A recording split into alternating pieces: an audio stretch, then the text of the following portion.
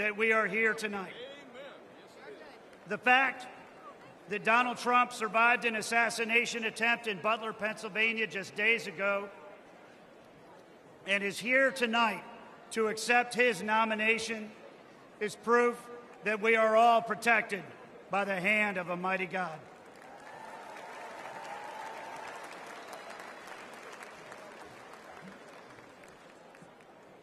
We have a lot of work to do in this election cycle.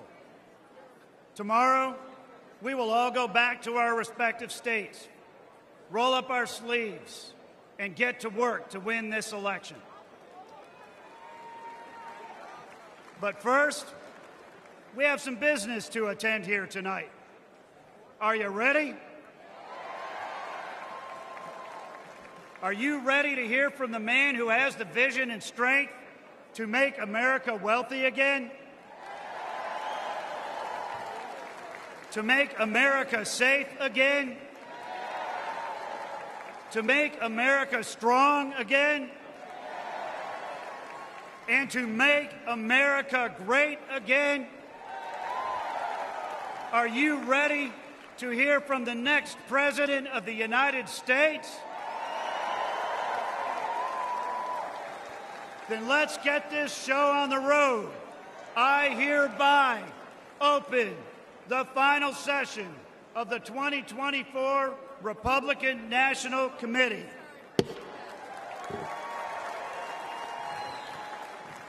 Offering today's invocation, please welcome B.J. James McLaughlin from Des Moines, Iowa, Delegate at Large for Iowa.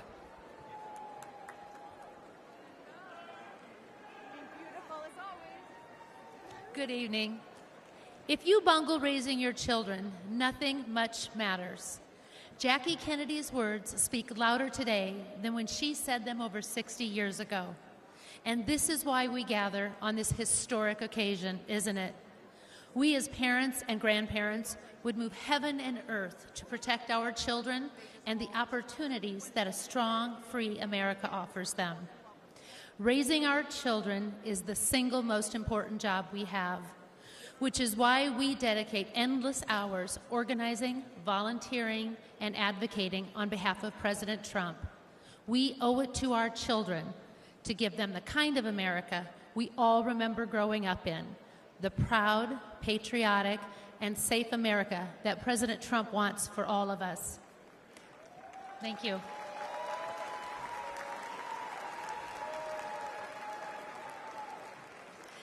At home, every night, when we finish our prayers with the prayer to St. Michael. We pray for all the children, our grassroots warriors, our country, and President Trump and his family. Tonight, I would like to add my boys, JJ, Jack, and George, and God bless you, Kevin.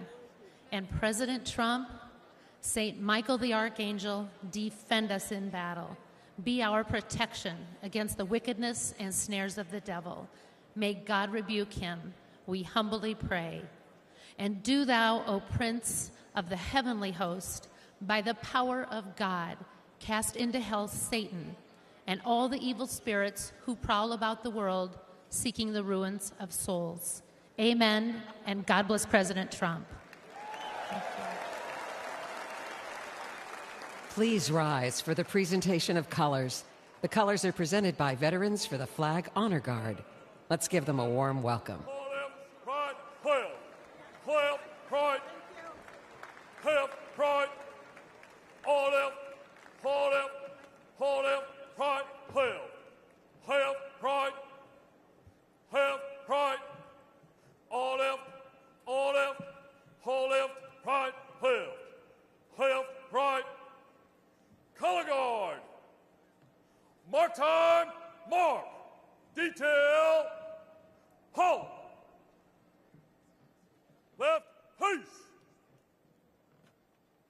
Please remain standing for the Pledge of Allegiance and the National Anthem. Halt.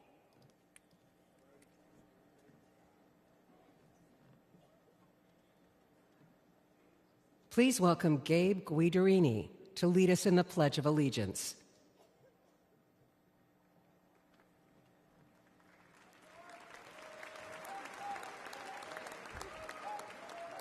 Ladies and gentlemen, please join me in the Pledge of Allegiance. I pledge allegiance to the flag of the United States of America and to the republic for which it stands, one nation, under God, indivisible, with liberty and justice for all.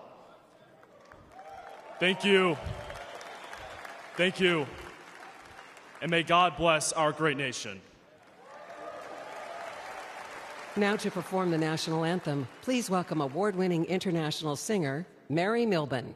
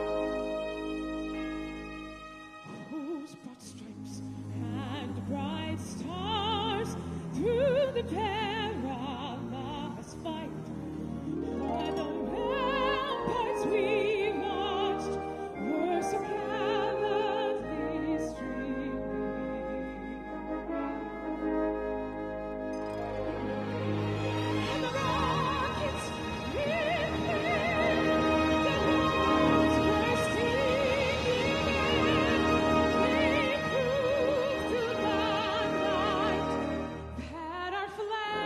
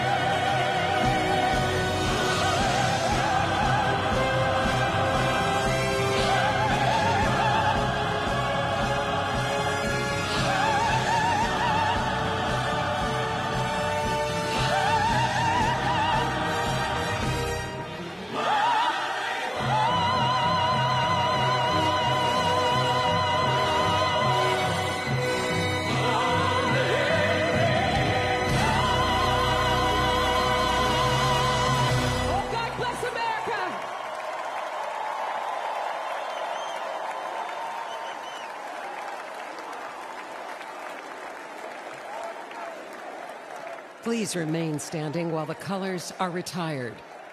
Color guard, right, peace. Forward, hold. Hold left, hold left, hold left, right. Left, right.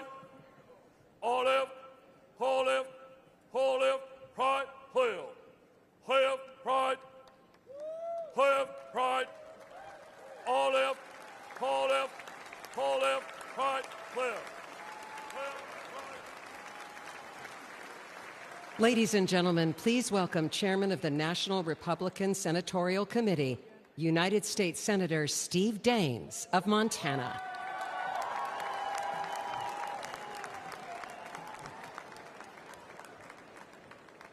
Wow, how about that national anthem sung by Mary Milburn?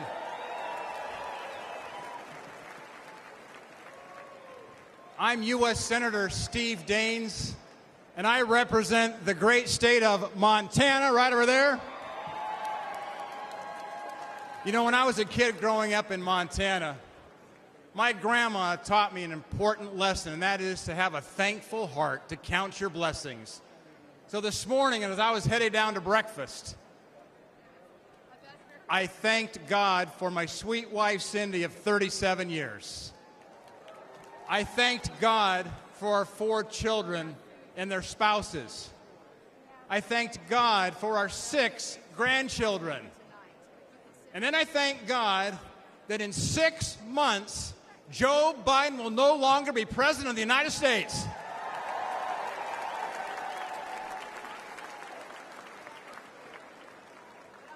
Now think about this moment we're in here this evening. It was just 5 days ago. We were a quarter-inch away from having a memorial service instead of a nominating convention. And we thank God here tonight for protecting President Trump. But we have important work to do, because going forward, we must fight, fight, fight. And I will tell you, as chairman of the National Republican Senatorial Committee, I'm working with President Trump to win the Senate majority and to fire Chuck Schumer.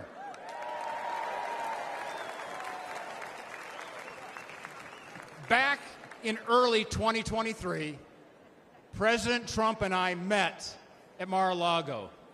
We agreed our highest priority is electing an America First Senate majority that has his back. Senators that will stand with President Trump. And tonight, I want to speak directly to the voters of West Virginia, of Montana, of Ohio, of Pennsylvania, of Nevada, of Michigan, Wisconsin, Arizona, Virginia, and New Mexico. And here's why. Because your Democrat senators are lying to you. Look, they talk like moderates, but they vote like radicals. You know, they say they're with you, but they vote with Joe Biden.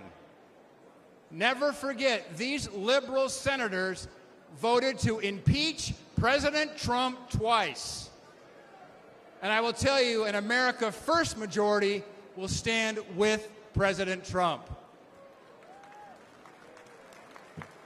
These liberal senators allowed millions of illegal immigrants into our country. An America First majority will secure the border, and we're going to build the wall.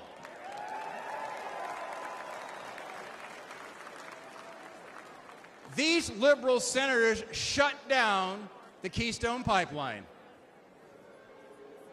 An America First majority, we're going to drill, baby, drill.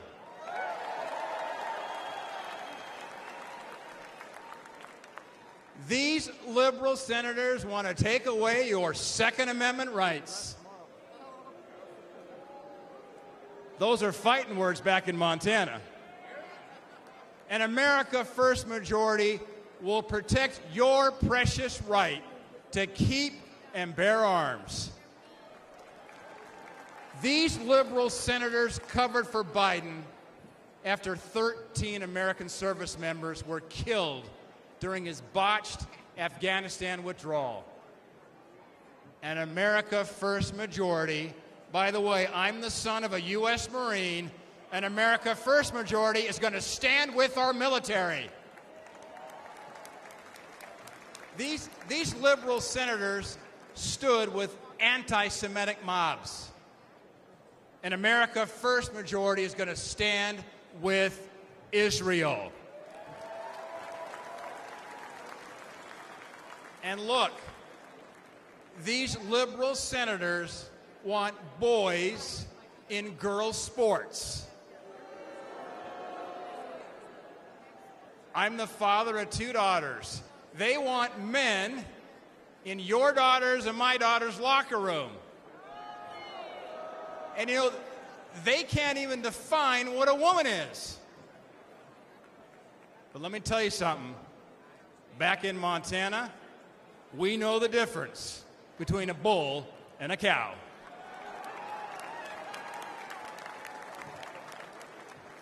We must replace these liberal senators with great Republican leaders like Jim Justice and Baby Dog in West Virginia, like Tim Sheehy in Montana, like Bernie Moreno in Ohio, like Dave McCormick in Pennsylvania, like Sam Brown in Nevada, Mike Rogers in Michigan, Eric Hovde right here in Wisconsin, Hung Cao in Virginia, Nella Domenici in New Mexico, and of course, Carrie Lake in Arizona. We must elect an America First Senate majority that will stand with President Donald J. Trump. But look, right now, the left-wing billionaires are massively outspending us. That's what's keeping me up at night. And we need your help. You can go to Senate24.com. Senate24.com today. Help us fight back. Because together, we're going to win back the Senate. We're going to grab that gavel out of Schumer's hands. We're going to deliver historic victory for President Trump. And we're going to make America great again. God bless you.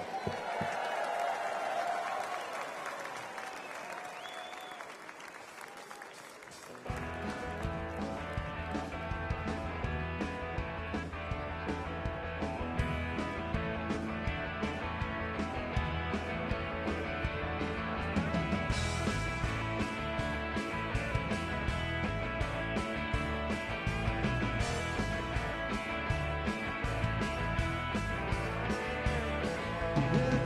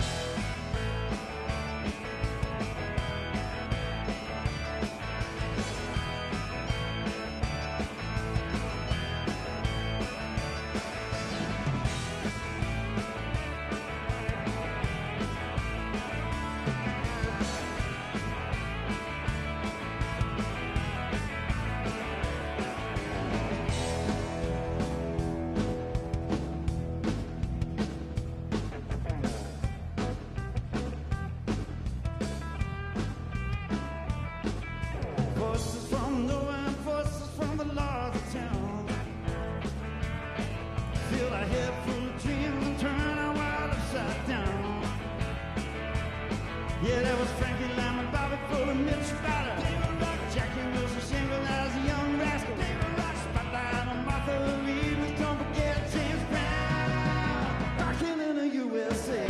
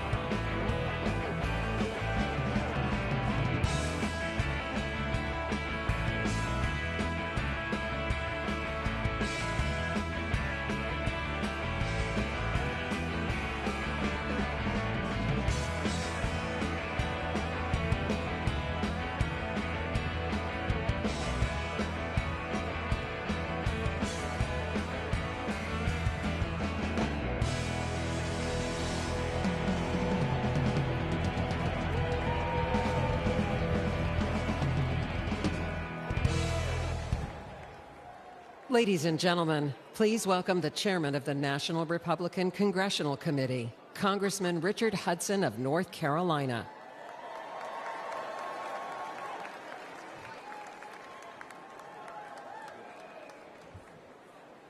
My name is Richard Hudson, and I'm a congressman from North Carolina.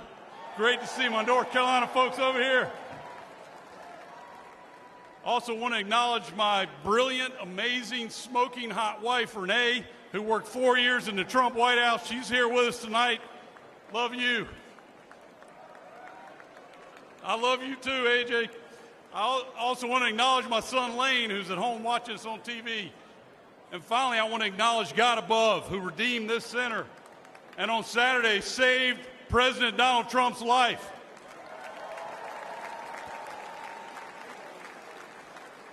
Now, my job as NRCC chairman is to grow the House majority.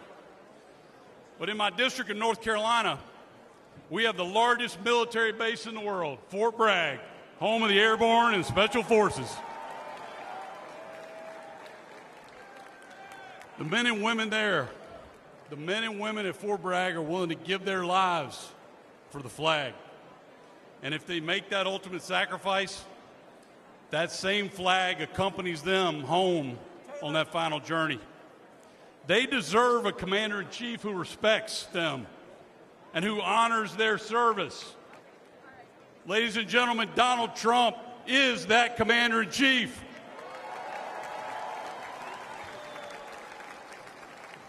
You see, Donald Trump loves America. He literally embraces the flag. But extreme Democrats, they'll burn it in the streets and on college campuses.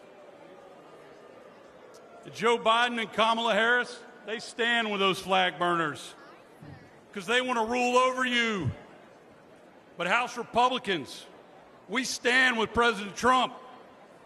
We stand for America, and we stand up for the flag. Because House Republicans understand we don't rule over you. We work for you.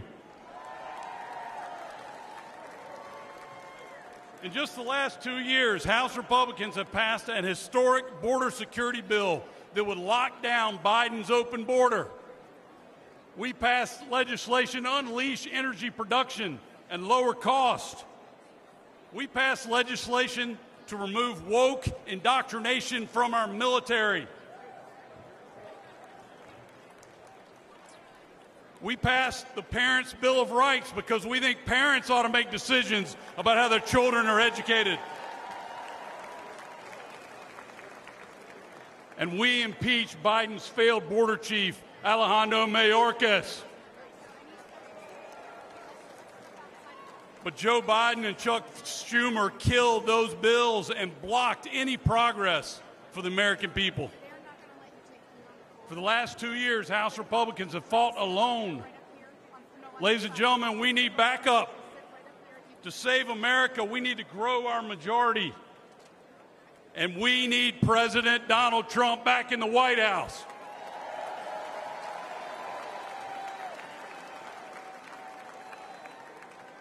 A Republican House is also essential to ensuring Donald Trump's success as our president.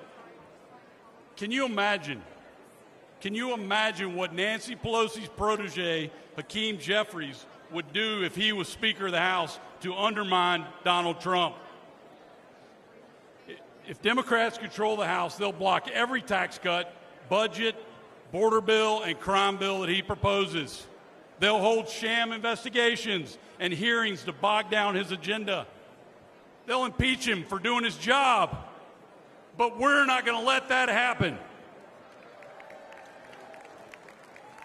Together, a Republican House and President Donald Trump will preserve the historic Trump tax cuts and eliminate taxes on tips.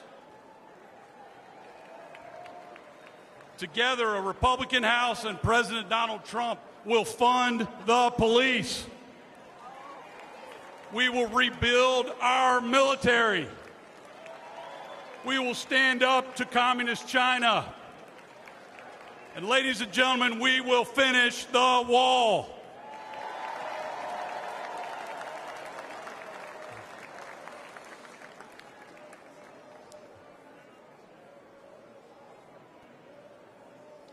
A House majority will make Donald Trump's second term even more successful than his first. So let me ask you, let me hear from you. Who can we count on? Who can we count on to return us to unprecedented American prosperity? Who can we count on to stand up to our enemies? Who can we count on for a secure border and safer neighborhoods? Absolutely right. We can count on President Donald Trump. So let's work together. Let's elect President Donald Trump. Let's grow our House Republican majority. Together we can make it happen. Thank you. God bless you. God bless Donald Trump. And God bless America. Thank you. Ladies and gentlemen, please welcome American businesswoman Diane Hendricks.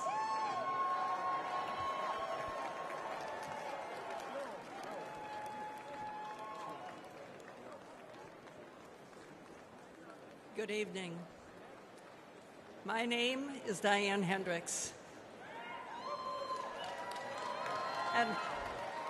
And I'm living proof that the American dream is possible with hard work and determination.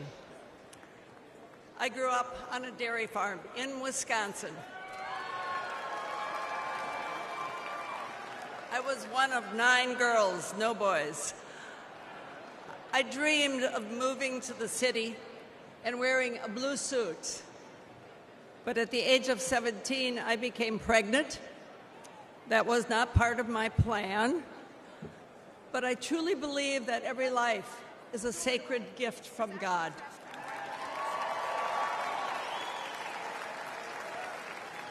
And I give thanks every day for my son. As a single mom, I worked 2 jobs to pay the bills. I found my passion in the field of real estate, which is still my passion.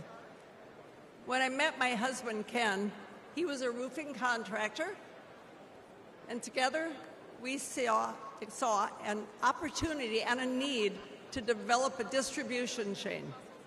And we risked everything we had to start that company. Today, ABC Supply employs over 22,000 Americans. We are the largest roofing distributor in the country. But what's even more important is we are creating these jobs right here in the United States of America.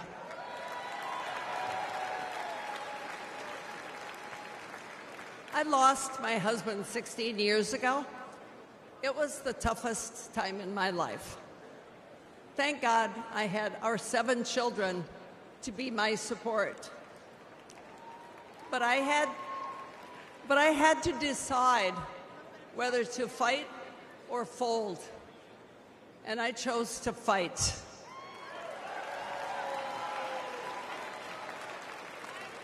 Since then, I've quadrupled the size of our companies, and to my surprise, I was recently just recognized as the most successful self-made woman in American history.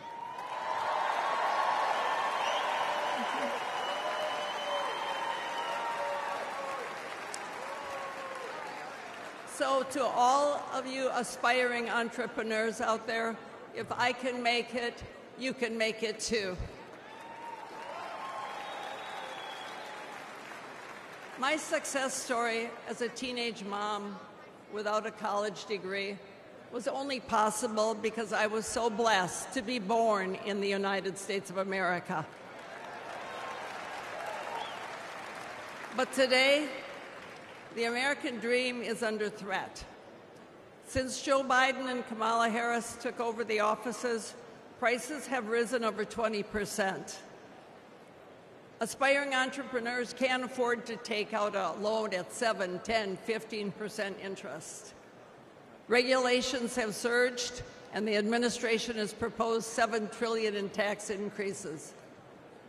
I know how hard it is to build a company from nothing. And we need a president who understands that too.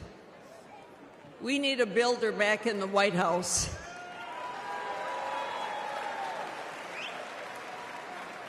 Someone who will cut the job-killing regulations, lower taxes on working families, and give the power back to the American people. In life, it's easy to quit, and it's very hard to win. President Trump is not a quitter. He's a fighter, and I am confident that if we do all of our part, we can and we will win right here in Wisconsin, and he will win for America over the next 4 years. Thank you. God bless you. God bless America.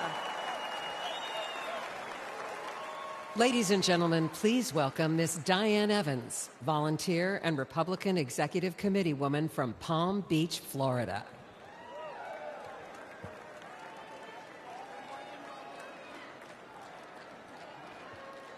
Hello, Milwaukee. My name is Diane Evans. I'm a volunteer with more than 1,000 hours working for the Trump campaign since last year. If you told me I'd be here 5 years ago, I'd have said you're crazy. But here I am, and I'm very excited to re-elect Donald Trump as President of the United States this November.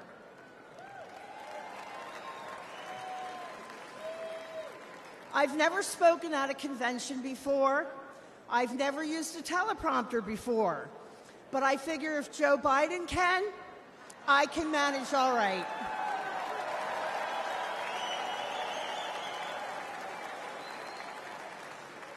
I'm pretty new to politics. I voted my whole life, but I've never got involved as a volunteer. I was busy raising my family, spending time with my husband, starting a small business, and walking the dog. Moms are busy people. When it came to politics, I always figured let everybody else take care of it. But then the 2020 election happened. After that, you better believe I got involved. I joined my local Republican Executive Committee, and when Trump headquarters asked for a volunteer to help with office staff, I started showing up whenever they needed me, or if they didn't need me, I showed up anyway. I showed up once a week and did little things like refilling coffee creamers, anything that they needed, even taking out the garbage.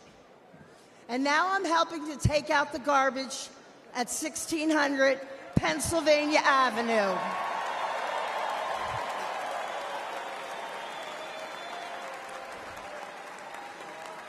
As long as I can remember, these politicians have said what they think we want to hear, then they do just what the hell they want. And Joe Biden has been the worst offender for the last 50 years. President Trump is different. I knew he would get things done for the American people, and he did. He isn't part of the swamp. He's going to drain the swamp.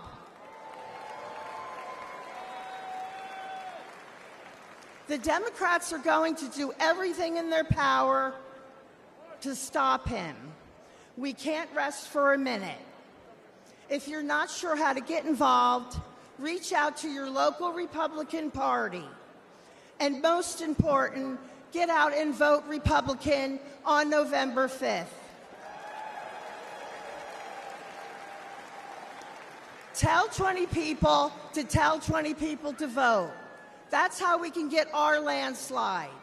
And they can't cheat or rig their way out of a landslide. I know that together we can win. We can all take out the garbage in Washington, D.C. And we can make America great again. God bless President Trump, and God bless Team Trump, and thank you so much. I'll see you all out there.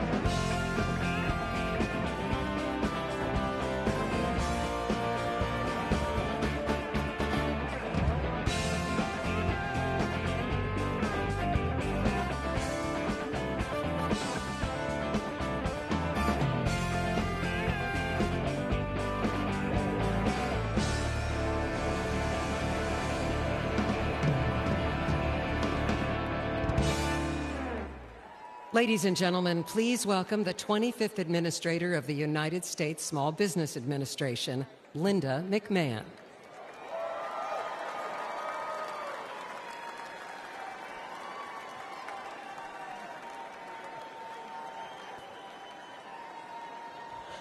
Thank you. Well, hello, Milwaukee, and good evening, America. Let me take 1 second to say hello to my fellow delegates from Connecticut. My name is Linda McMahon, and I am the chair of the America First Policy Institute.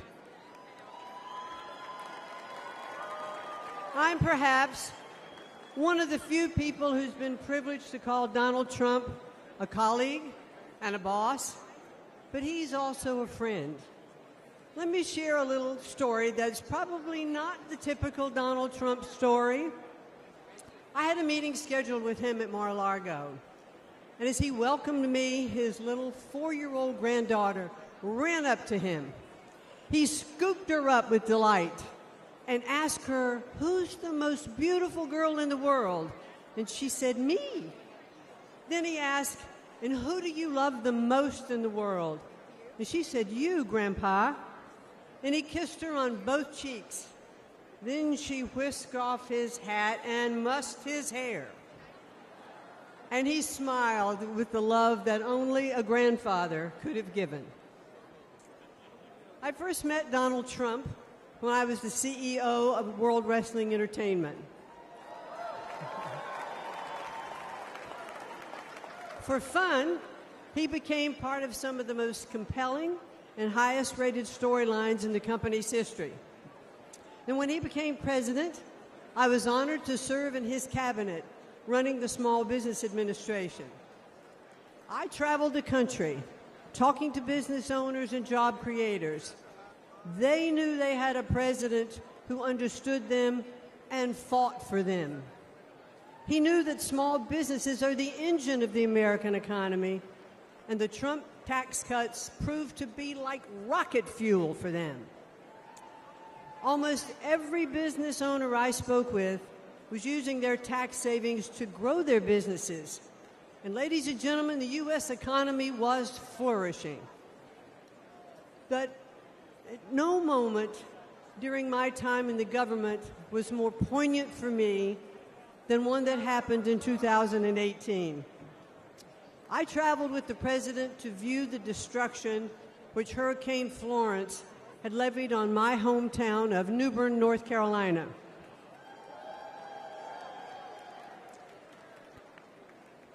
I stepped off of Air Force One and walked side by side with the President of the United States through the hangar where my father had been a shop foreman and my mom had been a budget analyst.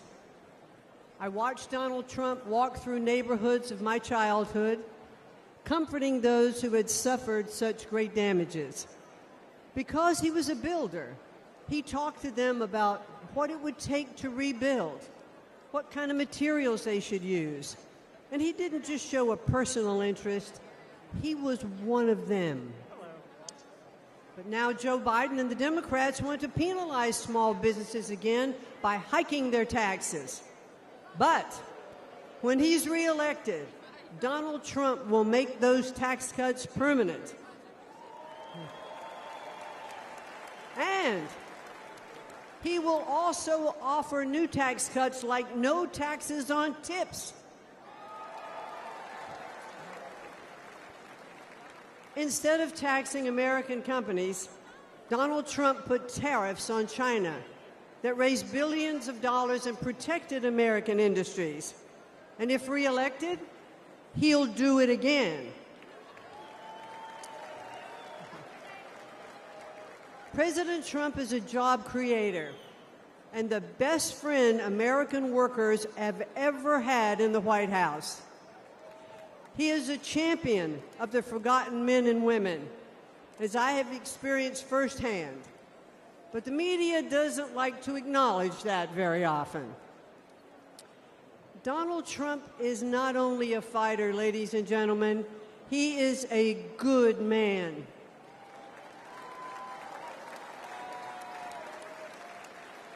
He has the heart of a lion and the soul of a warrior. And I believe that if necessary, he would stand at the gates of hell to defend our country. He loves this country, and he would do anything to defend it and to protect us from all harm. I am confident that he will make America great again. And why? Because he did it before. So I ask all of you here tonight, and those of you who are watching from home, to re-elect Donald J. Trump as the 47th President of the United States. Thank you, and good night. Everywhere you look, the Trump economy crushes the Biden economy. Gas prices, they were low under President Trump, then skyrocketed under Biden. And credit card fees have increased 50% under Biden. Grocery store prices, everything from meats and vegetables to apples, now astronomical under Biden. Take-home pay, up $6,000 under President Trump. Under Biden, Americans' income has gone down 3 straight years. Mortgage rates? They were low under President Trump. Now they're punishing under Biden. And personal and retirement investments? Up 40% under Trump. Under Biden, your investments fell, along with other things. President Trump, he'll make America's economy strong again.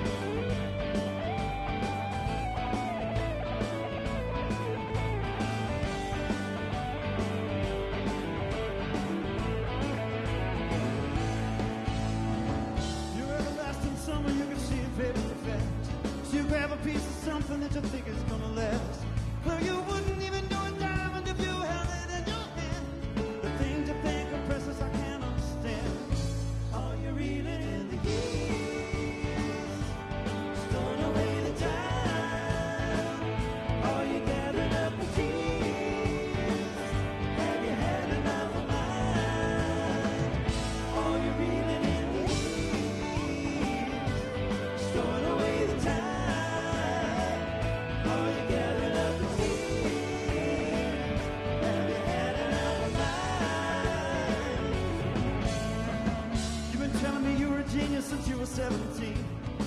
All the time I've known you, I still don't know what you mean. The weekend at the college didn't turn out like you planned. The things that pass for knowledge I can't understand. All you're reeling in the years, stolen away the time. All you gathering up the tears. Have you had enough of mine? All you're reeling in the years.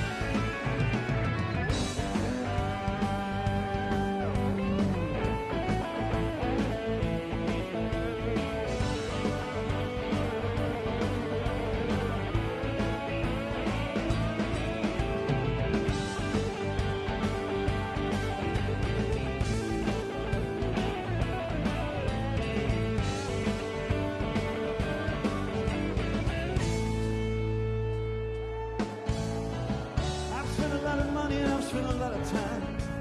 The trip we made to Hollywood is just upon my mind. After all the things we've done and seen, you found another man. The things you think are useless, I can't understand. All you're reeling in the years, stolen away the time. All you gathering up the tears. Have you had enough of mine? All you're reeling in the years. Stolen away the time. All you gathered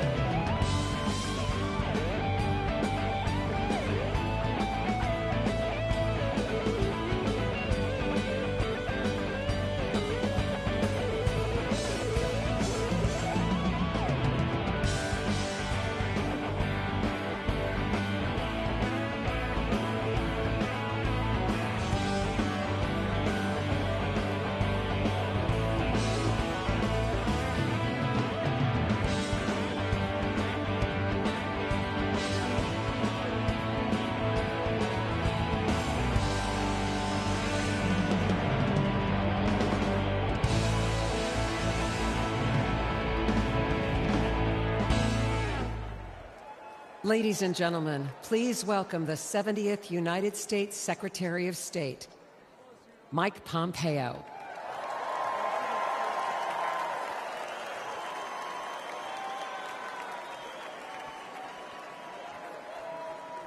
Good evening. Good evening, my fellow Americans. It's great to be with you. A special shout out to Kansas over there, my good friends from Kansas. You know, I had the incredible privilege to serve as President Trump's CIA director and Secretary of State. It was my greatest honor to work with him every single day to serve you, the American people. Now you all are paying attention, so you know what the Trump administration achieved, but it's worth going through a few of these accomplishments. Let's start with this. There were no new American wars.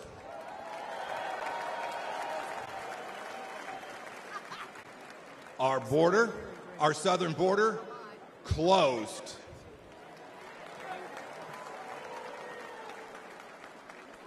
It may seem like a long time ago, but when we took office, there were people's heads being cut off at the beaches.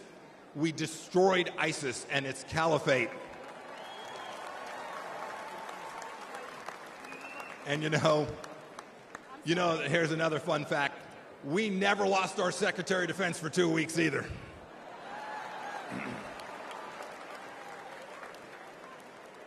You'll remember, for those 4 years, the evil of Vladimir Putin was held at bay. When we walked out, January of 2021, the Iranian regime was afraid, and the people of Israel were strong and secure, and we treated them like the friend and ally that they need to be. Everywhere we went, religious freedom was protected. We held 3 summits in North Korea, and North Korea was quieted. We'd begun an honorable exit from Afghanistan, and not a single Chinese spy balloon flew across the United States of America. 4 years. Had I been the Secretary of State and a Chinese spy balloon flew across our country, I would have been the former Secretary of State, and rightfully so. You know, under President Trump, the Chinese Communist Party, which to this day presents the greatest threat to our nation from outside of our country, we confronted it like never before. Look, ladies and gentlemen, in short, we put America first every single day.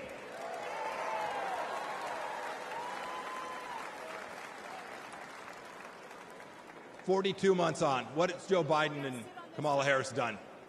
And their leftist handlers, what have they delivered to us for security and prosperity? Almost nothing. Let's start with this. You saw some of them last night. 13 new Gold Star families from Afghanistan. As an Army veteran, I want to speak to everybody who served in Afghanistan. I'm disgusted by the Biden administration's incompetent pullout from that country.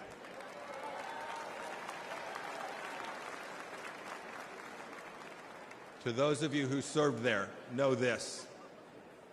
Know that your service was honorable, that you saved American lives, and that the Pompeos love and admire you for what you did for America. Thank you, and God bless each and every one of you.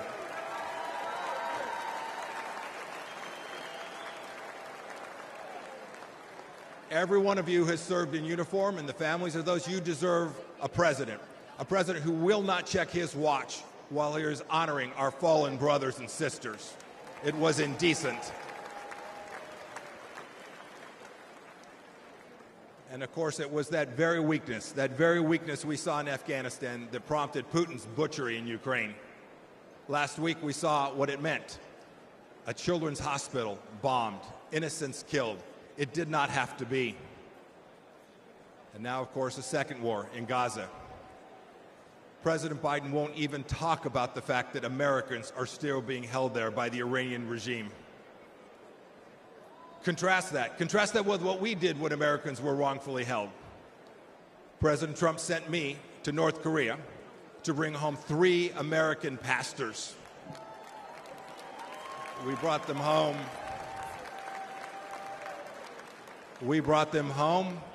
Along with dozens of other hostages, and we did so without paying one single penny to the terrorists.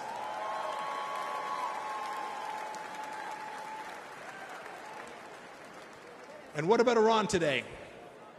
When Joe Biden eased up on President Trump's maximum pressure campaign, we gave money to the Ayatollah so he could cut more checks to the genocidal maniacs who conducted barbaric attacks in Israel. And now, of course, closer to home, a massive national security challenge. Our southern border is a welcome mat. It's a welcome mat for Islamist terrorists, drug dealers, Chinese spies, and violent criminals. Ladies and gentlemen, President Biden sold out our citizens and our security and our sovereignty, and we need to get it back, and I am confident that we will get it back. I had this incredible privilege to serve as your top diplomat. I saw how the world always looks to our nation as the unrivaled example of what a free society should look like. But unfortunately, President Biden struts the global stage. Maybe I should say he shuffles the global stage. He talks a big game about American values. But what's he done at home? What's he shown the world? What have he and his leftist base actually shown other nations? He's censored free speech here at home. He's put woke into the military that I and you so desperately love. We must reclaim it. He put it in our schools as well. He's weaponized the justice system against our political opponents. And even to this day, as we sit here today, he and Vice President Harris are providing appeasement to the pro-Hamas radicals on our streets here inside the United States. And even worse, today this administration treats illegals better than our own citizens. That is indecent. And the entire administration has failed to tell us the truth that we all know and is so dangerous to our nation. The truth that Joe Biden can't handle that 3 a.m. phone call. Indeed, he won't take a phone call after about 4 p.m.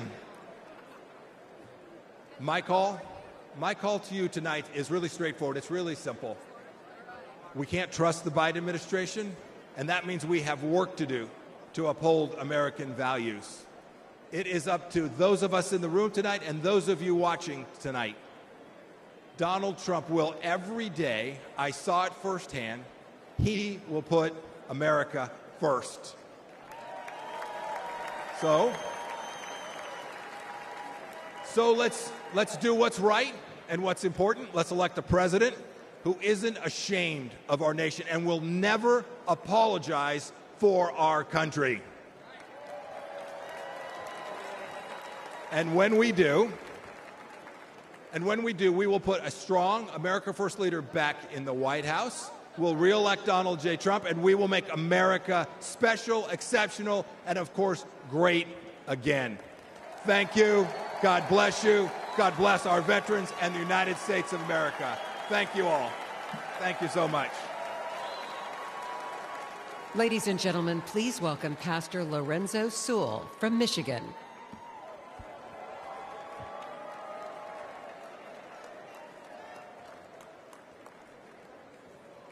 My name is Pastor Lorenzo Sewell. I have the honor and the privilege of being the senior pastor at 180 Church, and we were blessed last month to have President Donald Trump come to Detroit, Michigan. Let's go! Can you imagine it? Can you imagine President Donald Trump coming to a city and calling a pastor like me, a pastor who was born and raised on the east side of Detroit, I was mentored by murderers. I was a student of the street. But I had a radical experience with Jesus Christ that changed my life forever. Come on, if you believe that Jesus still changed lives, come on, put your hands together and give our great God great glory.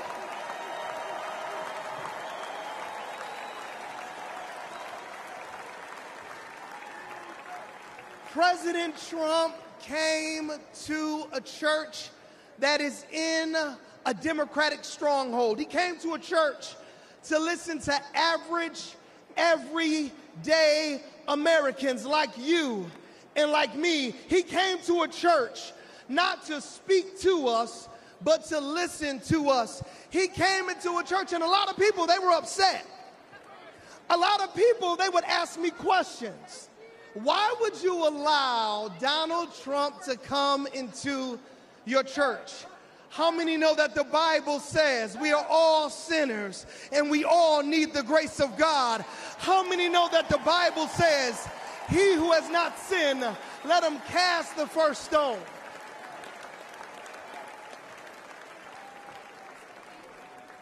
President Donald Trump, he came during his birthday weekend. Let me ask you a question. Grand old party, what would you do for your birthday if you were worth $6.7 billion? What would you do for your birthday? Would you come to Detroit? Would you come into the hood?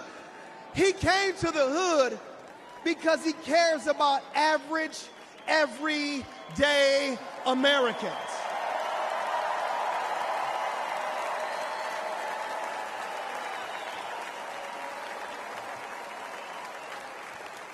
Grand old party, I need to ask you a question. What would you ask for your birthday? If you could go to Mar-a-Lago or if you could go to New York, what would you ask for your birthday? He asked for prayer.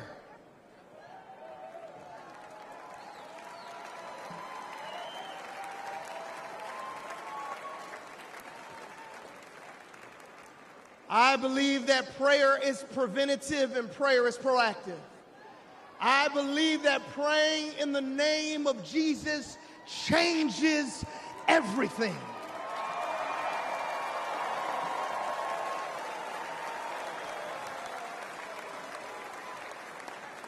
And when we prayed for President Trump, only God knew that 30 days later, there would be a miracle by a millimeter. Only God knew that if we prayed for him during his birthday, there would be a miracle by a millimeter.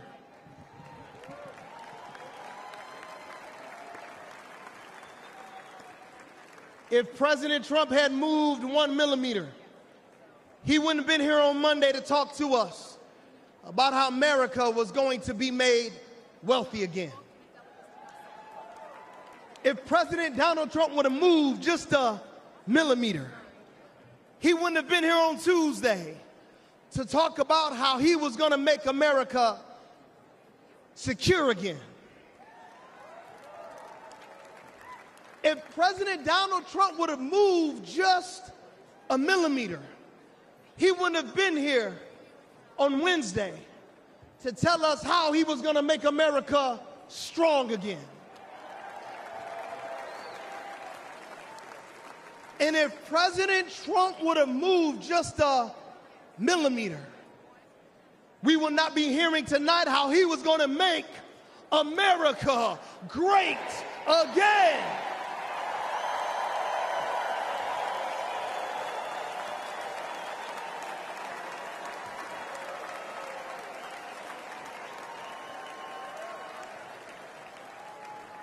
Before I take my seat, I just got to talk to you about something called providence and something called sovereignty. God's sovereignty is his ability to be able to do what he wants when he wants because he's God. And God's providence, it's when he does what he wants, when he wants for all of you.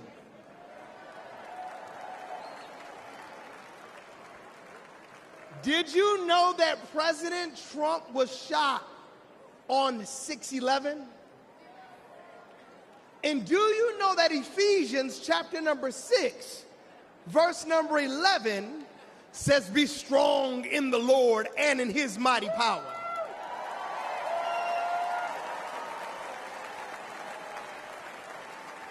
To all my Democrat friends, I want to ask you one question. Do you know anybody that was the 45th president? He was convicted of 34 accounts. He raised $53 million in 24 hours and could be the 47th president of the United States in America. And he was shot one time. Do you know anybody like that?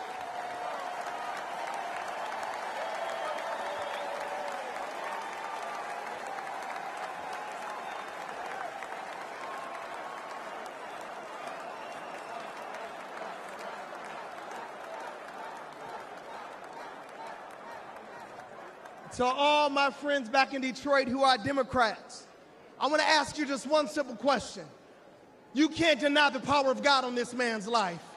You can't deny that God protected him. You cannot deny that it was a millimeter miracle that was able to save this man's life. Could it be that Jesus Christ preserved him for such a time as this? Could it be?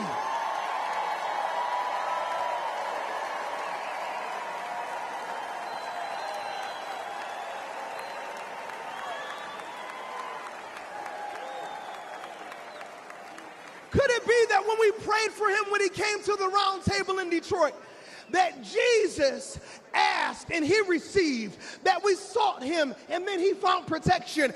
Could it be that the King of glory, the Lord God strong and mighty, the God who is mighty in battle, protected Donald Trump because he wants to use him for such a time as this? If you believe that, come on, put your hands together and give our great God great glory.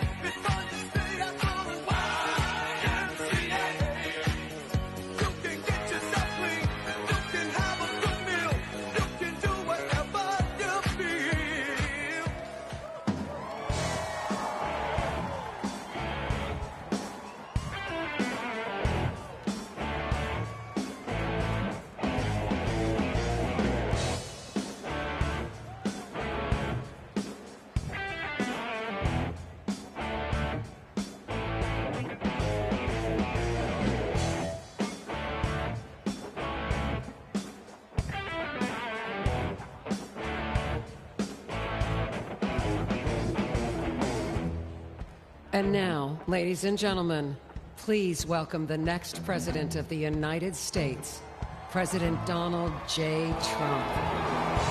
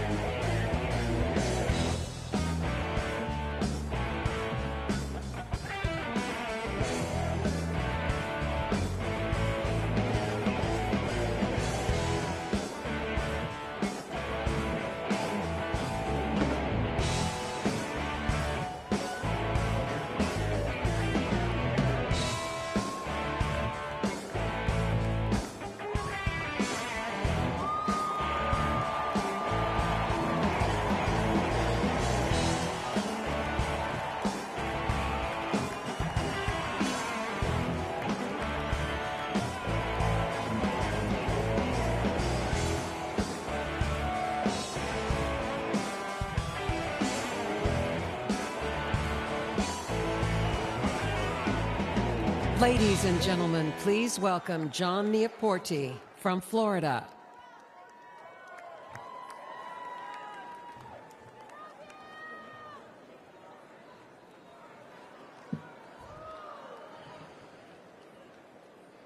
It's an honor to be here this evening. I'm the PGA head golf professional at Trump International Golf Club in Palm Beach, Florida.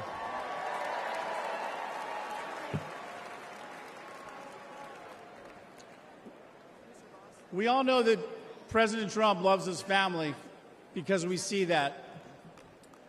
And we all know that President Trump is willing to die for our country because we just witnessed that.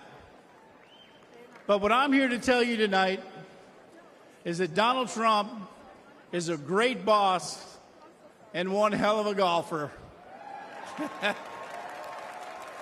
At our club championship in March, I watched President Trump hit a perfect 210-yard 4-iron to within 10 feet of the hole.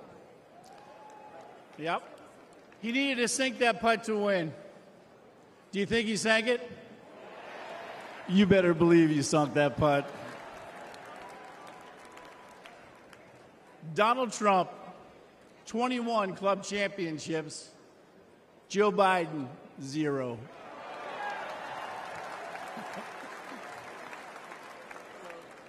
For non-golfers out there, that's a pretty good record. That's real good. That's not good, that's great.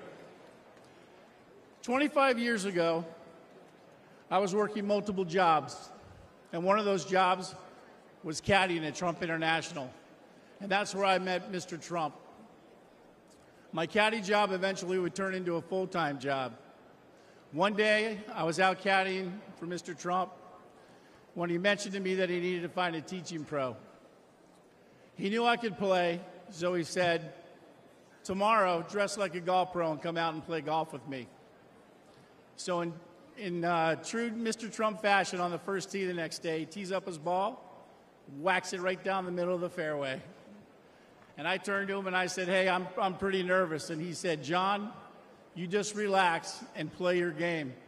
And it was great advice, because after 9 holes, he turned to me and he said, I've seen enough. You've got the job. Thank you.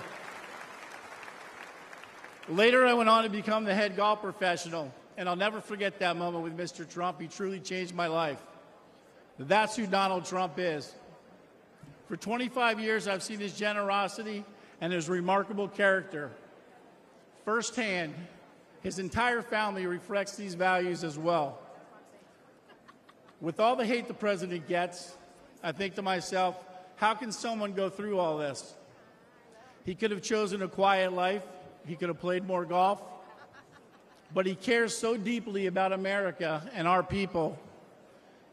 He just keeps working, and he does it for us.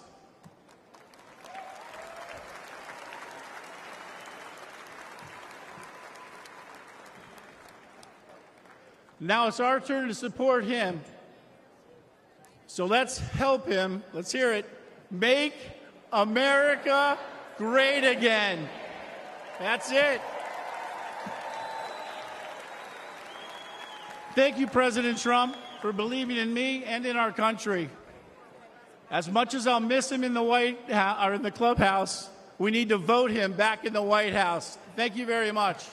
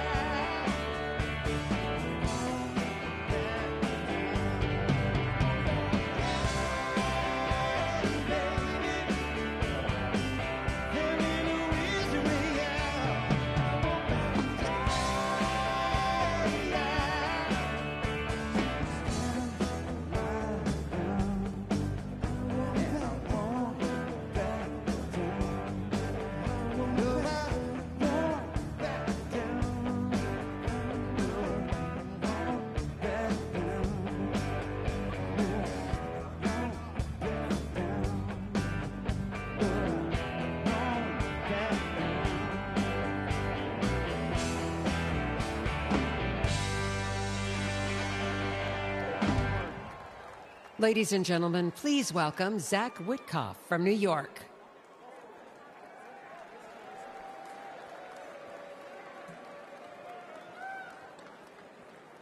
Good evening, Milwaukee. I'm Zach Witkoff. I am deeply honored to stand before you tonight and introduce my father. This moment holds special significance as I'm about to become a father myself. Thank you. The nation my son is born into in December will be shaped by the choice we make this November. I saw my father's remarkable journey from relying on a small loan to becoming one of the country's most successful developers. He showed me that success comes from hard work, not handouts. When I joined his business, I started at the bottom, literally, handling plumbing jobs and repairing sewage lines late at night in New York City. That's how he started too. I vividly recall him spending New Year's Eve fixing a broken sewage tank with a bear of a man named Shecky. You see, they couldn't afford to call in a crew. They were the crew. Years later, Shecky was still by my dad's side, and he became my first boss. He once told me he would run through a wall for my dad because my dad never asked him to do anything that he wouldn't do himself. And that's exactly how my family feels about our dear friend, President Donald J. Trump.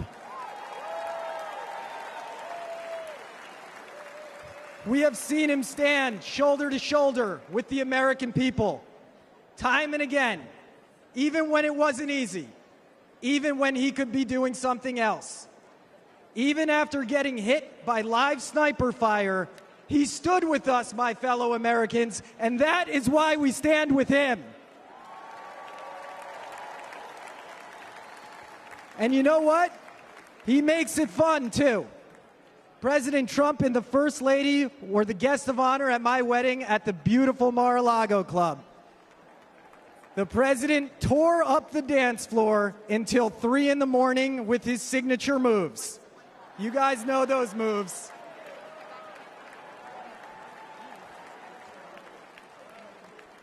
The essence of what my dad taught me, hard work, unwavering loyalty, and perseverance, that is the essence of Donald Trump.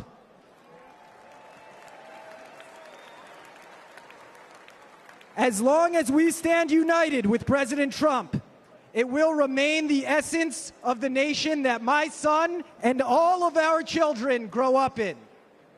God bless America, God bless Donald Trump, and God bless the greatest nation on earth, the United States of America. Ladies and gentlemen, I am proud to present my father, Stephen Witkoff.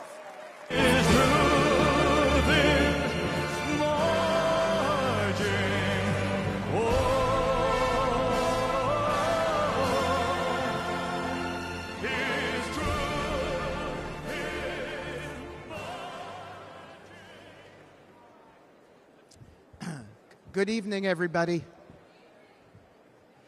That song that you just heard was American Trilogy by Elvis. It was playing for a reason. A lot of people don't know this about my dear friend, President Trump, but he's a big music guy. And he's got a playlist, and he's the DJ wherever he goes. See, I stand before you tonight not just as a speaker, not just as someone who came up as a builder with the president in the world of real estate, but as someone who has had the profound privilege of calling President Donald J. Trump a true and dear friend for many, many years in good times and bad times. And of all the songs he has shared with me over the years, that is the song that best captures him, especially those words, "His truth is marching on."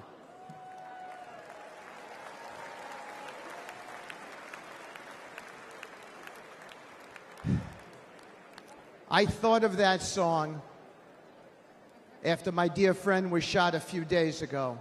I gave him a call. I expected to leave him a voicemail, so it surprised me when he answered the phone. His first words surprised me as well. He'd just come within an inch of his own life ending, but he picked up the phone and said, "Hi, Steve. I'm really glad you called. How are you? How are your kids?" It surprised me, but it shouldn't have. I know this man very well.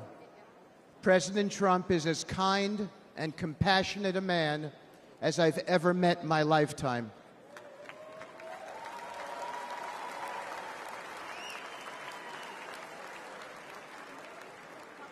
I've seen the truth of President Trump, and it marches on with me tonight. I know that many here and watching at home have felt that kind of a connection with the president. It's real.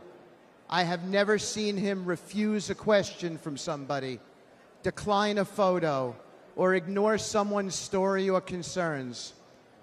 Everyone he meets gets a family member's embrace from him. I have felt that warmth so many times over the years.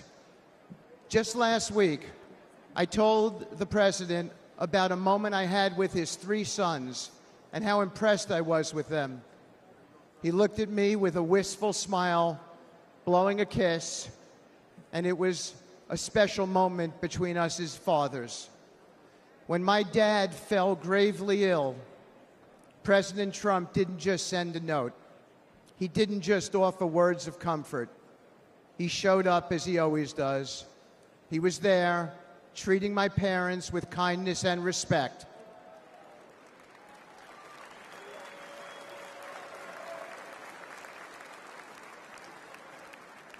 Including my mom, who's 91 and here tonight dressed in red and is going to be voting for the president.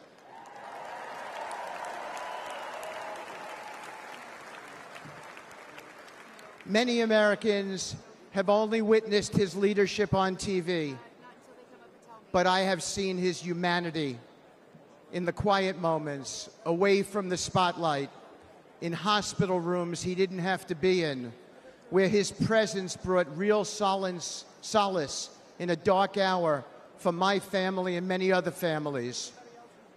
That's who he is. When times are really tough, when he's got everything to lose and nothing to gain, Donald Trump shows up and he's there for you. Thank you.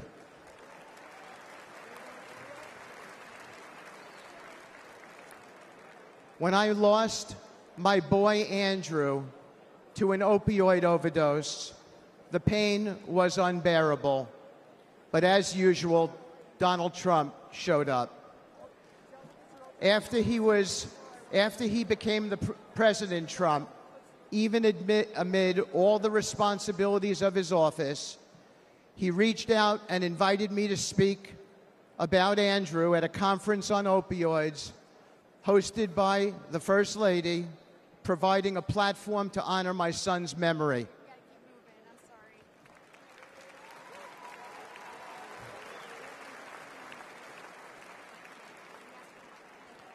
And when the day of the conference came, he went out of his way that day to come and put his hand on my shoulder and say, Steve, as he led me up to the lectern, tell the world about your boy. My boy was the best of us.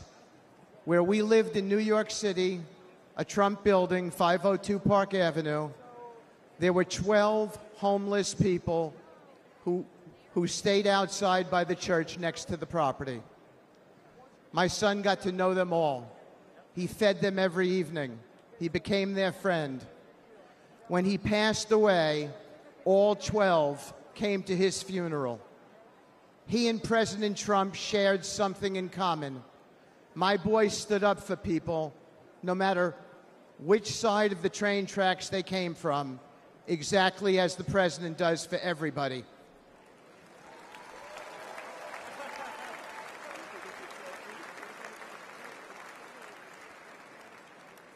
Standing here today, I still feel my boy's hand on my shoulder. After Andrew passed away, I found myself clinging to my son's memory, even his things. His college ID is in my pocket right now. I wear his ring since he died. And I came today with his watch on. I kept his guitar too, and thought I would keep that guitar forever. But I gave it to my dear friend, Andrew's friend, and fellow music lover, Donald Trump.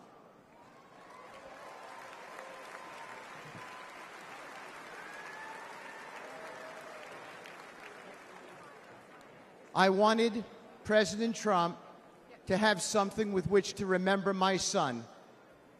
President Trump didn't say something nice to me and put it in a closet somewhere. He put it right out front at his Trump International West Palm Beach property, where he and I both see it whenever we walk in and play, and where everyone who walks into that beautiful building sees it as well as an acknowledgement to my boy, a sacred tribute to a true friend who's gone, and a cause that remains, opioid abuse.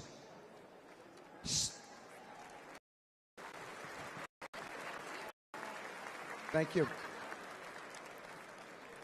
Standing here today with my boy's hand on my shoulder, I know I'll never hear his music again.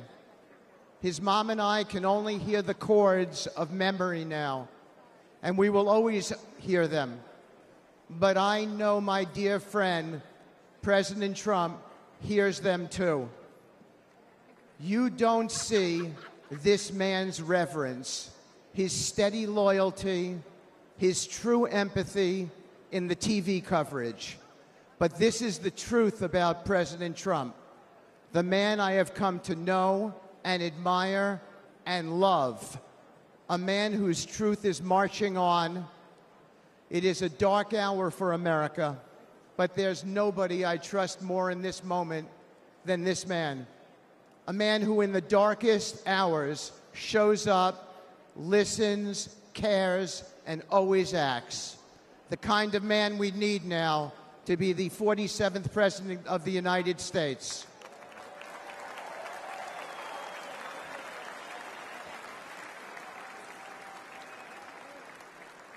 Thank you. May God bless you all. May God bless President Trump and his extraordinary wife and his wonderful family. And may God bless America. Thank you so much. From the very first day that we take back the White House from crooked Joe Biden, the worst president in the history of our country, I believe that we're going to have 4 of the greatest years in the history of our country. I will, once and for all, secure our elections. We're going to go to paper ballots. We're going to have same-day voting, voter ID. We're going to do it properly. We're going to have good, secure, beautiful elections. We never want what happened in 2020 to happen again. But until then, Republicans must win, and we must use every appropriate tool available to beat the Democrats. They are destroying our country. Whether you vote early, absentee, by mail, or in person, We are going to protect the vote. That's the most important thing we have to do, is protect the vote. Keep your eyes open, because these people want to cheat, and they do cheat, and frankly, it's the only thing they do well. We will make sure your ballot is secure and your voice is heard. Many Republicans like to vote on Election Day, and we must swamp the radical Democrats with massive turnout on Tuesday, November 5th. The way you win is to swamp them. If we swamp them, they can't cheat. It just doesn't work out. But if you can't make it, you need to make a plan, register, and vote any way possible. We got to get your vote. So with your vote, we will win a victory the likes of which no one has ever seen before. We will evict crooked Joe Biden from the White House, and we will take back our country on November 5th, 2024, the most important day in the history of our country. That's what it's going to go down as. Thank you. Ladies and gentlemen, please welcome attorney and senior advisor for President Donald J. Trump, Alina Habba.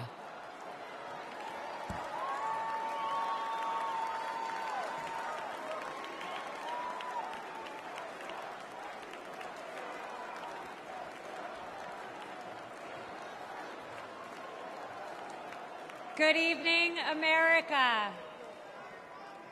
My name is Alina Habba, and I have had the great privilege of representing President Donald J. Trump.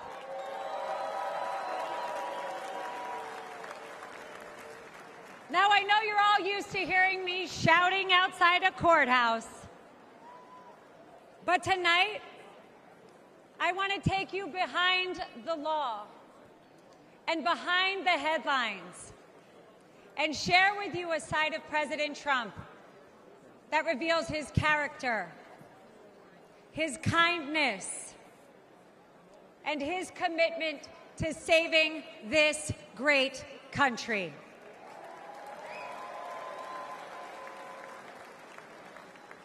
As a devout Catholic,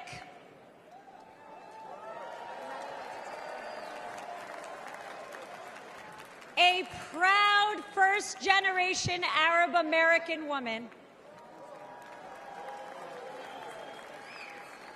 and a feisty Jersey girl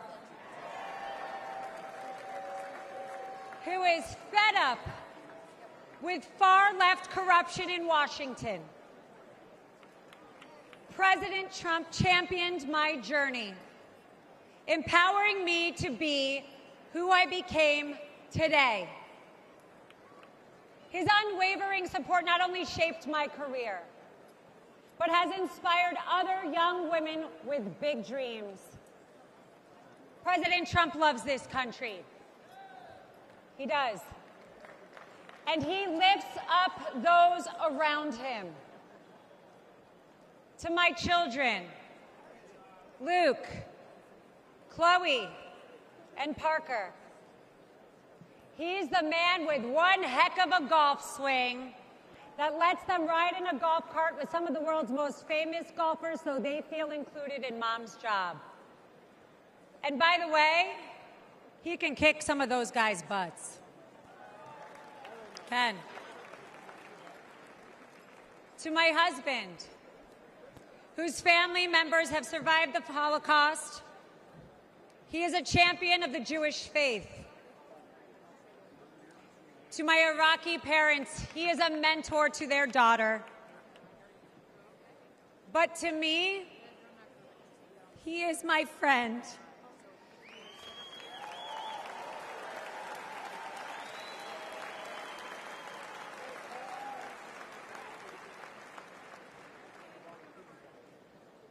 Not too long ago, a supporter shouted, "God bless you and President Trump," in the middle of Manhattan after one of our trials. Little did that man know that I was on the phone with the president himself. And he immediately asked me to pause, give the man my phone, and spent time speaking to him and thanking him for his support.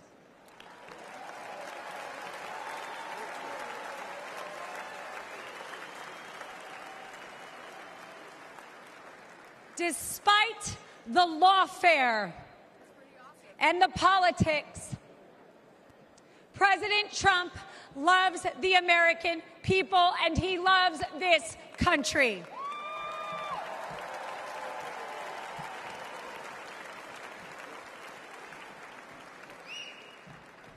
For decades, the Trump Organization transformed skylines and created thousands of jobs. His buildings and businesses are a testament to his commitment to excellence and his drive to turn dreams into reality. But his greatest construction project was yet to come. The left has tried to demolish President Trump, but there is no bulldozer big enough or strong enough to remove the legacy that he has built or the future he is creating.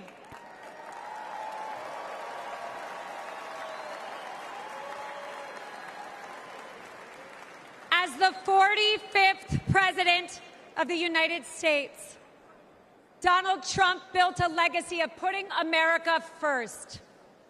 And as the 47th President, he will build America stronger than ever for we, the people.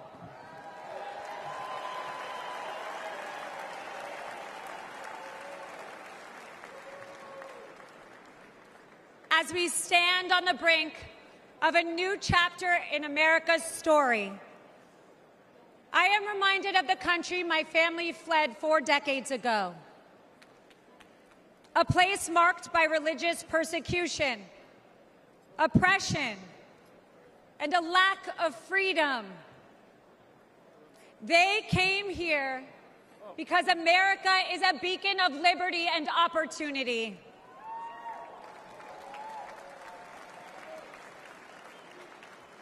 It is now our duty to protect the values that define us and keep this the greatest nation on earth. Amen.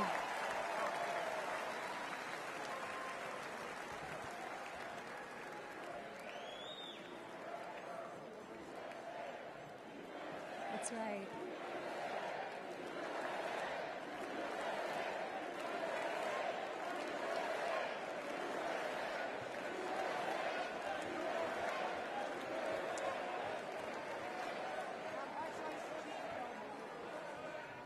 Every attack on President Trump only strengthens our movement. The left's madness is only a sign of desperation. Sham indictments and baseless allegations will not deter us. Because the only crime President Trump has committed is loving America.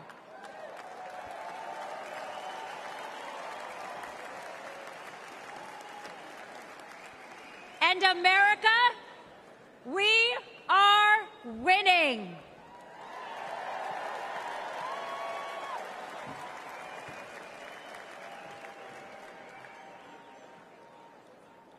Outside of his family and our country, President Trump also has another love: music. A few years ago, he wanted me to hear a new song he had selected for an upcoming rally. I could hear it blaring in the background at Mar-a-Lago. He landed on a song called "Hold On, I'm Coming."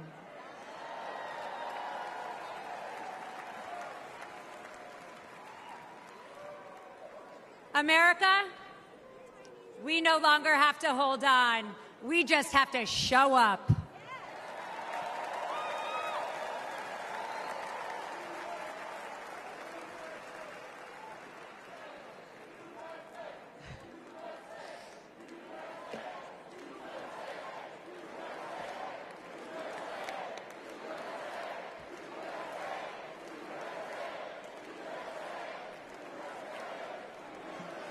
So if you're ready to end the Democrat destruction, and if you're eager to unleash the best America has to to offer?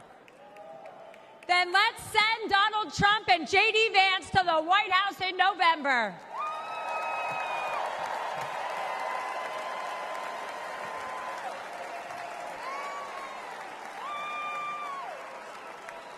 The future of America and the world is bright, and it begins with the unwavering spirit of each and every one of us. Because of the resilience and the leadership of my friend, President Donald J. Trump.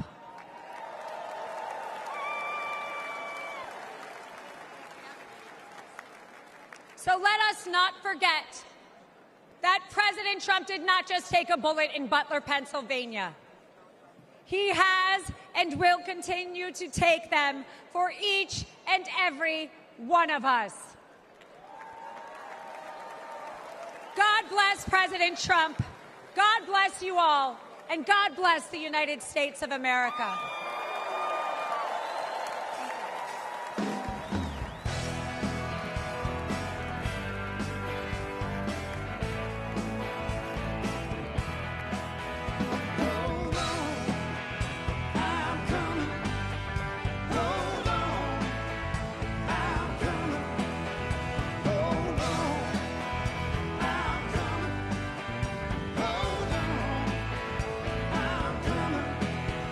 Don't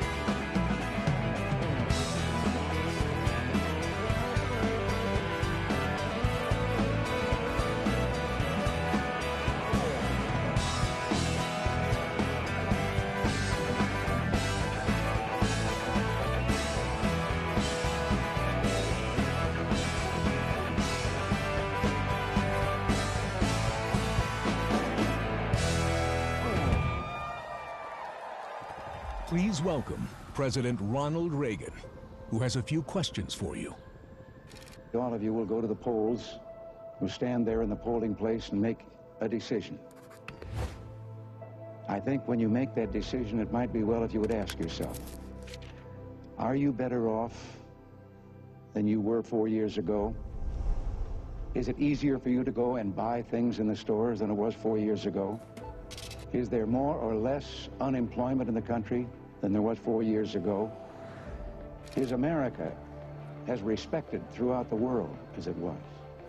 Do you feel that our security is as safe, that we're as strong as we were 4 years ago?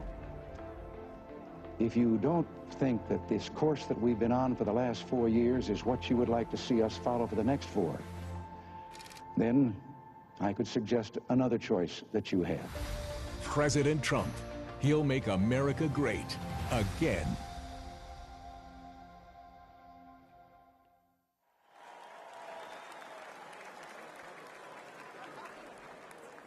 Ladies and gentlemen, please welcome journalist, author, and American citizen, Tucker Carlson. So fun! Thank you! Oh, this is wild. Thank you. I've been... Good to see you. Thank you. I feel like I know about half the people in the room. This is wild. What are you doing? Justin Wells. Thank you, guys. Okay. Can I just say, Peter Navarro is back. Welcome to Peter Navarro. Suffering the fate that has happened to so many who are friends with Donald Trump. Thank you for having me. I have been to many conventions. I have never been to a more fun convention or a convention with better vibes. They literally let Navarro out of prison. First of all, thank you. This feels a lot different from what I thought it was going to feel like. I can't hear you, but I know it's something good. So, I watched the video of what happened in Butler, Pennsylvania about 50 times. I think I was one of about 8 billion people around the world who watched it. And the more I watched it, the more it struck me that everything was different after that moment. Everything. This convention is different. The nation is different. The world is different. Donald Trump is different. When he stood up after being shot in the face, bloodied, and put his hand up, I thought at that moment, that was a transformation. This was no longer a man. Well, I think that. I think it was divine intervention. But the effect that it had on Donald Trump, he was no longer just a political party's nominee or a former president or a future president. This was the leader of a nation. And I think there's a difference. I've spent most of my life in Washington where the president is at the top of the pyramid, everyone wants to be the president. But if you think about it, the presidency comes with great power, obviously. But if you think about it, that is a title that is bestowed by a process of some sort that can be subverted. And in the end, it does not confer by itself, as no title does, legitimacy. Just because you call yourself the president doesn't mean that much inherently. I can call my dog the CEO of Hewlett-Packard. It doesn't mean she is. No, it's true. And you hate to say it, but it is also true, as a fact, that you could take, a mannequin, a dead person, and make him president. No, you could. You could. I'm just saying theoretically possible. With enough cheating, that could happen. But being a leader is very different. It's not a title. It's organic. You can't name someone a leader. A leader is the bravest man. That's who the leader is. That is true in all human organizations. This is a law of nature. And in that moment, Donald Trump, months before the presidential election, became the leader of this nation. That was the most obvious to me. And I have to say, you know, I think it changed him. He reached out to Trump within hours of it that night. And what he said to me that night, having just been shot in the face, he said not a single word about himself. He said only how amazed he was and how proud he was of the crowd, which didn't run. And I thought two things. The first thing I thought was, well, of course they didn't run. His courage gave them heart. A leader's courage gives courage to his people. And the second thing I thought was, this is the selfish guy I've been hearing about for 9 years? Really? Not a word about himself? About his people, period. And the second thing I noticed, which I don't think anyone has remarked upon in public, but I'm just going to since I don't have a script, like why not, is that he turned down the most obvious opportunity in politics to inflame the nation after being shot. To inflame the nation, which is an opportunity that almost every other politician I've ever met, and certainly his opponents, would have taken instantly. And they would have said, well, what is this? How did he get shot? Like, how did this happen? And those are real questions that we have to get to the bottom of. But in the moments, the days, the week after the shooting, he did not say that. He did his best to bring the country together. And I thought, this is the divisive figure? This is the irresponsible person? No. This is the most responsible, unifying behavior of a leader I think I've ever seen. So the question is, where is he leading us?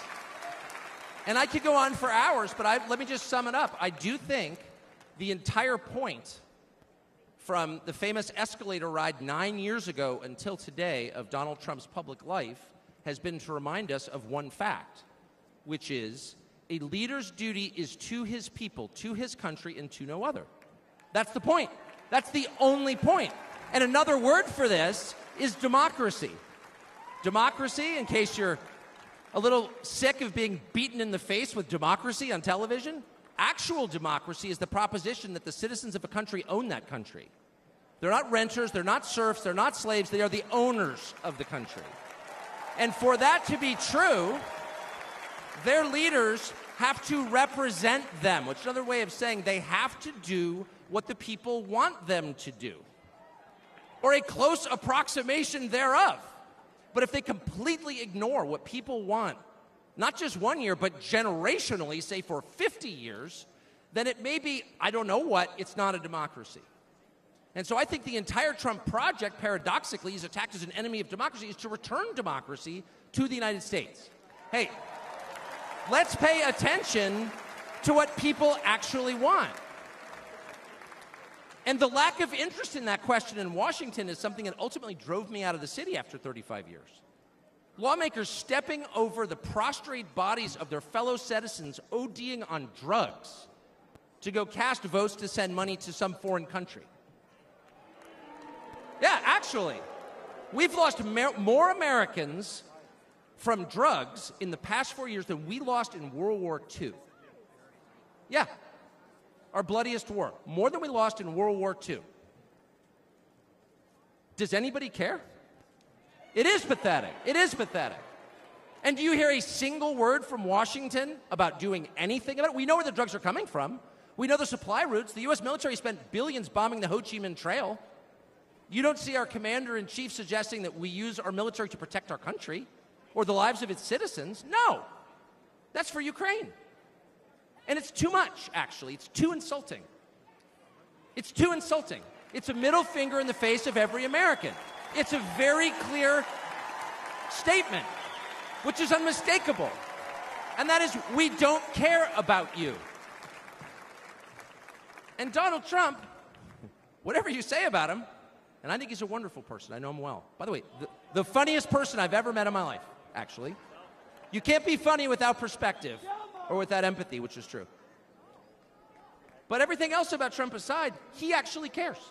Because he's interested in the people who live here, because that's his job.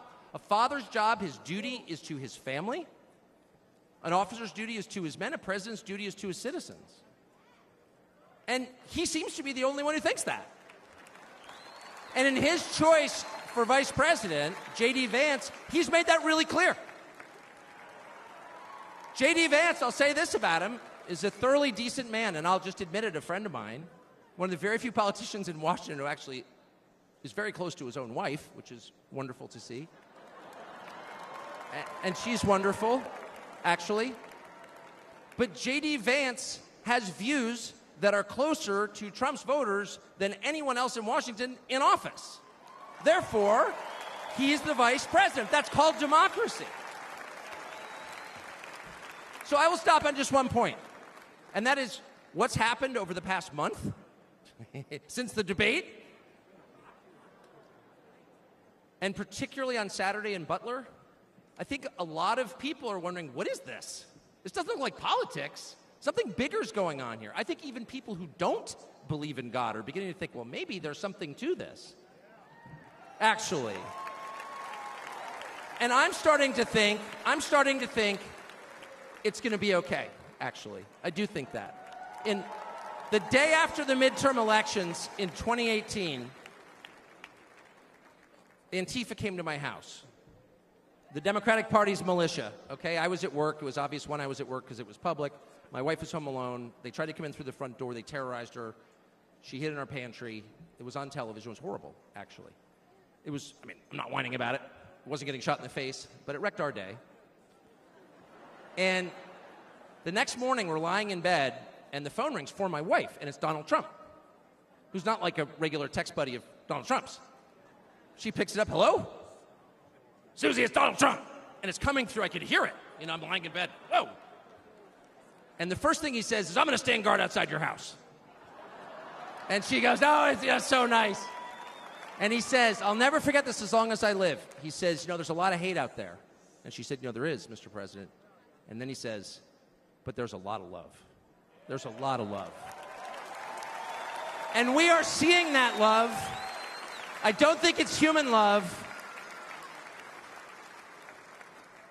And I'll just stop with this. I'm not always convinced that I'm on the right side. I've been on the wrong side many times.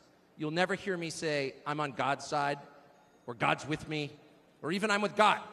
I want to be. Not sure I am. But I will say this unequivocally and conclusively. God is among us right now. And I think that's enough. God bless you.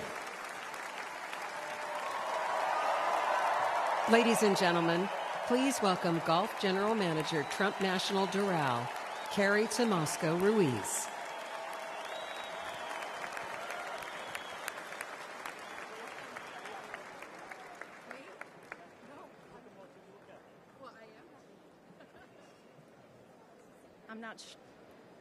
I'm not sure how I follow Tucker, but I'm going to give it a go. Good evening, everyone. My name is Carrie Ruiz, and like some people on this stage this evening, I am not a politician.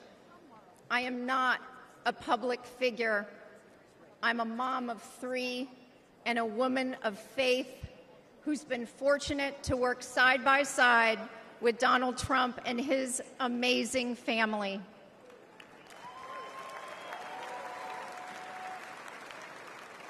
"12 years ago, the Trump Organization purchased the iconic Doral Golf Resort after so many companies tried and failed to create a world-class golf experience, all while turning a profit.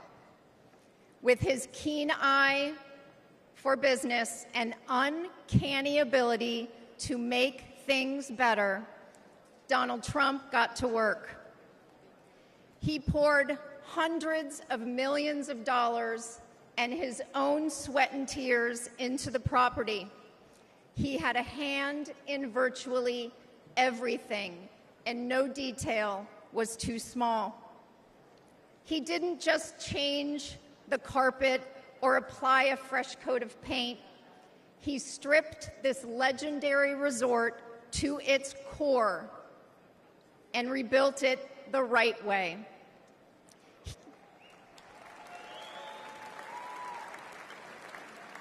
He did the hardest things to make it great again. He also built up the resort's people. Thank you, boss.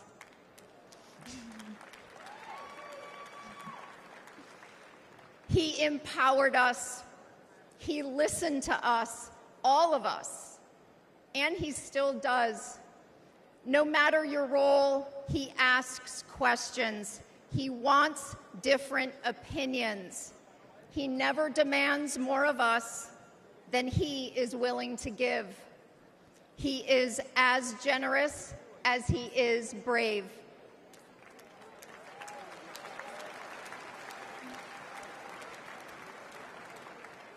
And to those who work for him, he provides unwavering support. When he promoted me to the resort's golf general manager position, it was an out-of-the-box choice in a historically male-dominated industry. I am not a golf professional.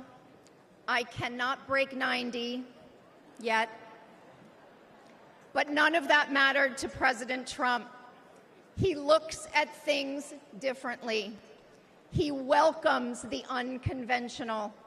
And I am proud to be among the countless women he's promoted to leadership positions.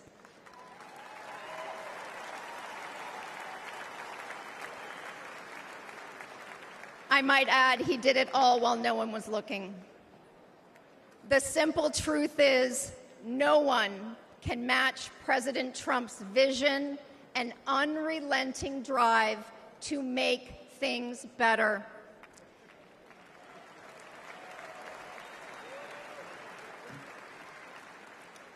He did it at Doral. He did it as president. He will do it again.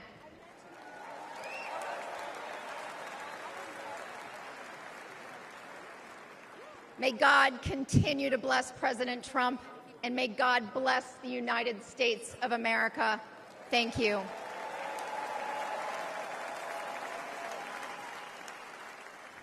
This is the final battle. With you at my side, we will demolish the deep state. We will expel the warmongers from our government. We will drive out the globalists. We will cast out the communists, Marxists, and fascists. We will throw off the sick political class that hates our country. We will rout the fake news media, and we will liberate America from these villains once and for all.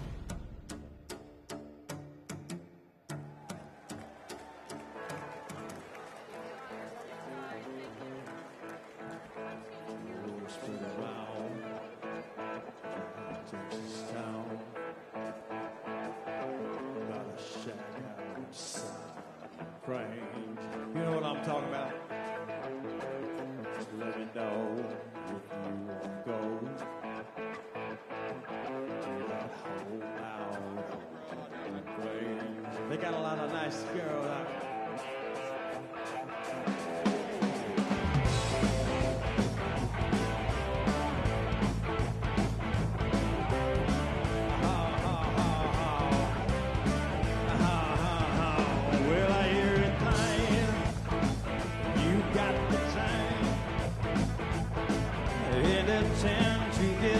Yourself in. Well, I hear it's fine. You got the time. Well, I might be mistaken.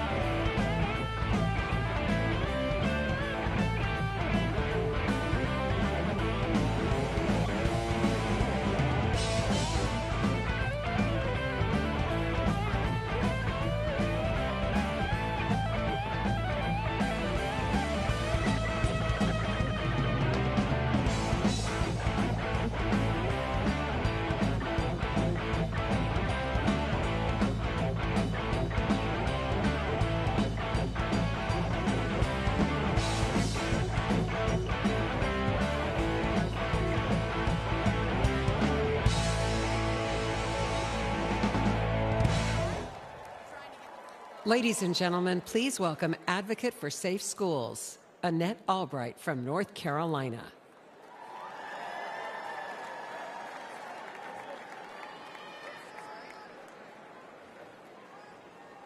Thank you. Thank you so much. Good evening. My name is Annette Albright. I grew up in the small town of Mount Airy, North Carolina. North Carolina! Like my parents and my grandparents, I was a lifelong member of the Democrat Party. Don't worry, the story gets better from here.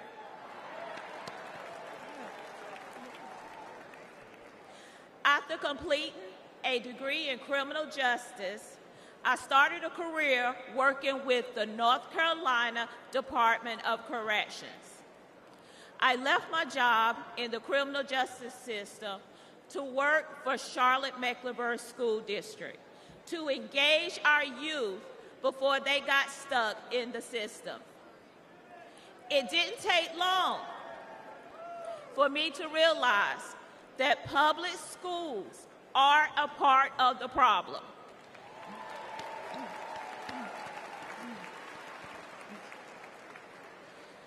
Sadly, too many of our schools are more like prisons than places of learning. That must change.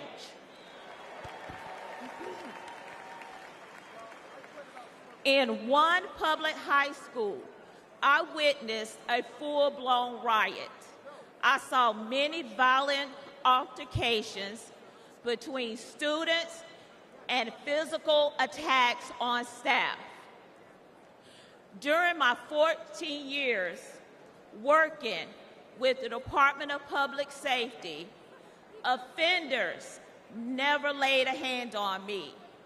Yet, I was violently assaulted by a group of students in a public high school.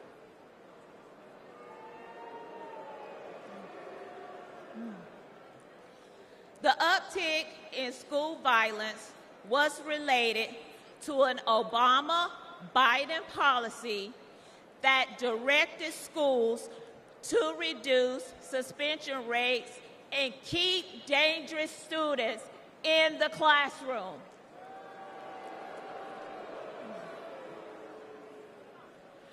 President Trump reversed the Obama policy and put the safety of our kids first.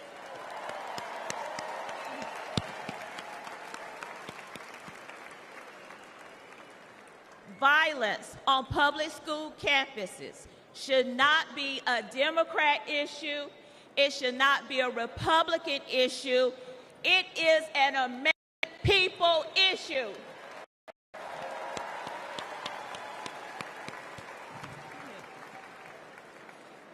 Sadly, I've repeatedly seen that the Democrat Party cares more about appeasing the teachers' union than they do about prioritizing the needs of our kids.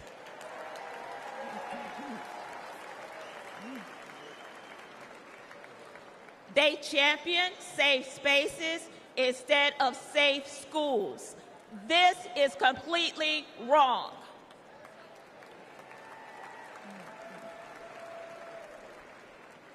Little by little, I began to see the truth.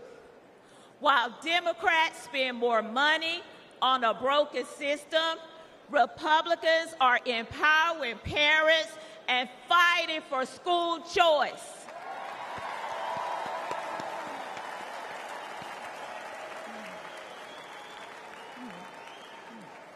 While Democrats think school resource officers are a threat to our students, Republicans know that they protect our kids.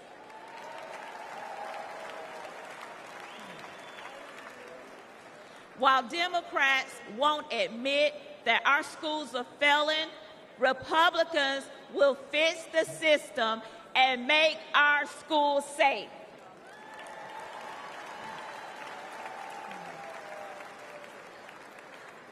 That's why this year, for the first time in my life, I am registered as a Republican.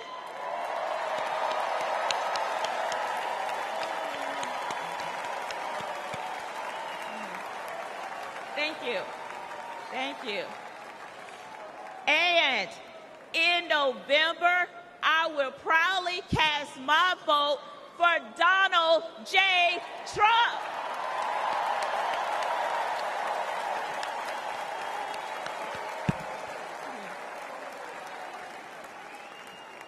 Only together we can make America's schools great again.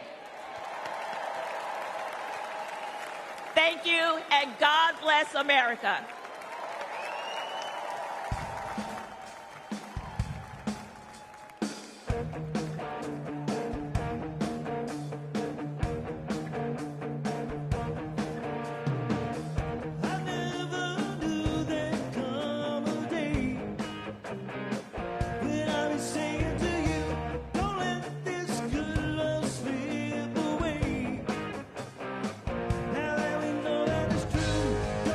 Don't you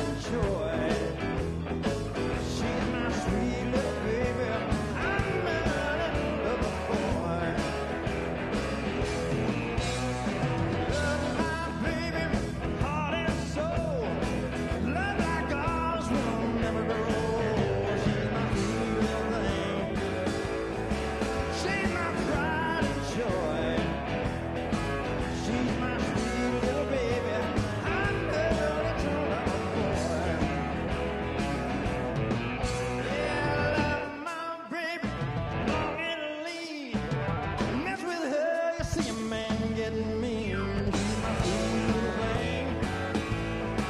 She's my pride and joy. She's my sweet little baby. I'm her little love boy.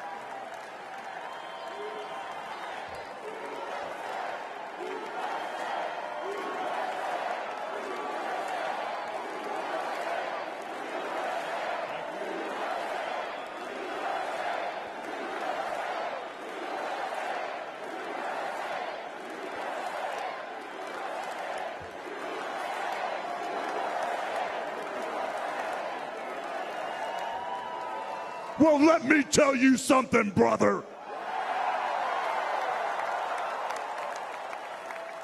You know something? When I came here tonight, there was so much energy in this room.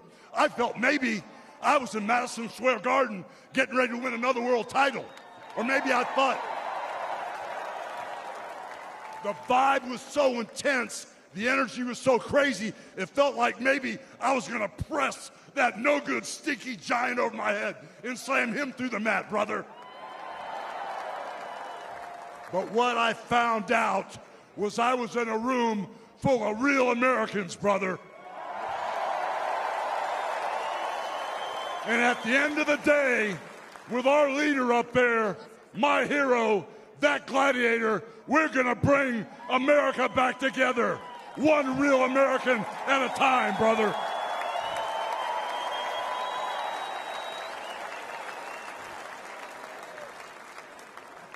You know something? I've seen some great tag teams in my time. Hulk Hogan and, ooh, yeah, the Macho Man Randy Savage. But you know something? I see the greatest tag team of my life standing upon us, getting ready to straighten this country out for all the real Americans.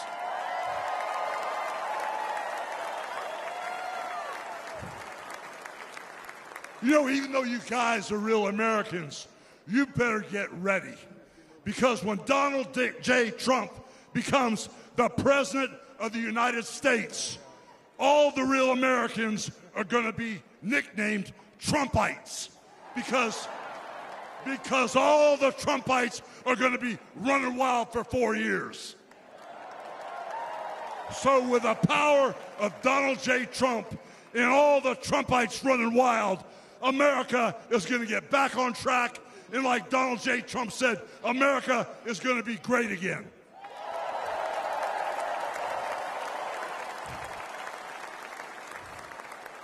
You know, when I look out and I see all the real Americans, I think about how Donald Trump, his family was compromised.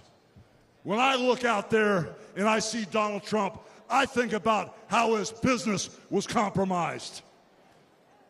But what happened last week when they took a shot at my hero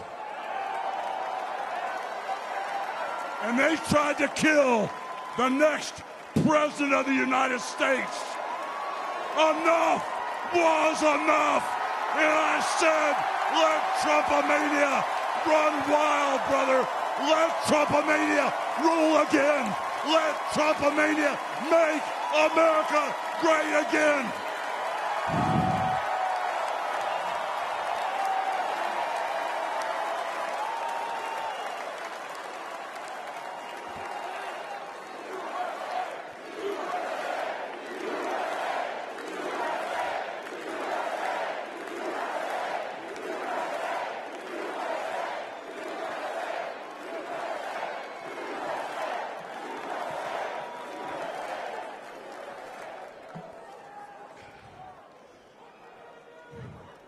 You know something, Trumpites? I didn't come here as Hulk Hogan, but I just had to give you a little taste.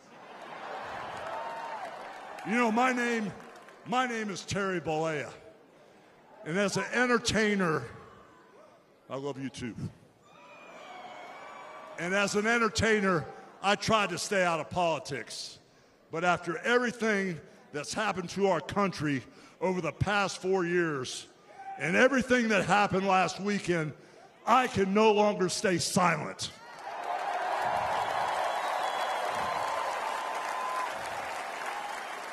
I'm here tonight because I want the world to know that Donald Trump is a real American hero.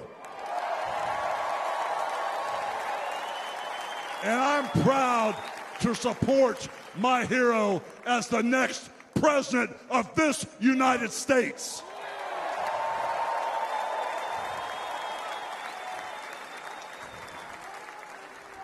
You know, guys, I've known Donald Trump for over 35 years. You know, hold on a second, hold on. I just had a flashback. I just had a flashback, man. This is really tripping. You know, the last time I was up on stage, Donald Trump was sitting at ringside at the Trump Plaza. I was bleeding like a pig, and I won the world title right in front of Donald J. Trump. And you know something?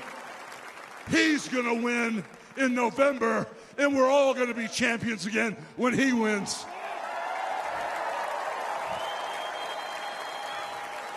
And like I said, I've known that man for over 35 years, and he's always been the biggest patriot, and he still is. He's always told you exactly what he thought, and he still does, brother. And no matter the odds, he always finds a way to win. And when he's back in our White House, America is going to start winning again.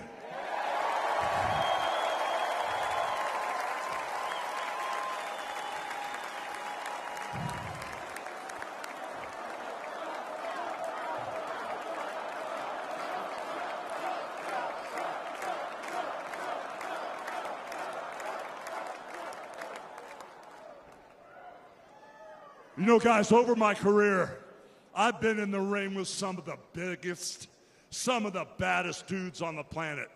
And I've squared off against warriors, ooh yeah, savages. And I've even, like I said, body slammed giants in the middle of the ring. And I know tough guys. But let me tell you something, brother.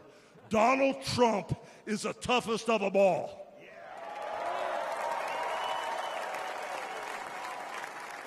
They've thrown everything at Donald Trump.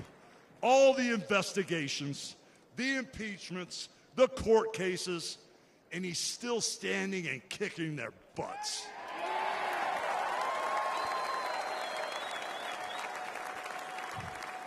You know, we never had it better than the Trump years. Back then, we had a thriving economy. We had strong borders. We had safe streets. We had peace and respect around the world.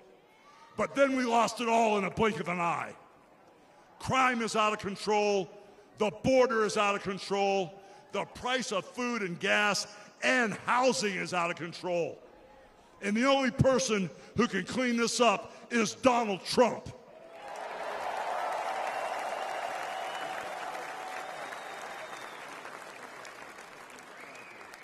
You know, guys, I really, really love this country. And I've lived the American dream.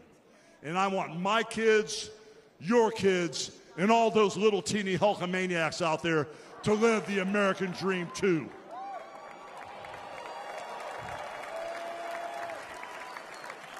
This November, guys, we can save the American dream for everyone. And Donald Trump is the president who will get the job done. So all you criminals, all you lowlifes, all you scumbags, all you drug dealers, and all you crooked politicians need to answer one question, brother. What you gonna do when Donald Trump and all the Trumpomaniacs run wild on you, brother? God bless you, and thank you.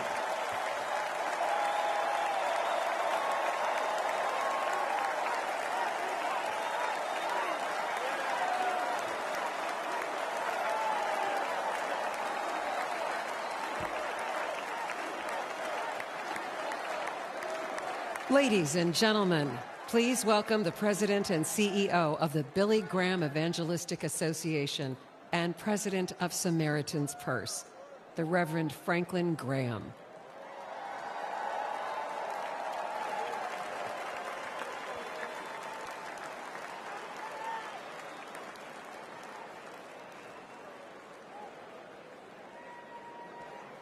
Good evening.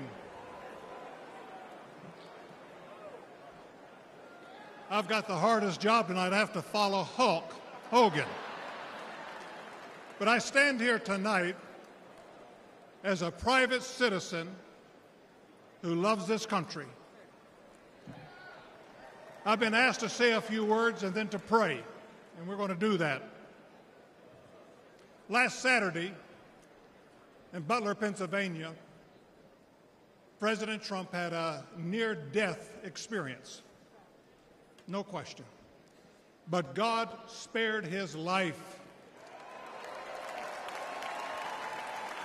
And when we go through those experiences, it changes us. It can cause us to examine our lives and to reevaluate our priorities, as you should.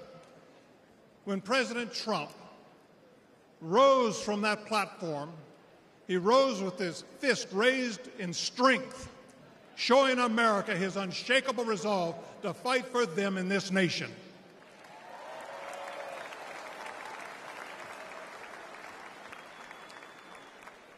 I cannot explain why God would save one life and allow another one to be taken. I don't have the answer for that. But one thing I do know is that God loves us, and he wants us to be with him in heaven one day. And that's through faith in his Son, Jesus Christ. You see, the Bible says that God so loved the world that he gave his only begotten Son, that whosoever believeth in him shouldn't perish but should have everlasting life. For as long as I've known President Trump, I've found him to be a man of his word. Things that he said he'll do, he did. When he told me and our country in 2016 that he was going to appoint conservative justices, guess what? He did. In 2016, he said he would defend religious liberty. And guess what? He did. In 2019, I was with him at the United Nations when the first president of history of this country stood there to advocate for religious liberty worldwide.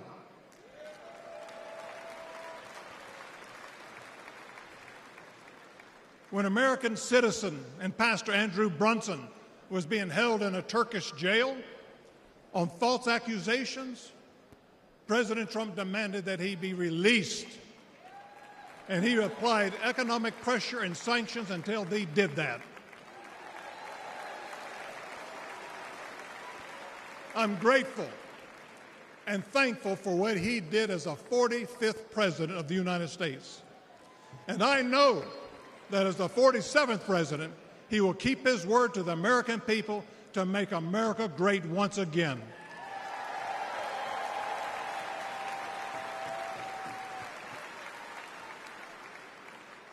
It's an honor for me to be asked to pray for Donald Trump this evening. And so what I'd like to do, I'd like us to pray, but I'd like us all to stand as we call upon the name of the God of heaven.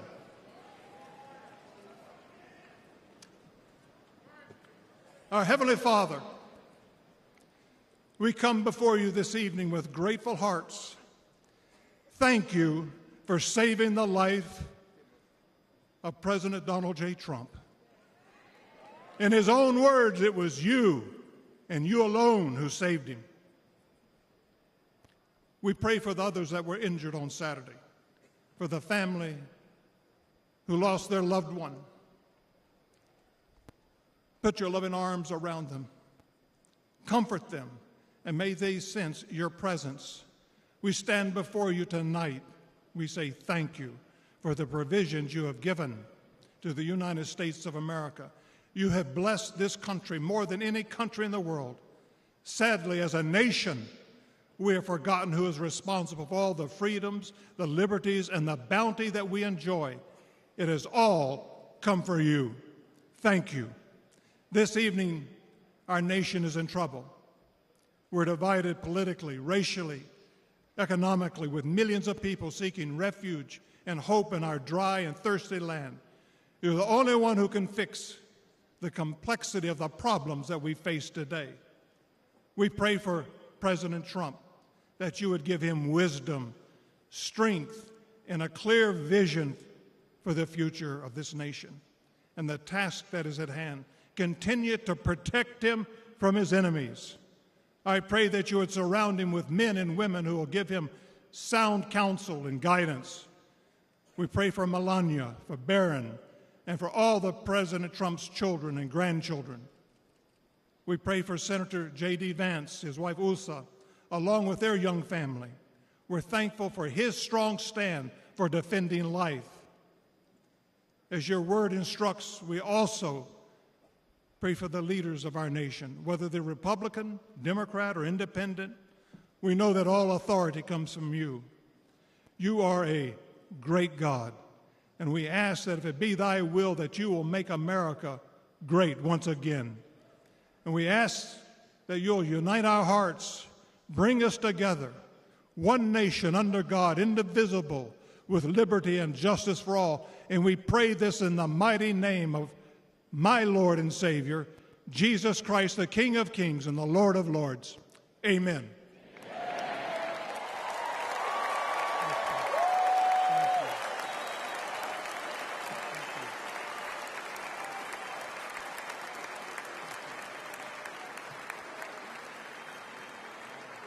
Ladies and gentlemen, please welcome businessman and Executive Vice President of the Trump Organization, Eric Trump.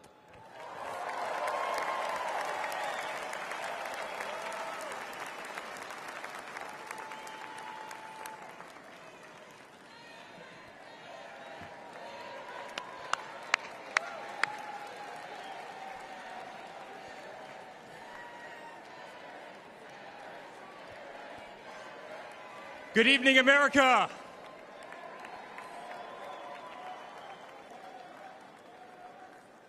Eight years ago, my father sat our family down. He spoke of a nation in decline, of dreams slipping away, of a future endangered by failed leadership and broken promises. It was in that moment I knew my father had made a decision that would forever change our lives. We realized he had chosen to step into the arena, to fight for the soul of America. He had decided to leave behind the comforts of an unbelievable business empire, to leave behind everything he had ever built, to answer the call to serve our nation. Unlike his predecessor, it was not a decision born out of necessity. Unlike the current president, it was not a decision that would enrich his family. Rather, it was a decision made out of love for this country and a deep concern for America's future.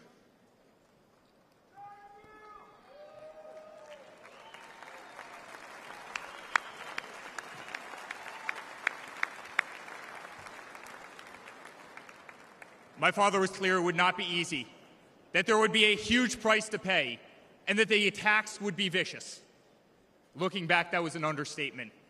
The made-up Russia hoax, the sham impeachments, the efforts to destroy an unbelievable company, a company that I run today, the efforts to cancel us, to silence him, to gag his free speech, and to drag him through every radical left courthouse in America, to take his life.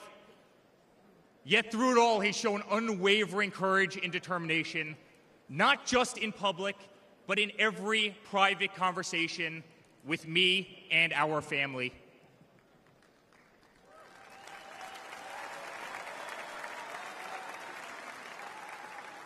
He stood tall, fueled not by personal ambition, but by a profound love for this country and a love for all of you, the American people. That man is my father. That man is the 45th president and soon to be 47th president of the United States. That man is Donald J. Trump.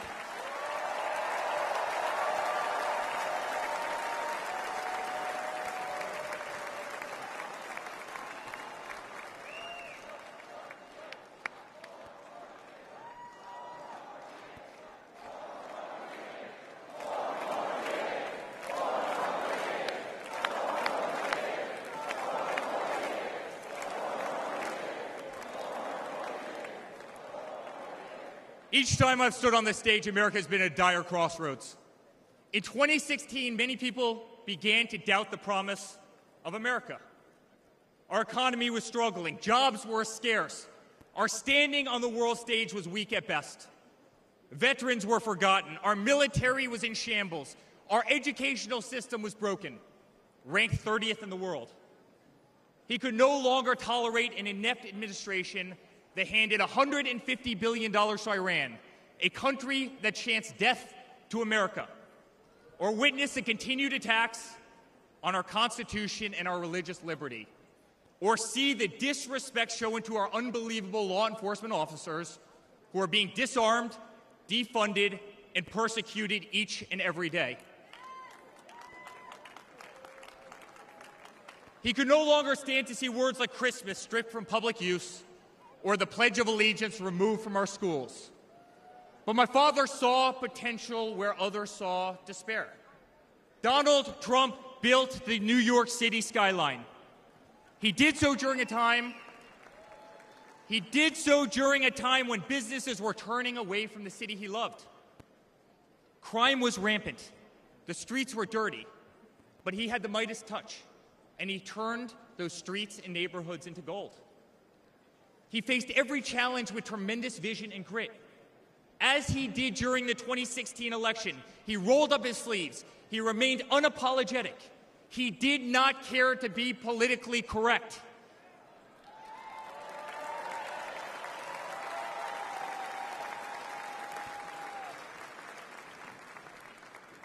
He restored hope. He restored a voice to millions of Americans who had been ignored. He restored the American dream. Under my father's leadership, the economy climbed to record heights.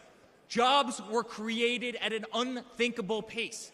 Unemployment reached historic lows across all demographics. Wage growth soared. He cut taxes for hardworking families and businesses. He slashed regulations. We saw the greatest 401k increase in American history.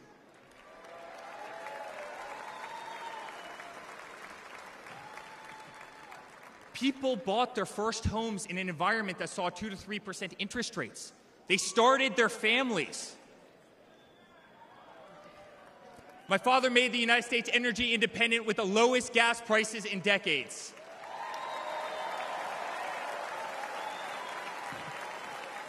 My father made the United States safe. Our borders were closed. There was peace in the Middle East. Soleimani, al-Baghdadi, the terrorists were dead.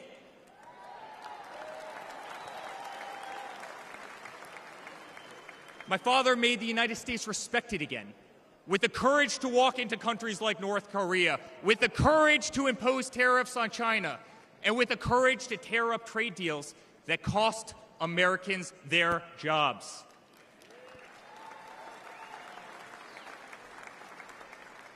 He brought manufacturing back to America. Small businesses flourished. He did what he promised. He put America first. We were winning. Donald Trump made America great again.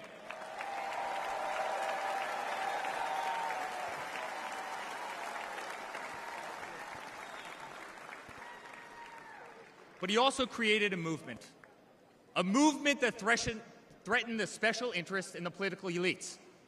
A movement that cast a bright light on the institutions weaponized against the American people. You see it in our schools. God bless the moms who fought back.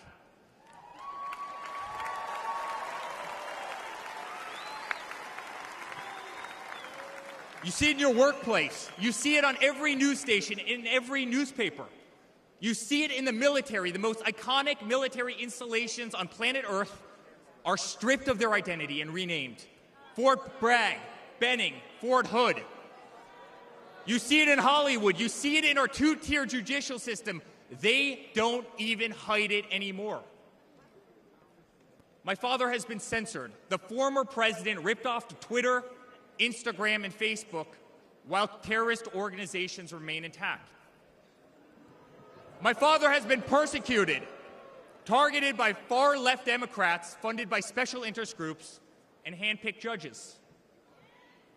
My father has been pulled off the ballots of states, radical justices attempting to defy the will of millions of Americans who adore who he is and what he stands for. My father even became the target of an assassin who almost killed America's single greatest hope for our future. The swamp is terrified of this incredible movement. They're terrified of it. They're terrified of you and the tens of millions of people watching us on TV right now.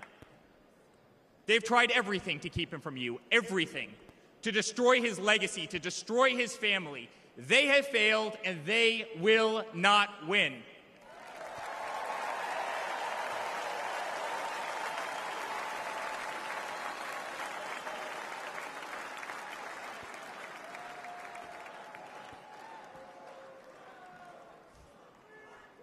I love my Florida delegation right here.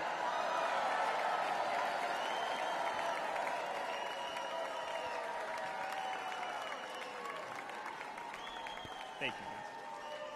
My father stands before you with the most votes of any Republican candidate in the history of our nation.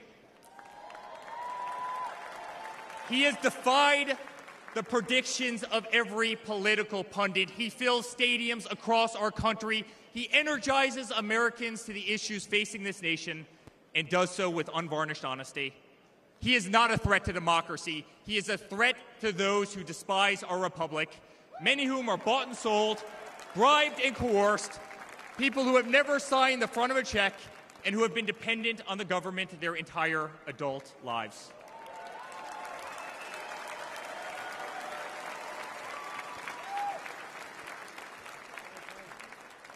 Today, as it was in 2016, America's at that crossroads again. Energy prices are soaring. Interest rates are crippling. Everything is unaffordable. The U.S. dollar has been diminished. Inflation has made it impossible for Americans to live, to save for their future. Our infrastructure is crumbling. Our border is out of control. Millions are dead and displaced in Russia and Ukraine, a war that has no end and a war that we are funding.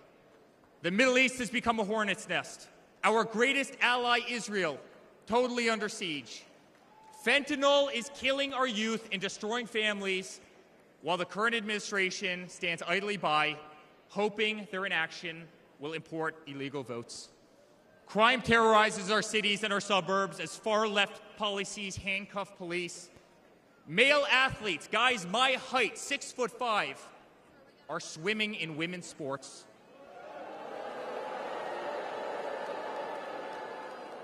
Destroying the dreams of young girls who have trained every minute of their lives.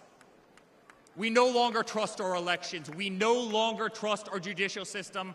And we no longer believe that our government is working in our best interest.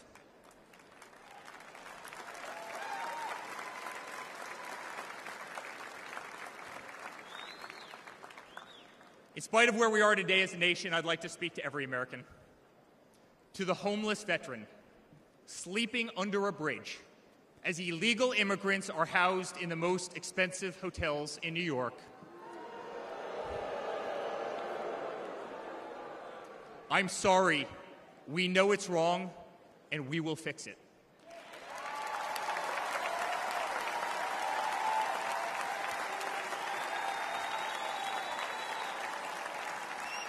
To the single mother who can no longer afford her rent, afford groceries, and has been forced to work 3 jobs, I'm sorry. It does not have to be this way. To the parents who lost a son or daughter to fentanyl, including the incredible woman that spoke the other night, while an administration does absolutely nothing, I'm sorry. Your government can do so much better, and it will.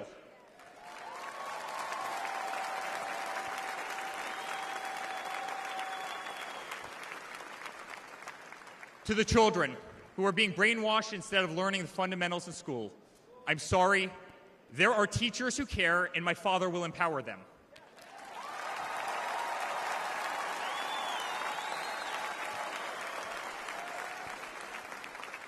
To the law enforcement officers, our brave Border Patrol, Secret Service agents who work every single day to protect our communities, knowing damn well that the system will throw you under the bus, I'm sorry. We will stand behind you.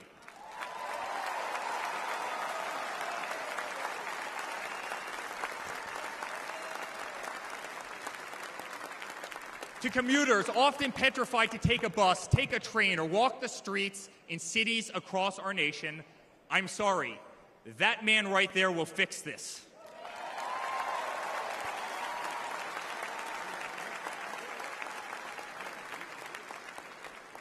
To the construction workers, to the middle-class families, to the families with children with disabilities, families who can no longer afford medical benefits or to take a vacation, I'm sorry. We will make America great again.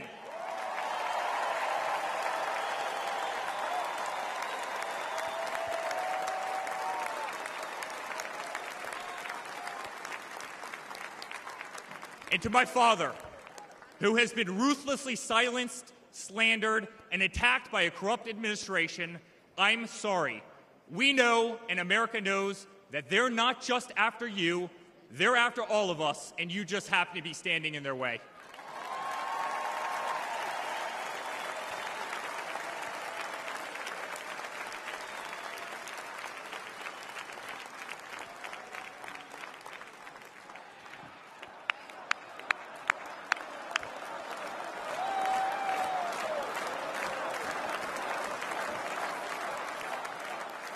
To all Americans watching tonight, the greatest retribution will be our success. Success not just for ourselves, but for our grandchildren and our children. Under President Donald J. Trump, the swamp will be drained. America will be respected. Our cities will be safe. Our streets will be clean. And our border will once again be secure.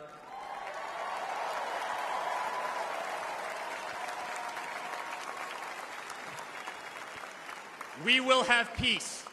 We will have prosperity. Your hard-earned tax dollars will enrich a better America, not be squandered in corrupt foreign nations. Education will be handed back to the states. We will no longer be 30th in the world. We will be first.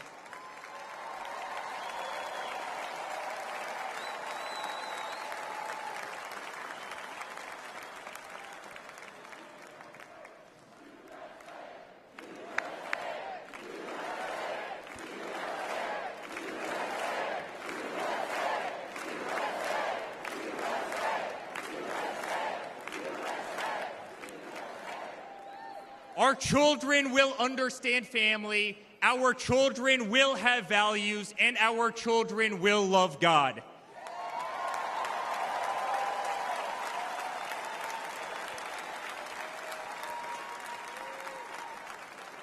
Our country will prioritize free speech, respect freedom of religion, and honor our Constitution.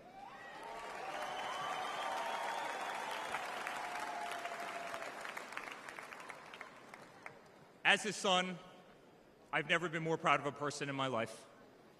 A man who has defied all odds more than once. A man who believed in the promise of America when others turned away. A man who saw a nation in need of a champion and answered that call with unwavering determination and courage.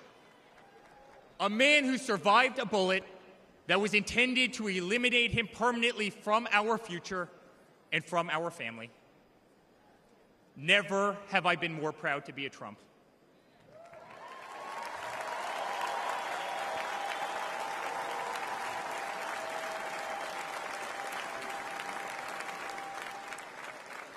Never have I been more proud to stand by my father's side. I remain incredibly honored to be part of this journey, a journey with all of you, a journey to save the greatest country on earth, a journey with the most incredible people I have ever met. Dad, 5 days ago, Laura, Luke, Carolina, and I held our breath as we saw blood pour across your face. By the grace of God, divine intervention, and your guardian angels above, you survived.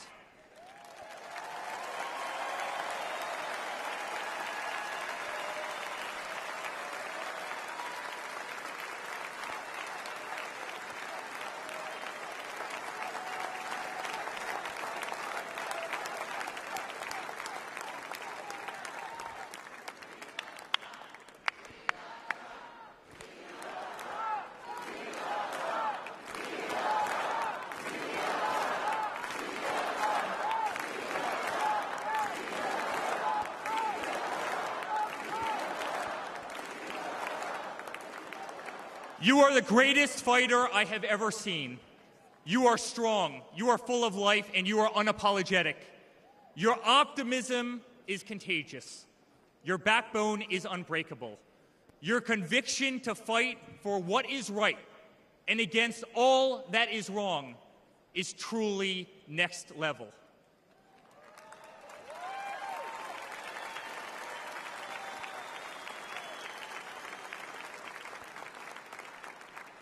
The whole world saw your strength as you stood up.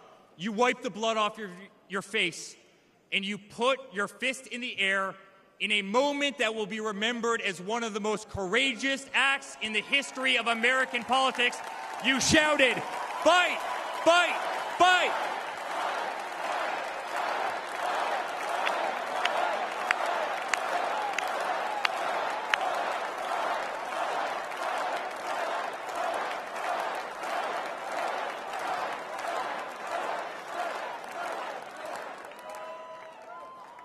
I'm honored to be your son. I'm honored to speak to our great nation tonight. You are a true leader. You epitomize strength. Our country loves you. Our country appreciates you. Our country misses you. And on November 5th, our country will re-elect you as the 47th President of the United States of America. Good night, Milwaukee. God bless you all.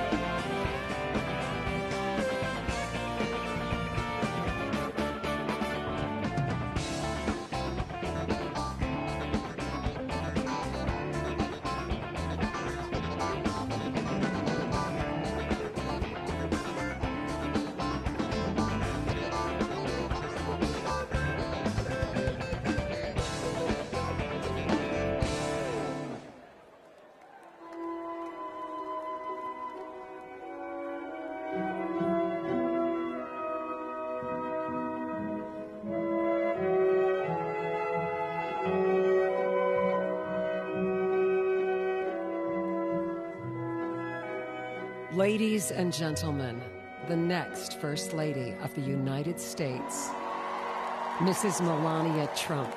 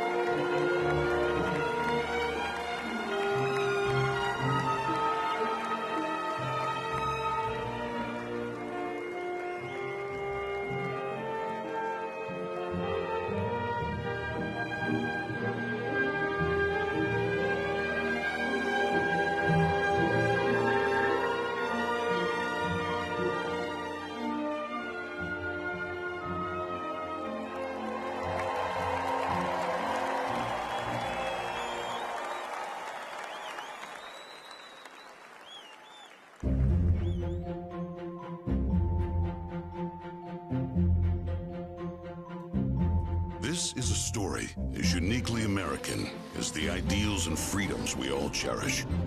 A story of a life dedicated to dreaming big. A story about giving back to the people in his beloved city. But most of all, this is a story about putting his country first. And it's a story best told in pictures. Young and confident, Donald Trump wasn't afraid to think big and build even bigger. And he left his mark on the New York skyline that greeted visitors from around the world. But he wasn't just an American entrepreneur. He became a folk hero. Celebrities and sports stars wanted to be seen with him. Politicians sought his approval. And New Yorkers just loved him. And he loved them back. And he gave back. Just one example, saving the Woolman skating rink. The Woolman skating rink in Central Park is open again. The city spent nearly 6 years and $12 million trying to fix it. And then to the rescue, developer Donald Trump. As Tracy Egan tells us now, he accomplished in 3.5 months what the city couldn't do in 6 years. Donald, you performed a great public service. There was no denying that Donald Trump was the toast of the town. But he was also something even more important, a patriotic American. And like many others, he was becoming increasingly troubled by the direction of our country. Because I really am tired of seeing what's happening with this country, how we're really making other people live like kings, and we're not. You've said, though, that if you did run for president, you believe you'd win. Well, I don't know. I think I'd win. I tell you what, I wouldn't go in to lose. I've never gone in to lose in my life. And if I did decide to do it, I think I'd be inclined. I would say that I would have a hell of a chance of winning, because I think people, I don't know how your audience feels, but I think people are tired of seeing the United States ripped off. But who would ever run for president and leave such a glamorous life? Appearances in movies, best-selling books, a widely popular TV show. But for Donald J. Trump, the calling to save his country was even stronger. The mission, more important. The number of Americans being left behind, too large. And so, in Donald Trump fashion, he announced he was running for president, in it to win. And he did.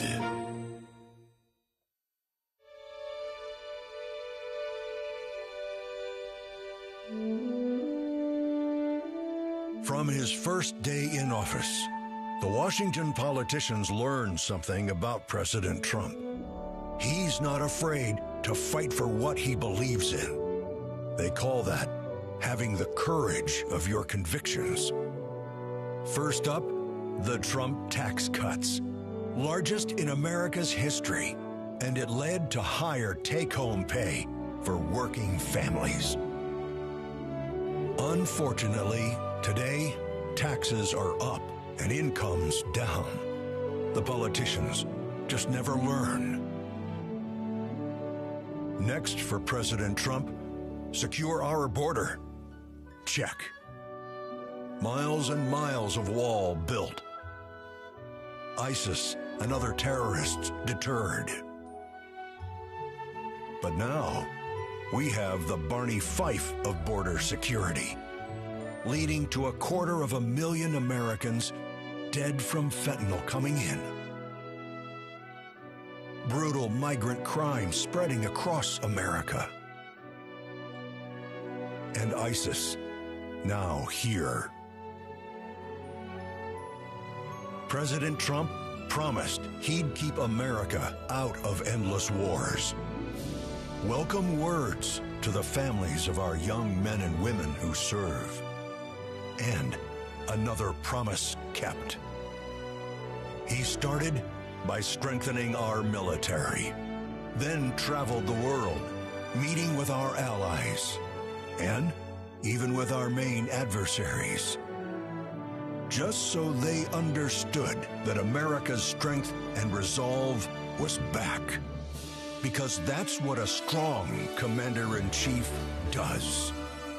And it led to a stable world at peace and our troops safe. Today, a different story. Our enemies smelled weakness, then set the world on fire. Putin saw it, then invaded Ukraine. Hamas saw it, then started a war in the Middle East.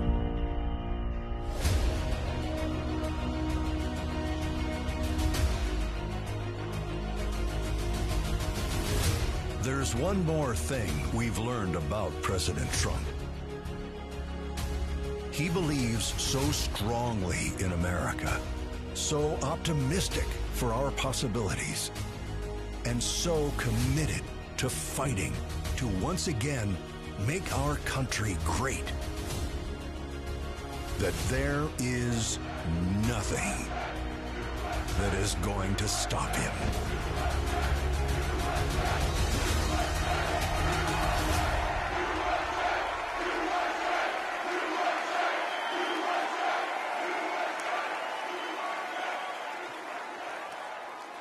Ladies and gentlemen, please welcome Kid Rock.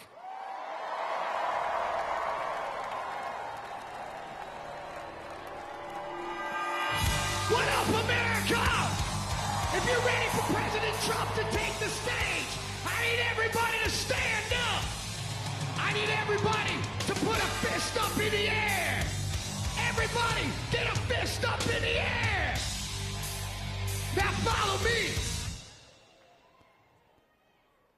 Say fight, fight. Say fight, fight. Say fight, fight. Say Trump, body scream.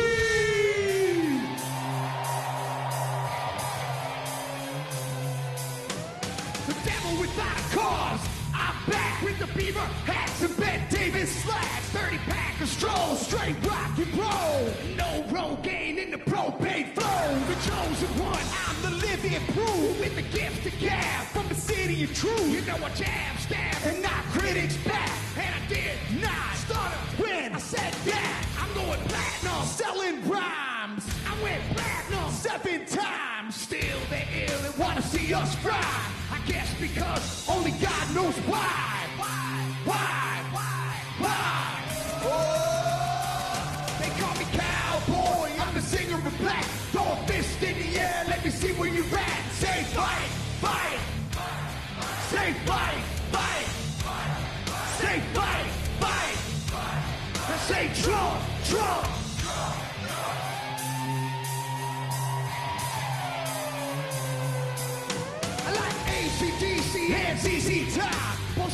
beasties and the kings of rock. Skinner, Seeger, Lipcorn, the Stones, David Attico, and the No-Show Jones. Yeah, pass that bottle around. Got the rock from Detroit, the soul from Motown. The underground, straight Detroit pimp. With tracks to Mac and slap back to back. Never gain no pain, I don't play with ass. Well, watch me rock with Liberace Flash. Punk rock the Clash, boy bands are trash. I like Johnny Cash and Grandmaster Flash. Flash, Flash, Flash, Flash. Oh, they call me Cowboy. I'm a singer in black. Throw a fist in the air. Let me see where you're at. Say fight, fight. Say fight, fight. Say fight, fight. I say Trump, Trump.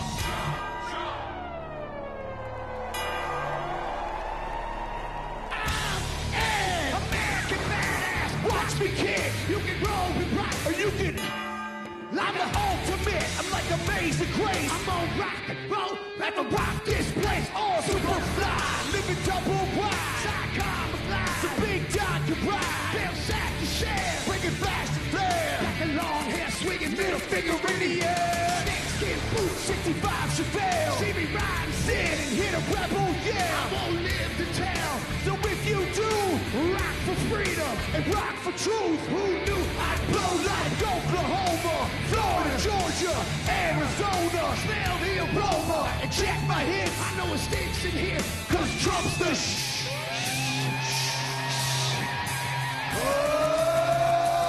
They call me Cowboy, I'm a singer in black. Throw a fist in the air, let me see where you're at. Say Trump, Trump.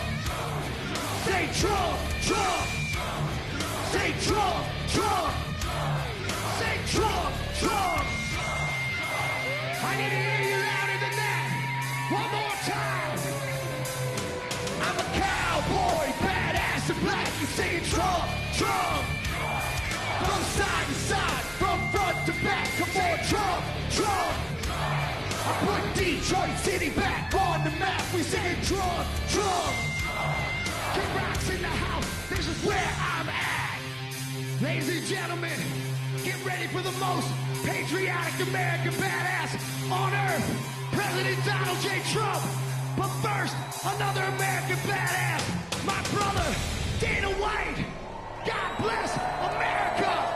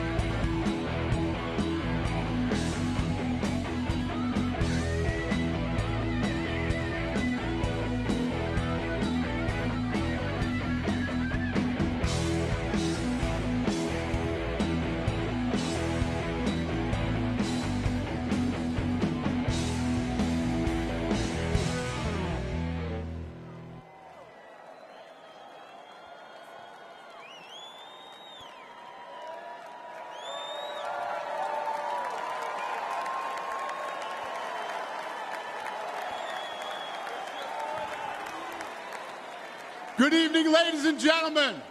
I am Dana White. I am the CEO and president of the Ultimate Fighting Championship. So 2 weeks ago, I got a call from President Trump asking me if I'd be willing to speak tonight. As usual, there was no pressure, no demands. He asked me as a friend, and of course I said yes. Then, after I accepted his offer, he sent me a text message, and I just want to read to you a little piece of what President Trump wrote to me. Dana, I'm so honored that you will be doing the introduction at the National Republican Convention. Think of it as the biggest fight you ever had, a fight for our country and even the world. I only wish you didn't have to interrupt your family trip, but I hope they understand they love you and they know how important this is. Now think about this. This man's running for president of the United States. He's fighting for the future of this country, and he's concerned about interrupting my family trip. That's the President Trump that I know, a man who truly cares about people. The mainstream media likes to push the narrative that he doesn't care about anyone but himself. I absolutely know that's not the truth because I've been friends with this guy for 25 years. And for the people who know me, they'll know this is true. I just want to make something very clear. Nobody in the Trump campaign has ever told me what to say. Nobody tells me what to say, and I'm nobody's puppet.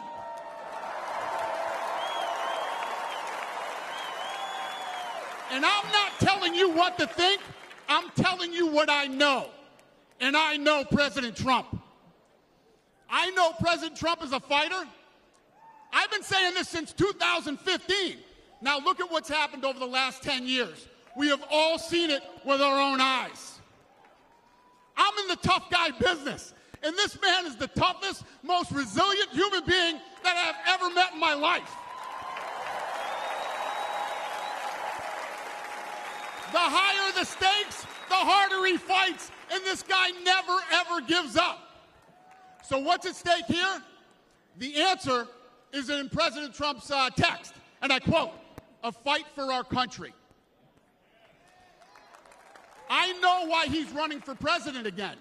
Why else would he put himself through everything he's dealt with just to get back here? We all know he doesn't need this. This guy's got a great life, he has a beautiful family, and he has achieved everything that you could possibly achieve in life.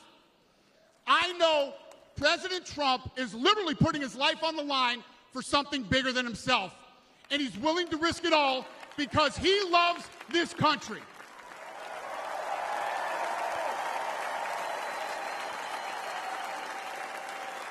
And I know he wants what's best for the American people, all American people.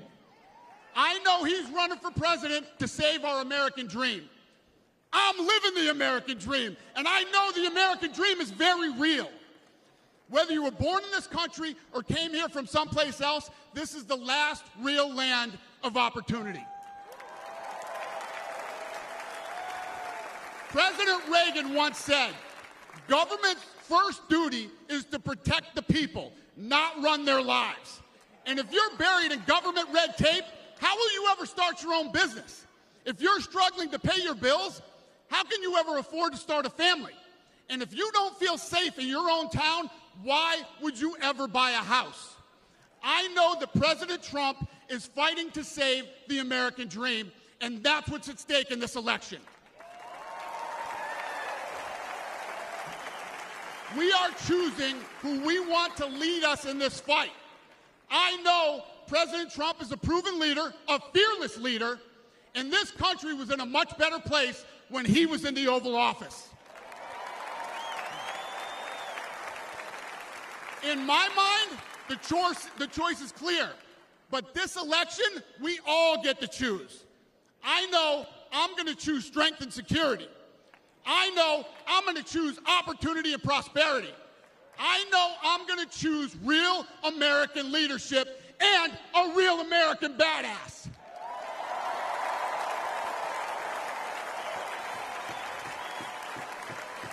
And I'm not telling you what choice to make, and I'm not telling you what to think.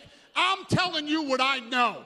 I know America needs a strong leader, and the world needs a strong America.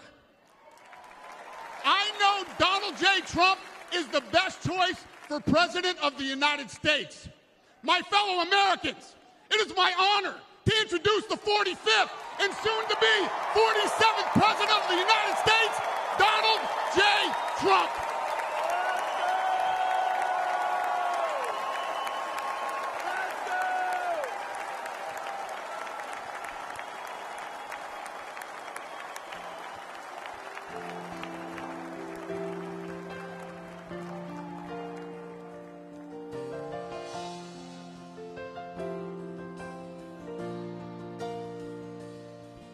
If tomorrow all the things were gone, I'd work for all my life, and I had to start again, just my children and my wife. Thank my lucky stars to be living here today, 'cause our flag still stands for freedom, and they can't take that away. And I'm proud to be an American, where at least I know I'm free. And I won't forget the men who died, who gave that right to me. And I gladly stand up next to you and defend her still today. 'Cause there ain't no doubt I love this land. Sing it.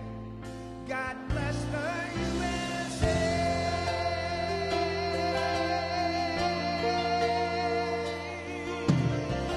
Yeah. From the lakes of Minnesota to the hills of Tennessee, across the plains of Texas, from sea to shining sea, from Detroit to Houston and New York to LA.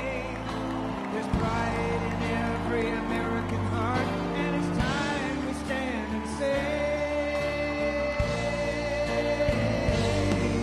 that I'm proud to be an American, where at least I know I'm free.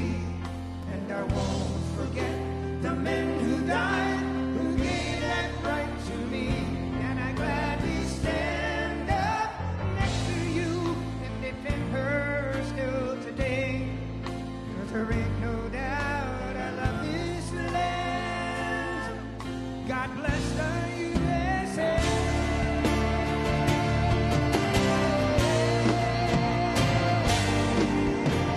And I'm proud to be an American, where at least I know I'm free.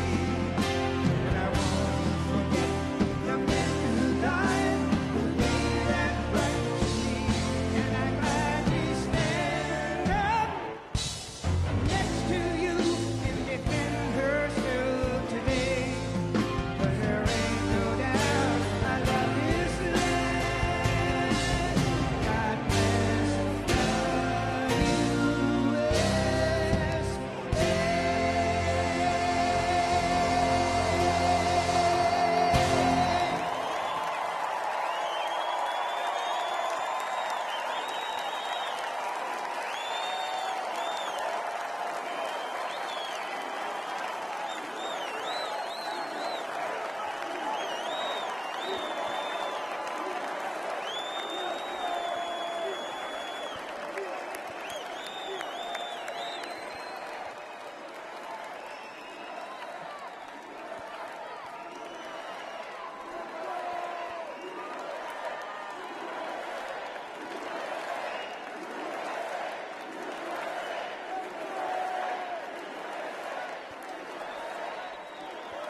Thank you very much. Thank you very, very much. Wow. And thank you, Dana. Thank you, Kid Rock, sometimes referred to as Bob.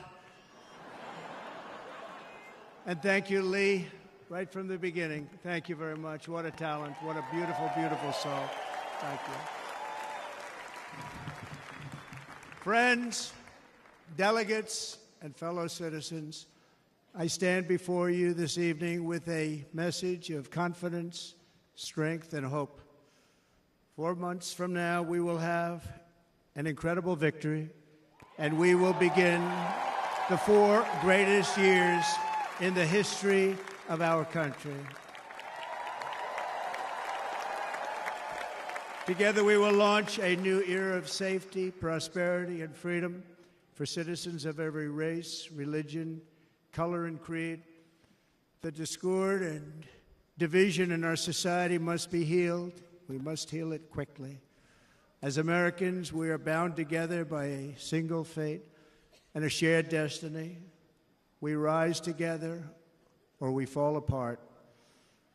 I am running to be president for all of America, not half of America, because there is no victory in winning for half of America. So tonight, with faith and devotion, I proudly accept your nomination for President of the United States. Thank you.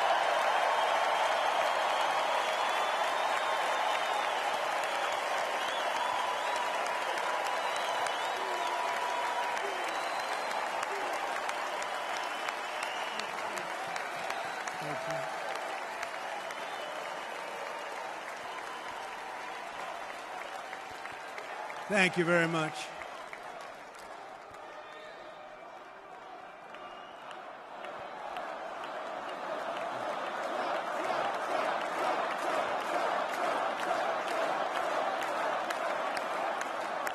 Thank you very much. And we will do it right. We're going to do it right.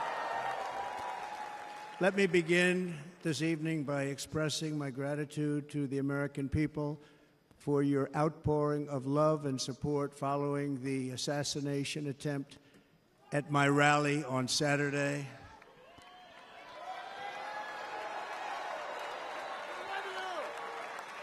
As you already know, the assassin's bullet came within a quarter of an inch of taking my life. So many people have asked me, what happened? Tell us what happened, please. And therefore, I will tell you exactly what happened, and you'll never hear it from me a second time because it's actually too painful to tell. It was a warm, beautiful day in the early evening in Butler Township in the great Commonwealth of Pennsylvania. Music was loudly playing, and the campaign was doing really well. I went to the stage, and the crowd was cheering wildly. Everybody was happy. I began speaking very strongly, powerfully, and happily because I was discussing the great job my administration did on immigration at the southern border. We were very proud of it.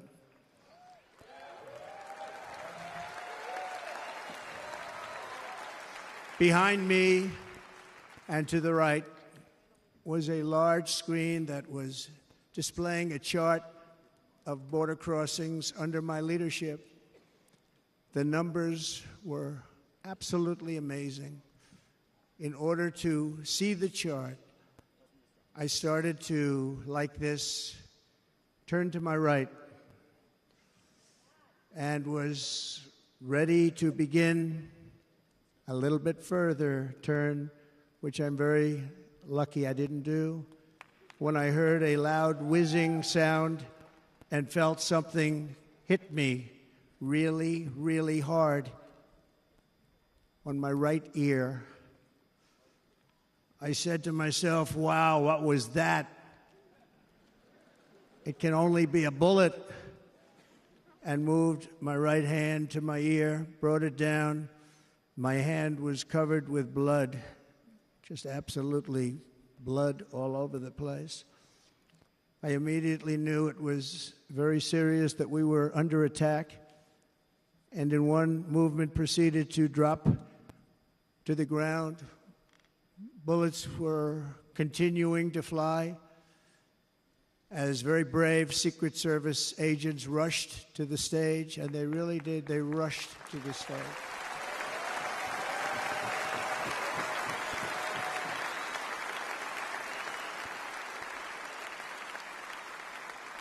These are great people at great risk, I will tell you, and pounced on top of me so that I would be protected. There was blood pouring everywhere, and yet, in a certain way, I felt very safe because I had God on my side. I felt that.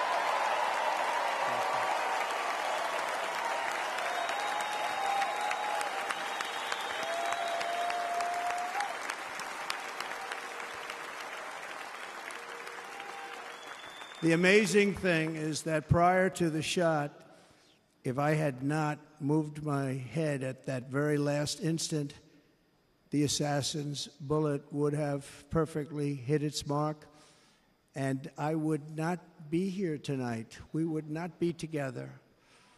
The most incredible aspect of what took place on that terrible evening in the fading sun was actually seen later.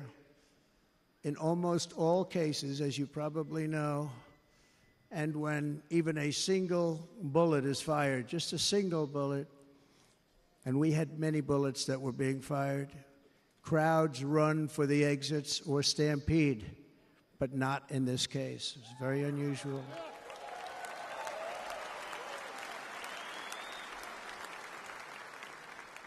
This massive crowd of tens of thousands of people stood by and didn't move an inch.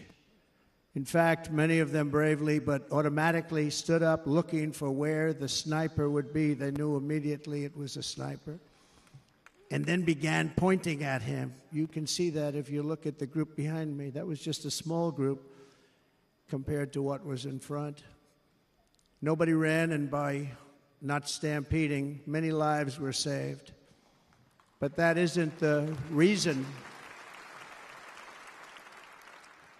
that they didn't move. The reason is that they knew I was in very serious trouble. They saw it. They saw me go down. They saw the blood and thought, actually, most did, that I was dead. They knew it was a shot to the head. They saw the blood. And there's an interesting statistic. The ears are the bloodiest part. If something happens with the ears, they bleed more than any other part of the body. For whatever reason, the doctors told me that. I said, why is there so much blood? He said, it's the ears. They bleed more. So we learned something, but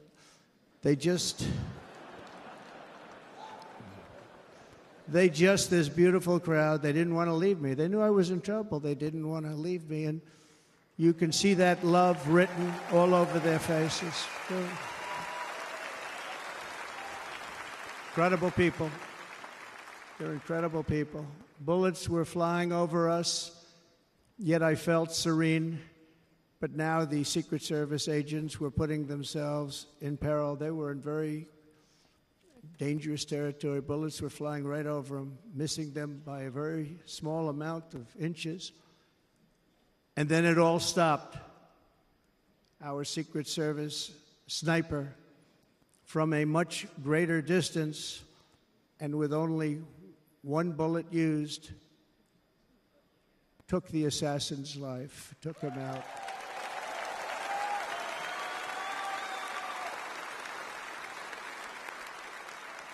I'm not supposed to be here tonight. Not supposed to be here. No.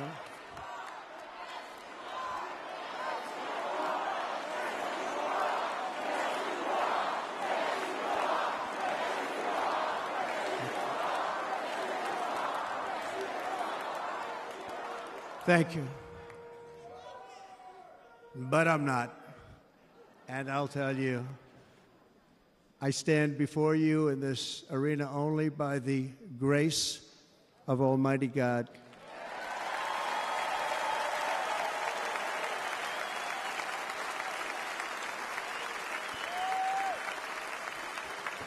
In watching the reports over the last few days, many people say it was a providential moment.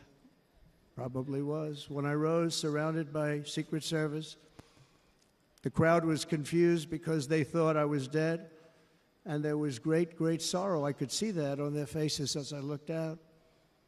They didn't know I was looking out. They thought it was over. But I could see it, and I wanted to do something to let them know I was okay.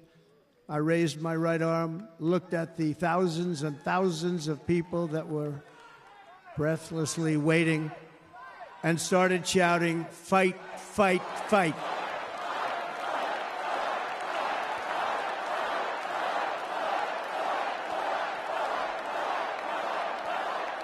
Thank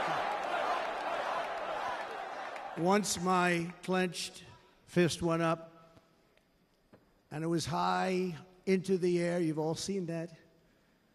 The crowd realized I was okay and roared with pride for our country like no crowd I have ever heard before. Never heard anything like it. For the rest of my life, I will be grateful for the love shown by that giant audience of patriots that stood bravely on that fateful evening in Pennsylvania. Tragically, the shooter claimed the life of one of our fellow Americans, Corey, comparator, unbelievable person, everybody tells me. Unbelievable. And seriously wounded, two other great warriors, spoke to them today, David Dutch and James Copenhaver, two great people. I also spoke to all three families of these tremendous people. Our love and prayers are with them, and always will be. We're never going to forget them. They came for a great rally. They were serious Trumpsters, I want to tell you. They were serious Trumpsters, and still are. But Corey, unfortunately, we have to use the past tense. He was incredible. He was a highly respected former fire chief, respected by everybody. Was accompanied by his wife, Helen, incredible woman. I spoke to her today, devastated, and two precious daughters. He lost his life selflessly acting as a human shield to protect them from flying bullets. He went right over the top of them and was hit. What a fine man he was.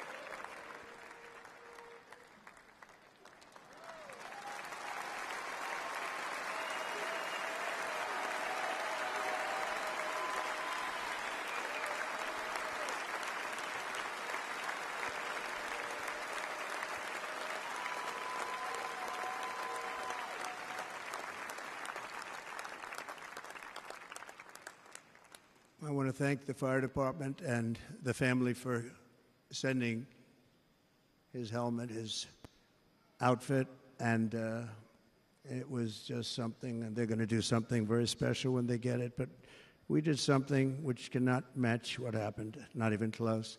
But I am very proud to say that over the past few days, we've raised $6.3 million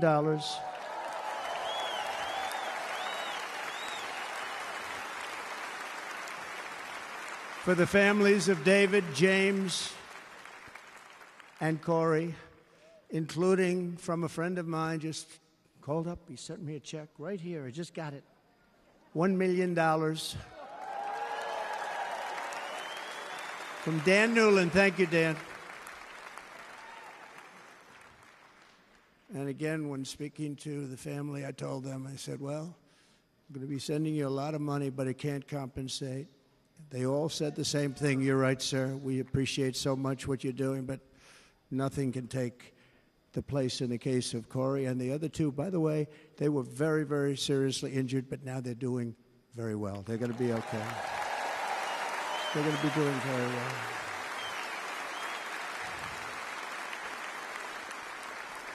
They're warriors. So now I ask that we observe a moment of silence in honor of our friend Corey.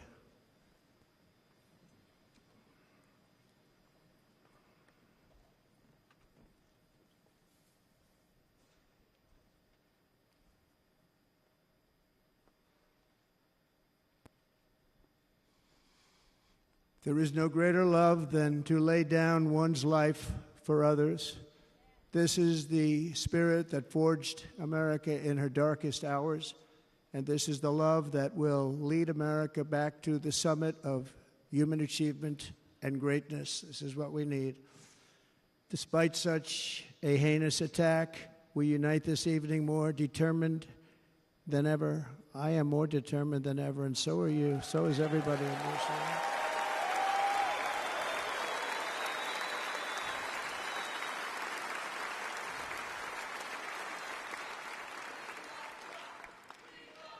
Thank you. Thank you very much.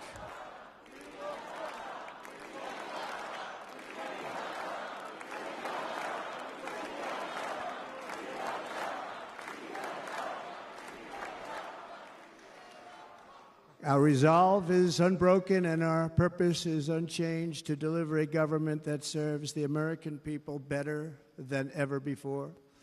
Nothing will stop me in this mission because our vision is righteous and our cause is pure. No matter what obstacle comes our way, we will not break, we will not bend, we will not back down, and I will never stop fighting for you, your family, and our magnificent country. Never.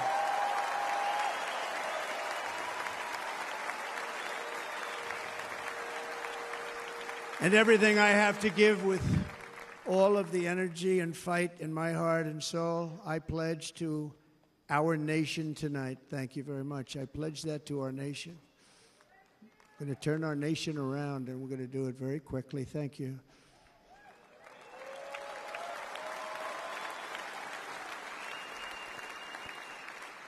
This election should be about the issues facing our country and how to make America successful, safe, free, and great again.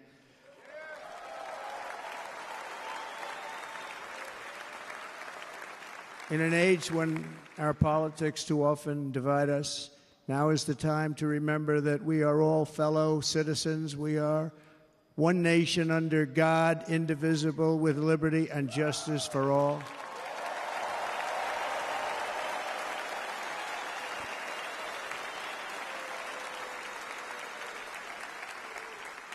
And we must not criminalize dissent or demonize political disagreement, which is what's been happening in our country lately at a level that nobody has ever seen before. In that spirit, the Democrat Party should immediately stop weaponizing the justice system and labeling their political opponent as an enemy of democracy. Especially since that is not true. In fact, I am the one saving democracy for the people of our country.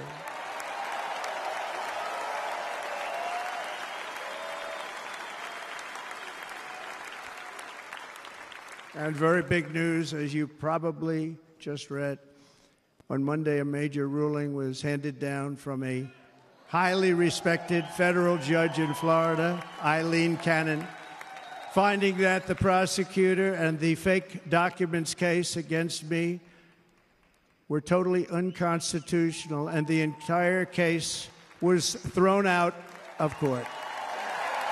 With all of that publicity, thrown out of court. If Democrats want to unify our country, they should drop these partisan witch hunts, which I have been going through for approximately 8 years. And they should do that without delay and allow an election to proceed that is worthy of our people. We're going to win it anyway, but worthy of our people. On this journey, I am deeply honored to be joined by my amazing wife, Melania.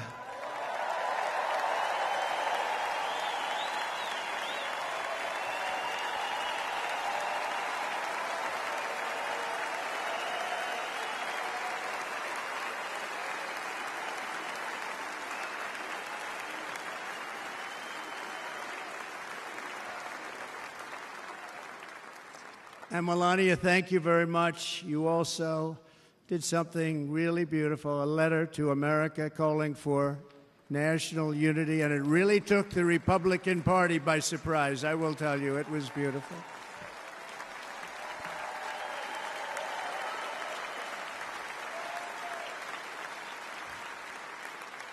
In fact, some very serious people said that we should take that letter and put it as part of the Republican platform. That would be an honor, wouldn't it? Right? Mr. Congressman? but it captivated so many. So I also want to thank my entire family for being here, Don, Kimberly, Ivanka and Jared, Eric and Lara, Tiffany and Michael, Baron. We love our Baron.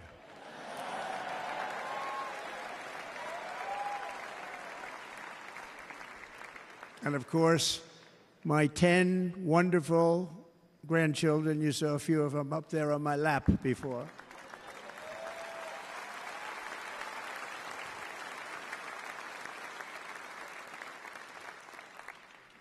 And how good was Dana? Was Dana good? I mean, was he good? He was on probably the only vacation he's had in about, maybe ever, because he works, but about 10 years with his wife, very far away. I won't tell you where, but very, very far away, beautiful place. And my people called, and he said, I won't be able to do it. This is many, many years. I promised my wife I can't do it. And they came in, they said, Dana won't be able to do it, because he was my first, second, and third choice. I said, well, that's too bad, but I understand he's away, and it's good. It's good for him. And that was it. About 30 minutes later, she came back in, sir, Dana just called. He's going to do it. And his wife, she said, you can't turn him down. You just can't do it. You have to go. That's a good wife.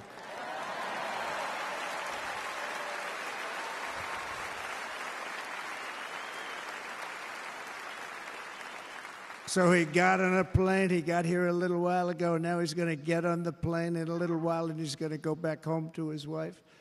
But they're great, and I just want to thank her and him and their whole family, because that's not easy.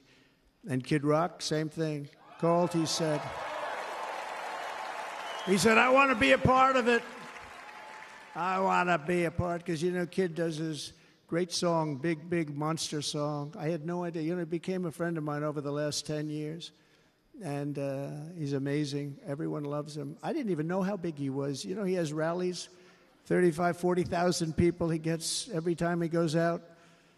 I think he's making so much money, he doesn't know what the hell to do with it. You want to know? And then we have my other friend, and I've known him so long, and we took that song, and it was a big success, but we made that. I saw a chart of great songs to America. That was #1 on the chart recently, #1. So that's Lee Greenwood, a very special, beautiful person. He's a beautiful man. But they all wanted to be here. They called. And how about the Hulkster? How good was he? Is he up? Where is he? Boy, oh boy.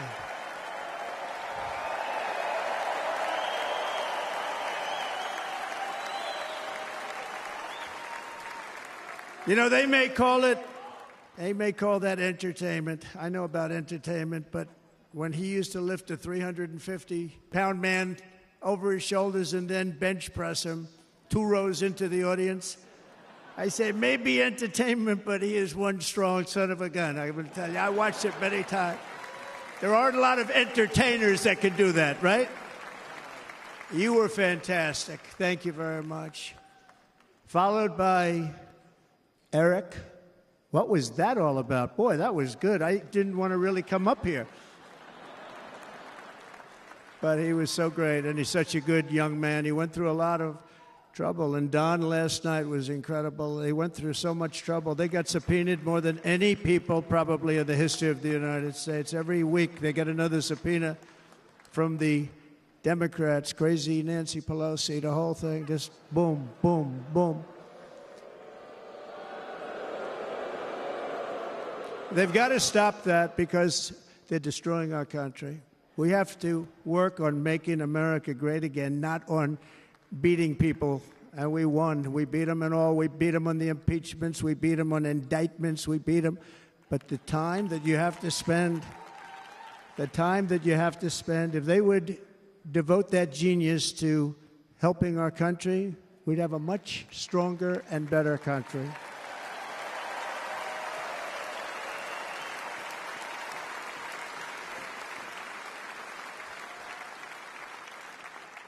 And Jason, the biggest star in country music. Jason, thank you for being here.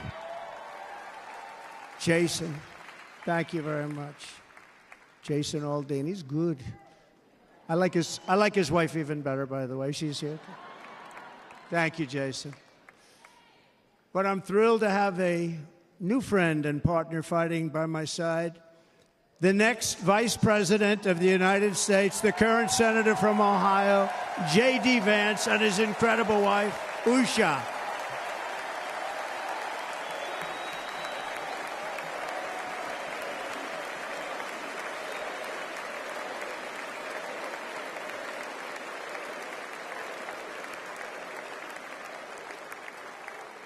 He's going to be a great Vice President. He's going to be great. He'll be with this country and with this movement, greatest movement in the history of our country, Make America Great Again. When they criticize it, they say, we're going to try and stop MAGA. I said, MAGA is Make America Great Again. What are you going to stop? There's nothing to stop. Then they say, oh, that's right. It's very tough to fight it. And all of the people that did try and fight it have failed. But he's going to be with us for a long time, and it was an honor to select him. Great, great student at Yale. His wife was a great student at Yale. They met at Yale. These are two smart people. So, J.D., you're going to be doing this for a long time. Enjoy the ride.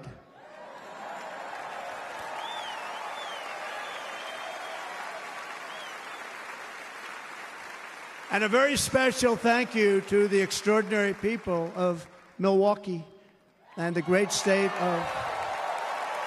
Oh, there they are. There they are. You are so easy to spot.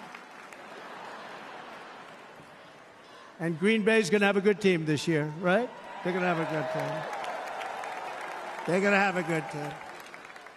Most of the audience doesn't like it, but it's true. You're going to have a very good team this year.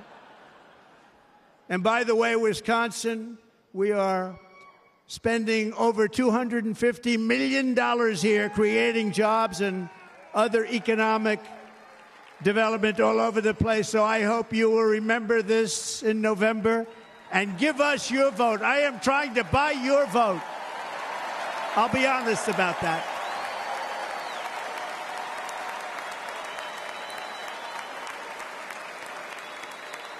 And I promise we will make Wisconsin great again. We're going to make it.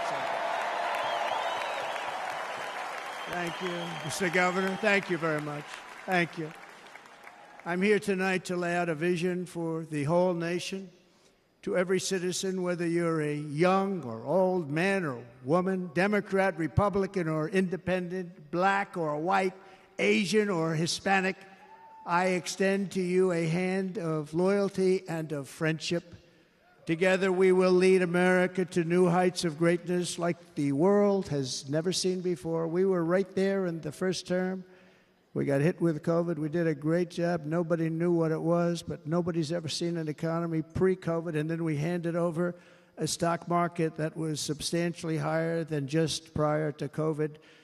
Coming in, did a great job. Never got credit for that. We got credit for the war and defeating ISIS and so many things, the great economy, the biggest tax cuts ever, the biggest regulation cuts ever, the creation of Space Force, the rebuilding of our military. We did so much.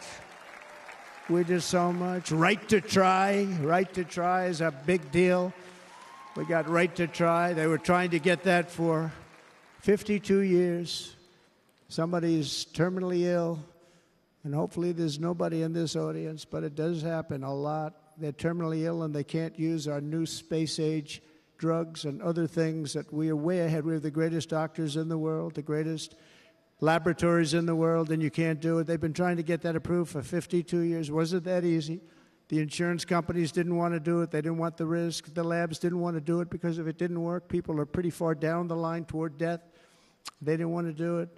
The doctors didn't want to have it on their records, so I got everybody into an office. 52 years they tried. Sounds simple, but it's not. And I got them to agree that somebody that needs it will, instead of going to Asia, Europe, or someplace, or if you have no money going home and dying, just die. We got them to sign an agreement, agree to it, where they're not going to sue anybody. They're going to get all of this stuff. They're going to get it really fast. And what's happened is we're saving thousands and thousands of lives. It's incredible. Right to try. It's a great feeling. Under our leadership, the United States will be respected again. No nation will question our power. No enemy will doubt our might. Our borders will be totally secure. Our economy will soar. We will return law and order to our streets, patriotism to our schools, and importantly, we will restore peace, stability, and harmony all throughout the world. But to achieve this future, we must first rescue our nation from failed and even incompetent leadership. We have totally incompetent leadership. This will be the most important election in the history of our country. Under the current administration, we are indeed a nation in decline. We have an inflation crisis that is making life unaffordable, ravaging the incomes of working and low-income families, and crushing, just simply crushing our people like never before. They've never seen anything like it. We also have an illegal immigration crisis, and it's taking place right now as we sit here in this beautiful arena. It's a massive invasion at our southern border that has spread misery, crime, poverty, disease, and destruction to communities all across our land. Nobody's ever seen anything like it. Then there's an international crisis, the likes of which the world has seldom been part of. Nobody can believe what's happening. War is now raging in Europe and the Middle East. A growing specter of conflict hangs over Taiwan, Korea, the Philippines, and all of Asia. And our planet is teetering on the edge of World War III. And this will be a war like no other war because of weaponry. The weapons are no longer army tanks going back and forth shooting at each other. These weapons are obliteration.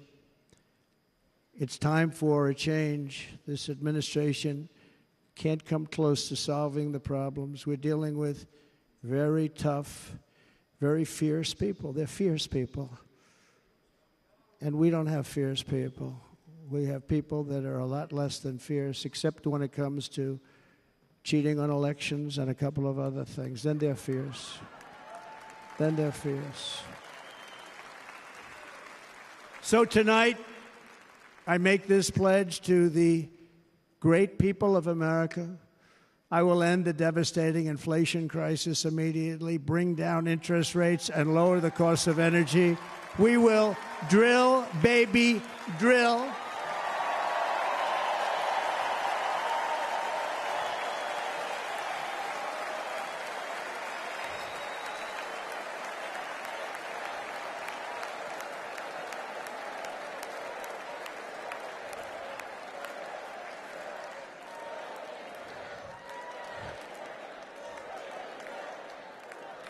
Can you believe what they're doing?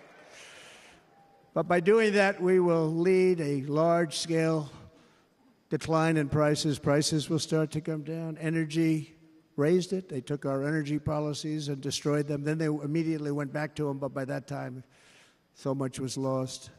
But we will do it at levels that nobody's ever seen before, and we'll end lots of different things. We'll start paying off debt and start lowering taxes even further. We gave you the largest tax cut. We'll do it more. You know, people don't realize I brought taxes way down, way down, and yet we took in more revenues the following year than we did when the tax rate was much higher. Most people said, how did you do that? Because it was incentive. Everybody was coming to the country. They were bringing back billions and billions of dollars into our country. The companies made it impossible to bring it back. The tax rate was too high, and the legal complications were far too great. I changed both of them, and hundreds of billions of dollars by Apple and so many other companies were brought back into our nation, and we had an economy the likes of which no nation had ever seen. China, we were beating them at levels that were incredible. And they know it. They know it. We'll do it again, but we'll do it even better. I will end the illegal immigration crisis by closing our border and finishing the wall, most of which I've already built.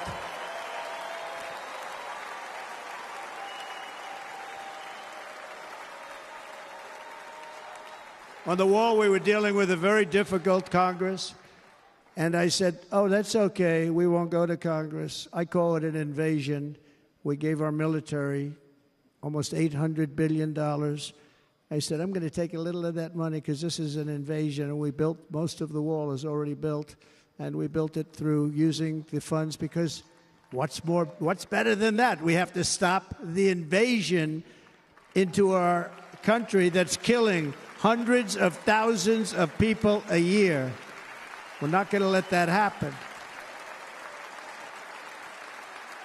I will end every single international crisis that the current administration has created, including the horrible war with Russia and Ukraine, which would have never happened if I was president, and the war caused by the attack on Israel, which would have never happened if I was president. Iran was broke. Iran had no money. Now Iran has $250 billion.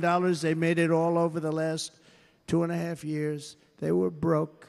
I watched the other day on a show called Deface the Nation. Has anyone seen it? And they had a congressman who was a Democrat say, well, whether you like him or not, Iran was broke dealing with Trump. I told China and other countries, if you buy from Iran, we will not let you do any business in this country, and we will put tariffs on every product you do send in of 100% or more. And they said to me, well, I think that's about it. They weren't going to buy any oil. And they were ready to make a deal. Iran was going to make a deal with us. And then we had that horrible, horrible result that we'll never let happen again. The election result, we're never going to let that happen again. They used COVID to cheat. We're never going to let it happen again. And they took off all the sanctions, and they did everything possible for Iran. And now Iran is very close to having a nuclear weapon, which would have never happened. This is a shame what this administration, the damage that this administration has done. And I say it often. If you took the 10 worst presidents in the history of the United States, think of it, the 10 worst, added them up, they will not have done the damage that Biden has done. I'm only going to use the term once. Biden. I'm not going to use the name anymore, just one time. The damage that he's done to this country is unthinkable. It's unthinkable. Together we will restore vision, strength, competence, and we're going to have a thing called common sense making most of our decisions, actually. It's all common sense. Just a few short years ago under my presidency, we had the most secure border and best economy in the history of our country, in the history of the world. We had the greatest economy in the history of the world. We had never done anything like it. We were beating every country, including China, by leaps and bounds. Nobody had seen anything like it. We had no inflation. Soaring incomes were going. Nobody can believe it. You can't believe what happened 4 years ago is happening now in reverse. And the world was at peace. Inflation has been a killer for our country. No matter what you make it, it doesn't matter because inflation is eating you alive. People that were putting away money, they were making great wages, the highest they've ever made, but they were putting away a lot of money. Now they are just being destroyed. They're not putting away anything. They're barely living. They're going into savings accounts. They're taking out their money to live because of inflation. Inflation, remember, it's called a country buster. You can go back to Germany from 100 years ago. You can go back to any country that suffered great inflation. We've suffered the worst inflation we've ever had. But go back and see what's happened to those countries. We've had the worst inflation we've ever had under this person. But in less than 4 years, our opponents have turned incredible success into unparalleled tragedy and failure. It's been a tremendous failure. Today, our cities are flooded with illegal aliens.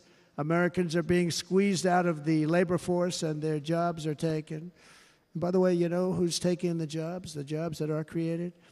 107% of those jobs are taken by illegal aliens. And you know who's being hurt the most by millions of people pouring into our country? The black population and the Hispanic population, because they're taking the jobs from our black population, our Hispanic population, and they're also taking them from unions. The unions are suffering because of it. Thank you. Thank you. I like you too. Thank you very much.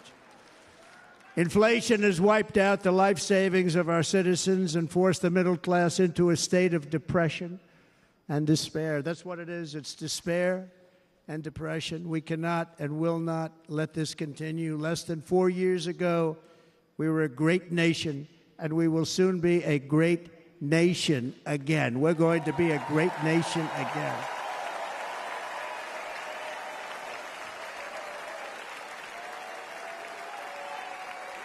Thank you. With proper leadership, every disaster we are now enduring will be fixed, and it will be fixed very, very quickly. So tonight, whether you've supported me in the past or not, I hope you will support me in the future, because I will bring back the American dream. That's what we're going to do. You don't even hear about the American dream anymore. With great humility, I am asking you to be excited about the future of our country. Be excited. Be excited.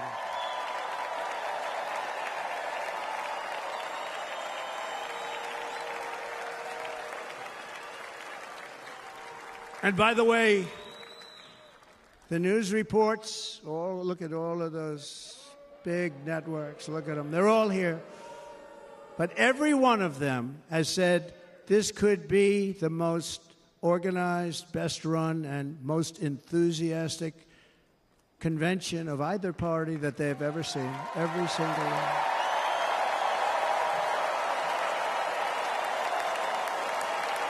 And it's true. It's true. And there's love in the room. There's great love in the room.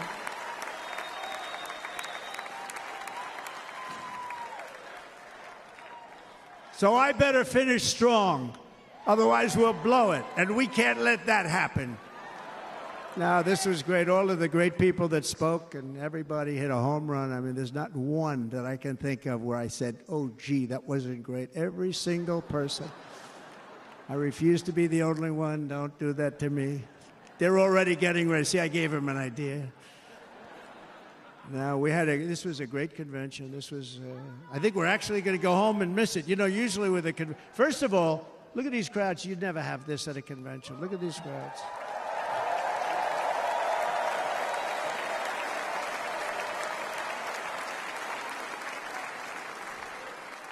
Love. It's about love. This week, the entire Republican Party has formally adopted an agenda for America's renewal, and you saw that agenda.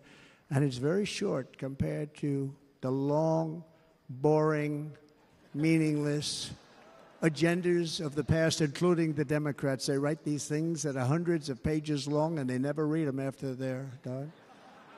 In their case, fortunately, they don't read them because they're pretty bad.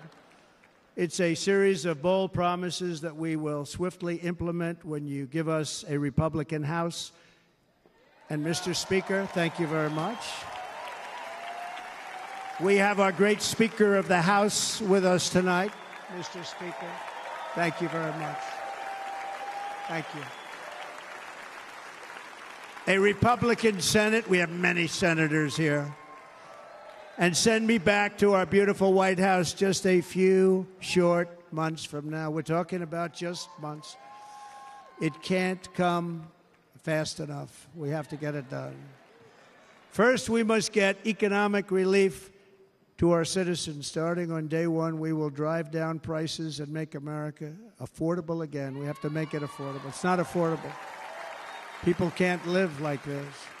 Under this administration, our current administration, groceries are up 57%, gasoline is up 60% and 70%, mortgage rates have quadrupled. And the fact is, it doesn't matter what they are because you can't get the money anyway. You can't buy houses. Young people can't get any financing to buy a house. The total household costs have increased an average of $28,000 per family under this administration. Republicans have a plan to bring down prices and bring them down very, very rapidly. By slashing energy costs, we will in turn reduce the cost of transportation, manufacturing, and all household goods. So much starts with energy. And remember, we have more liquid gold under our feet than any other country by far. We are a nation that has the opportunity to make an absolute fortune with its energy. We have it, and China doesn't. Under the Trump administration, just 3.5 years ago, we were energy independent. But soon, we will actually be better than that. We will be energy dominant and supply not only ourselves, but we will supply the rest of the world with numbers that nobody has ever seen, and we will reduce our debt, $36 trillion. We will start reducing that, and we will also reduce your taxes still further. Next, and by the way, they want to raise your taxes 4 times, think of it. And all my life I grew up watching politicians. I always loved politics, I guess. I was on the other side. I'd watch and they were always talking about, we will give you a tax cut. We will give you a tax cut. My whole life I was watching, I will give you a tax cut, right, Mr. Congressman? That's all they talked about. This is the only administration that said, we're going to raise your taxes by 4 times what you're paying now, and people are supposed to vote for them? I've never heard it. You're paying too much. We're going to reduce your taxes still further. We gave you the biggest one, as I said. We're going to give you more, and it's going to lead to tremendous growth. We want growth in our country. That's what's going to pay off our debt.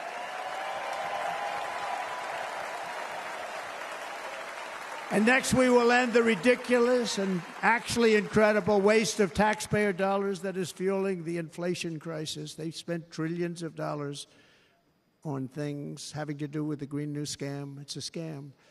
And that's caused tremendous inflationary pressures in addition to the cost of energy.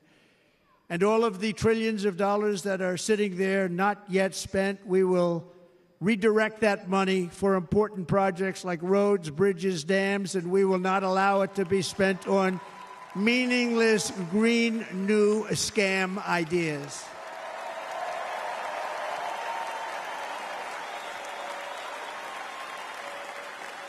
And I will end the electric vehicle mandate on day 1.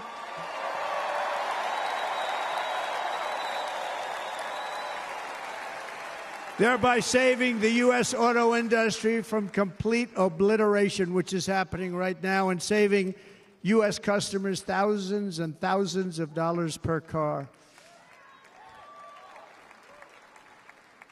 And right now, as we speak, large factories just started are being built across the border in Mexico. So with all the other things happening on our border, and they're being built by China to make cars and to sell them into our country, no tax, no anything. The United Auto Workers ought to be ashamed for allowing this to happen. And the leader of the United Auto Workers should be fired immediately. And every single auto worker, union and non-union, should be voting for Donald Trump, because we're going to bring back car manufacturing, and we're going to bring it back fast.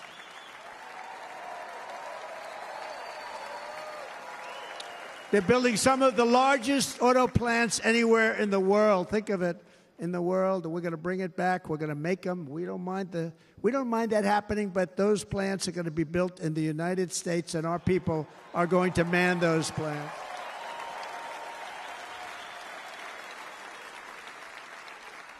And if they don't agree with us, we'll put a tariff of approximately 100 to 200% on each car, and they will be unsellable in the United States.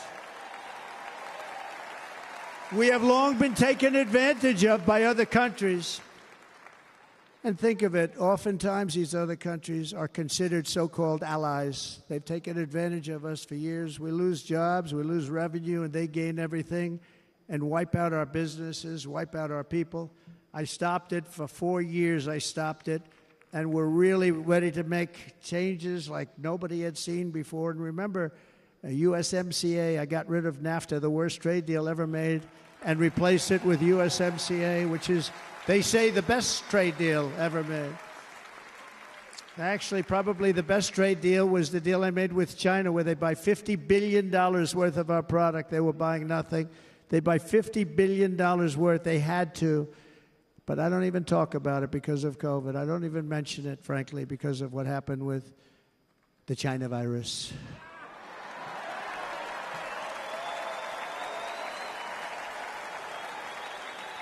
We will not let countries come in, take our jobs, and plunder our nation. They come and do that. They plunder our nation. The way they will sell their product in America is to build it in America. Very simple. Build it in America and only in America.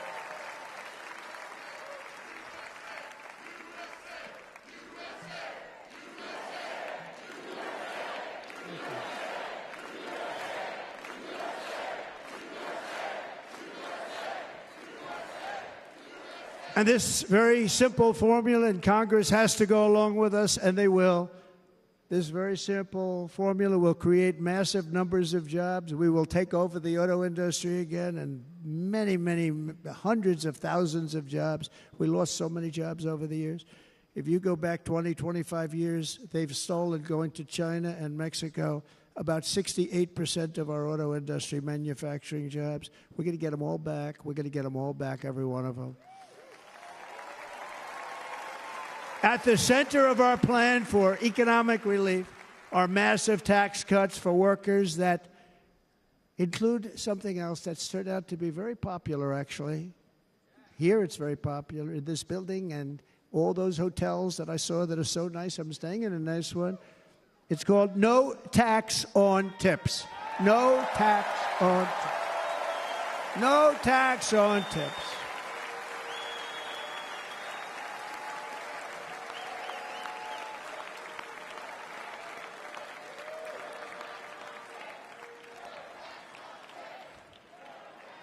I got that by having dinner recently in Nevada, where we're leading by about 14 points.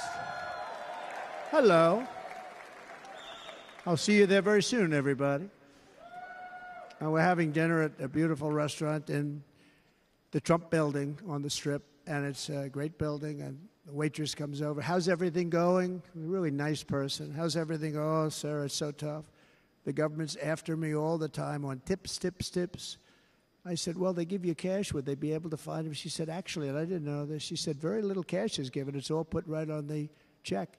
And they come in and they take so much of our money, it's just ridiculous. And they don't believe anything we say. And they've just hired, as you know, 88,000 agents to go after them even more.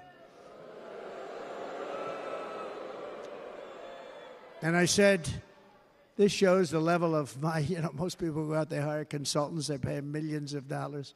But I said to her, let me just ask you a question. Would you be happy if you had no tax on tips? She said, what a great idea.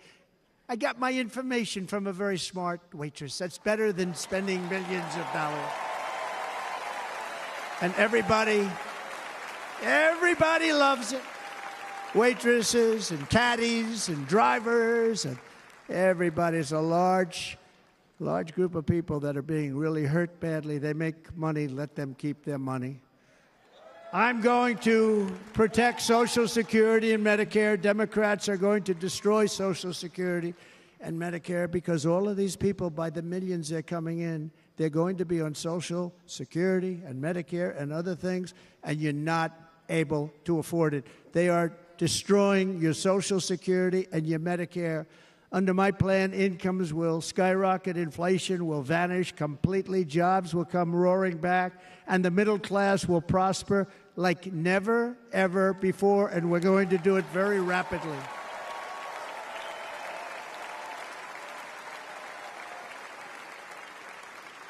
But no hope or dream we have for America can succeed unless we stop the illegal immigrant invasion, the worst that's ever been seen anywhere in the world. There's never been an invasion like this anywhere. Third world countries would fight with sticks and stones not to let this happen. The invasion at our southern border, we will stop it, and we will stop it quickly. You heard Tom Homan yesterday. Tom Homan, put him in charge and just sit back and watch.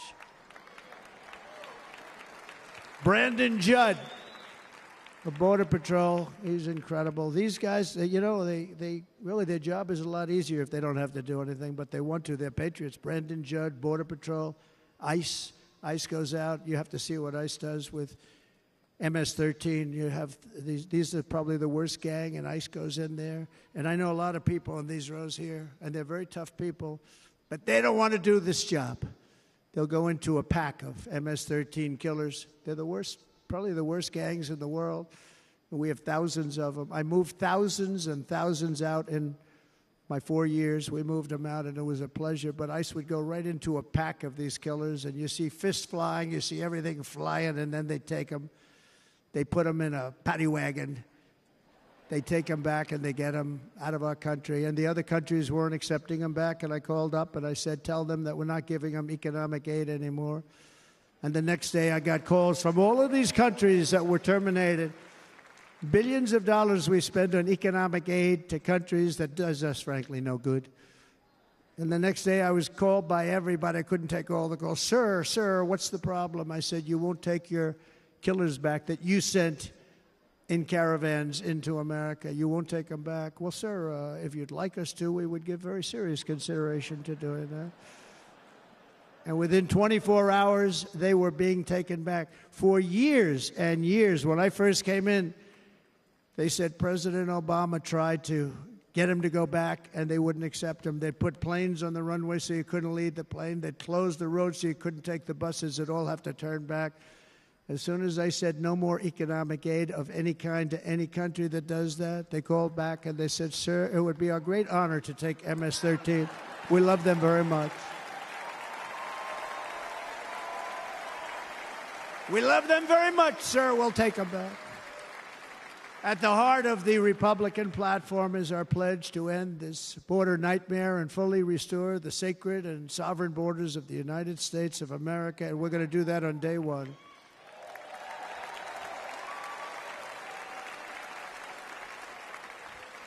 That means two things on day one, right? Drill, baby, drill, and close our borders.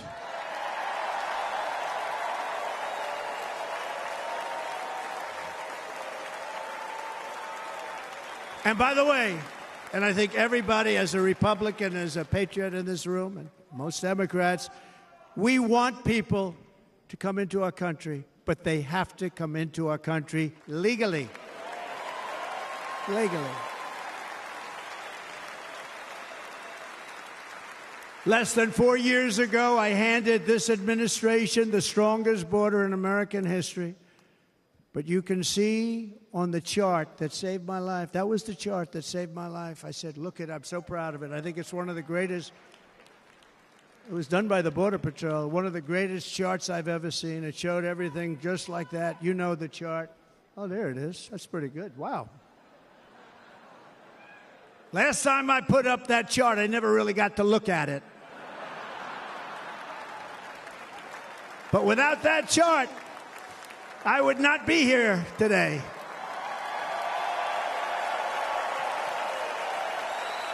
Never got to look at it.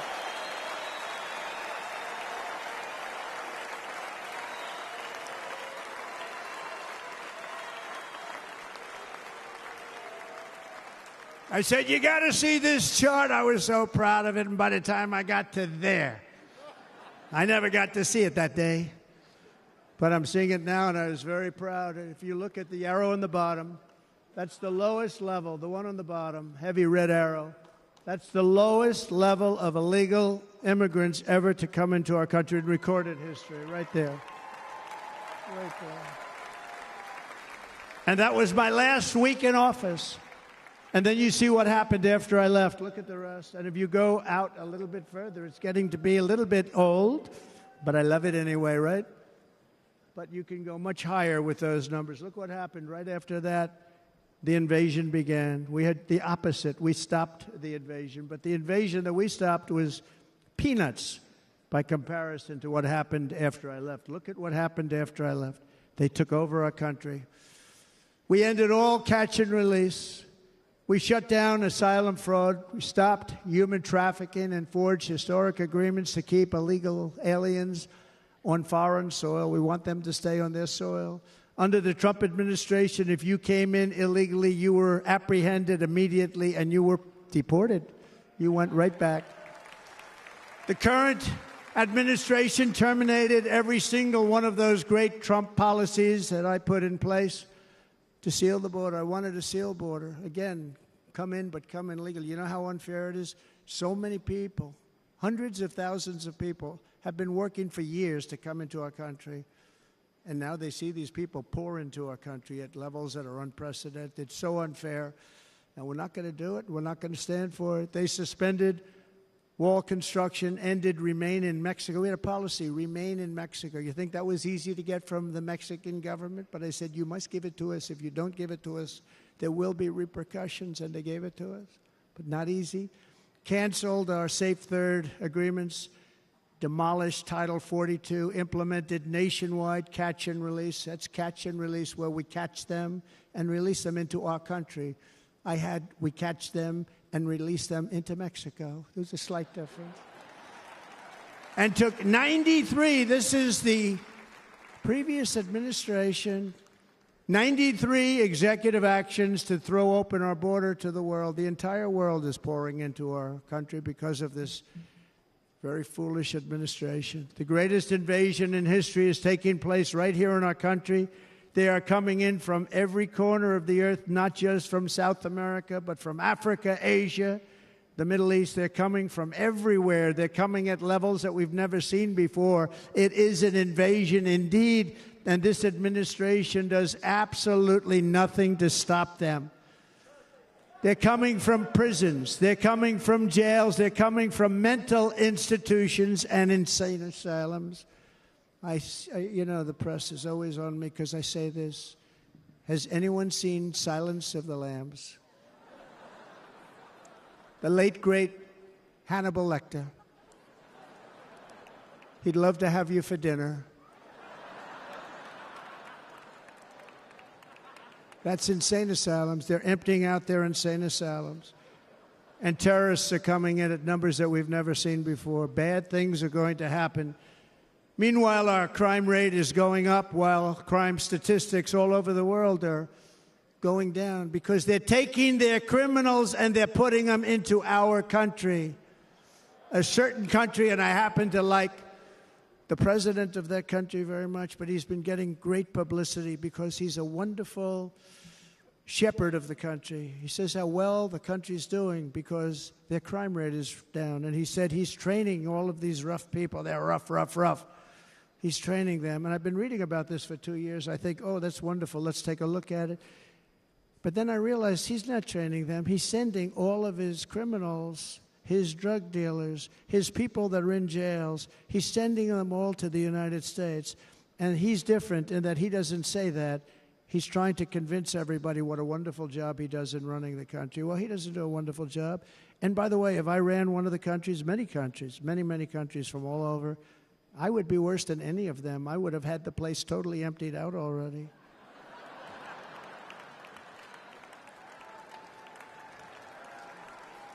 But we become a dumping ground for the rest of the world, which is laughing at us. They think we're stupid. And they can't believe that they're getting away with what they're getting away with, but they're not going to be getting away with it for long. That's what I can tell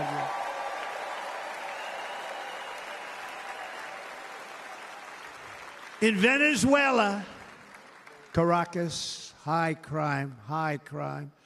Caracas, Venezuela. Really a dangerous place, but not anymore.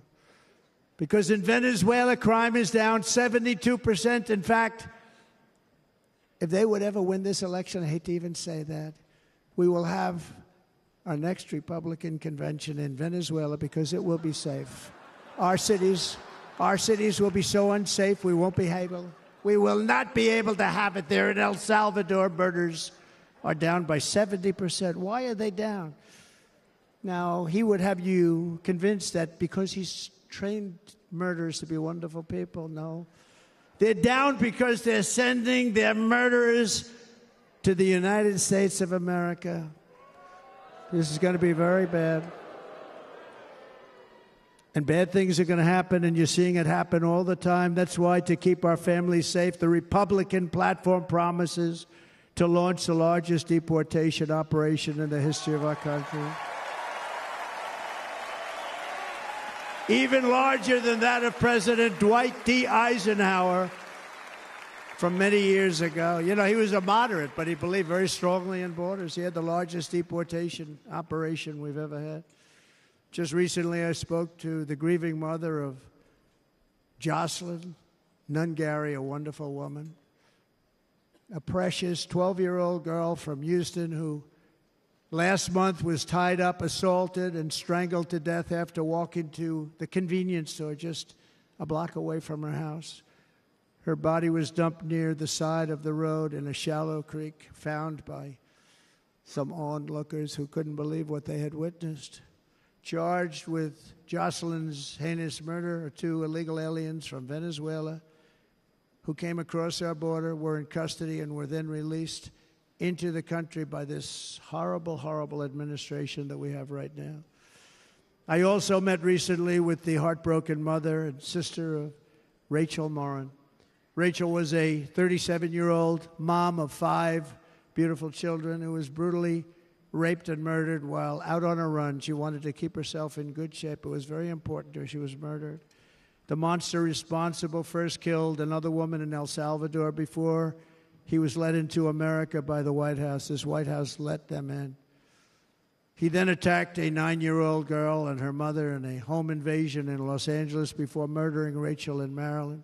Traveled all throughout the country, doing tremendous damage. Rachel's mother will never be the same. I spent time with her. She will never be the same.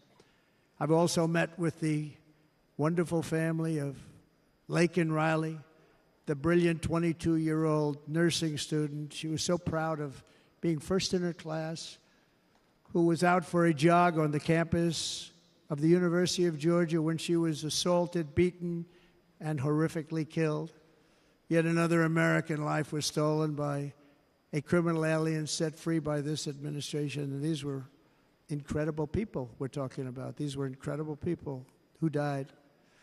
Tonight, America, this is my vow. I will not let these killers and criminals into our country.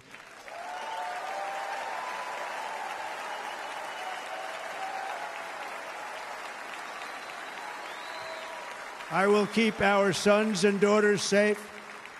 As we bring security to our streets, we will help bring stability to the world. I was the first president in modern times to start no new wars. You know, we were the toughest, we were the most respected. And you saw this. Hungry, strong country, run by a very powerful, tough leader. He's a tough guy. Press doesn't like him because he's tough. And he came out recently. They were asking him at an interview, the whole world is exploding. What's happening? What's going on? Viktor Orban, Prime Minister of Hungary, very tough man. He said, I don't want people coming into my country and blowing up our shopping centers and killing people. But they said to him, tell us what's going wrong, what's happening, what is it? He said, there's only one way you're going to solve it. You got to bring President Trump back to the United States because he kept everybody at bay. He used a word I wouldn't use because I can't use that word, because you'd say it was braggadocious. The press would say he was a braggart. I'm not a braggart. But Viktor Orban said it. He said Russia was afraid of him. China was afraid of him. Everybody was afraid of him. Nothing was going to happen. The whole world was at peace. And now the world is blowing up around us. All of these things that you read about were not going to happen. Under President Bush, Russia invaded Georgia. Under President Obama, Russia took Crimea.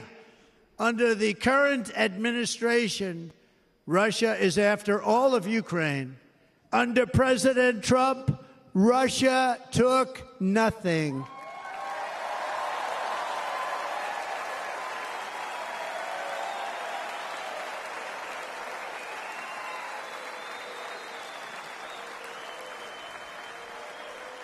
We defeated 100% of ISIS in Syria and Iraq, something that was said to take 5 years, sir. It'll take 5 years, sir.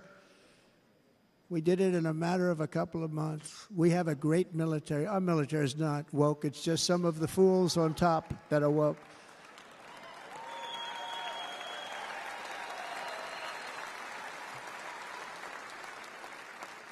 I got along very well. North Korea, Kim Jong-un, I got along very well with him. The press hated when I said that. How could you get along with him? Well, you know, it's nice to get along with somebody who has a lot of nuclear weapons or otherwise, isn't it?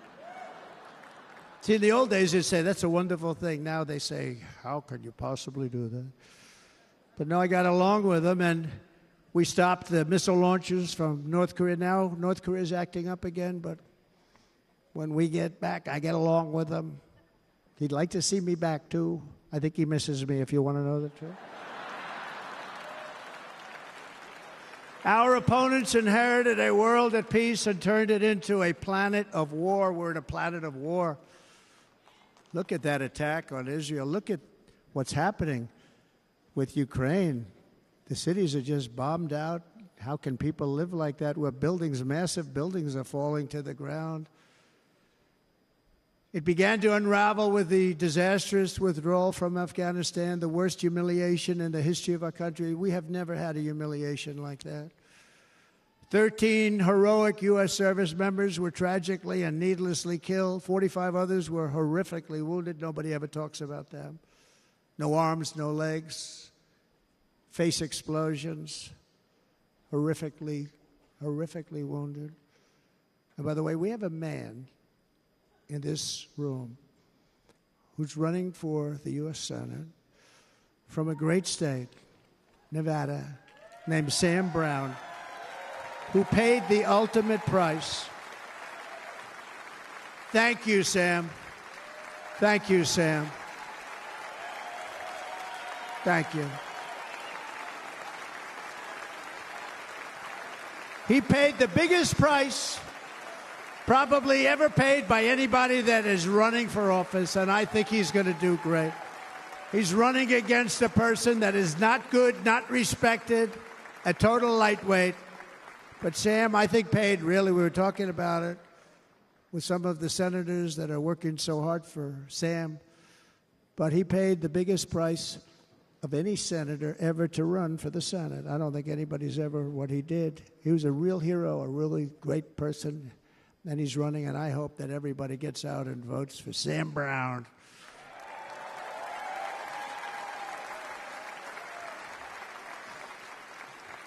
And we also left behind $85 billion worth of military equipment, along with many American citizens were left behind. Many, many American citizens, emboldened by that disaster. Russia invaded Ukraine. They saw this group of people that were incompetent. We took the soldiers out first. No, we're going to take the soldiers out second. If they would have followed my plan, we had a great plan. But the plan only kicked in if they did everything perfectly, and they weren't doing things perfectly, so we said it doesn't kick in. You know, 18 months in Afghanistan, we didn't have one, so they were killing them left and right, snipers.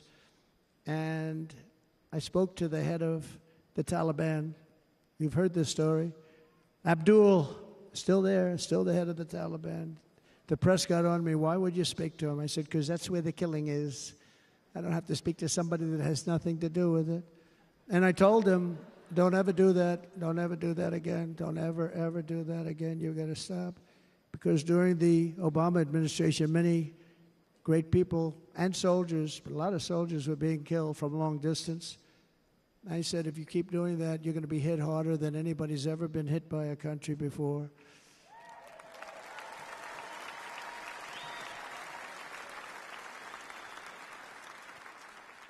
And he said, I understand, Your Excellency. He called me Your Excellency.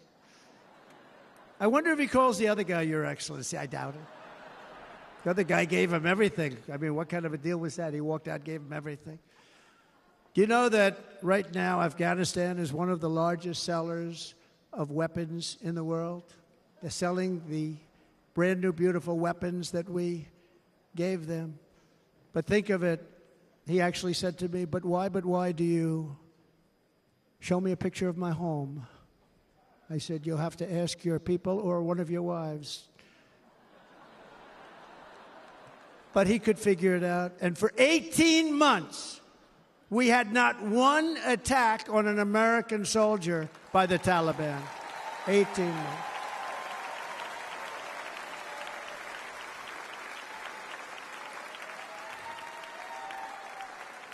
And then we had that horrible day where soldiers were killed. I was not there because of a ridiculous election. But we had that horrible attack. And they also gave up Bagram, one of the biggest bases anywhere in the world, air bases anywhere in the world, the longest runways, most powerful, hardened, thickened runways. We gave it up.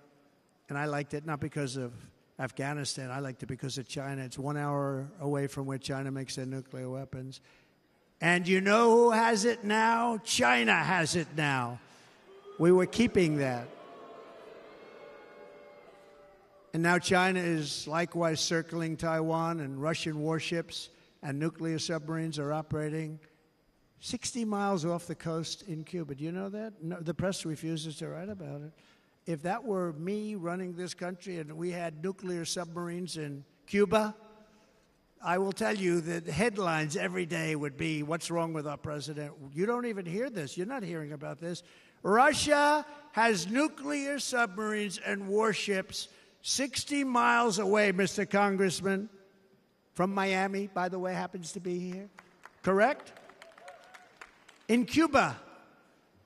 And that would not be stood for if it were somebody else. They don't want to mention it, but now maybe they will.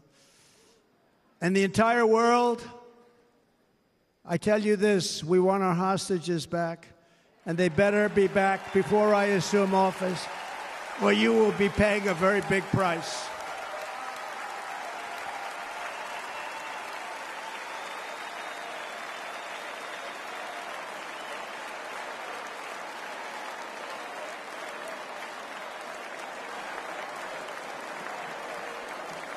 With our victory in November, the years of war, weakness, and chaos will be over. I don't have wars. I had no wars other than ISIS, which I defeated, but that was a war that was started. We had no wars. I could stop wars with a telephone call.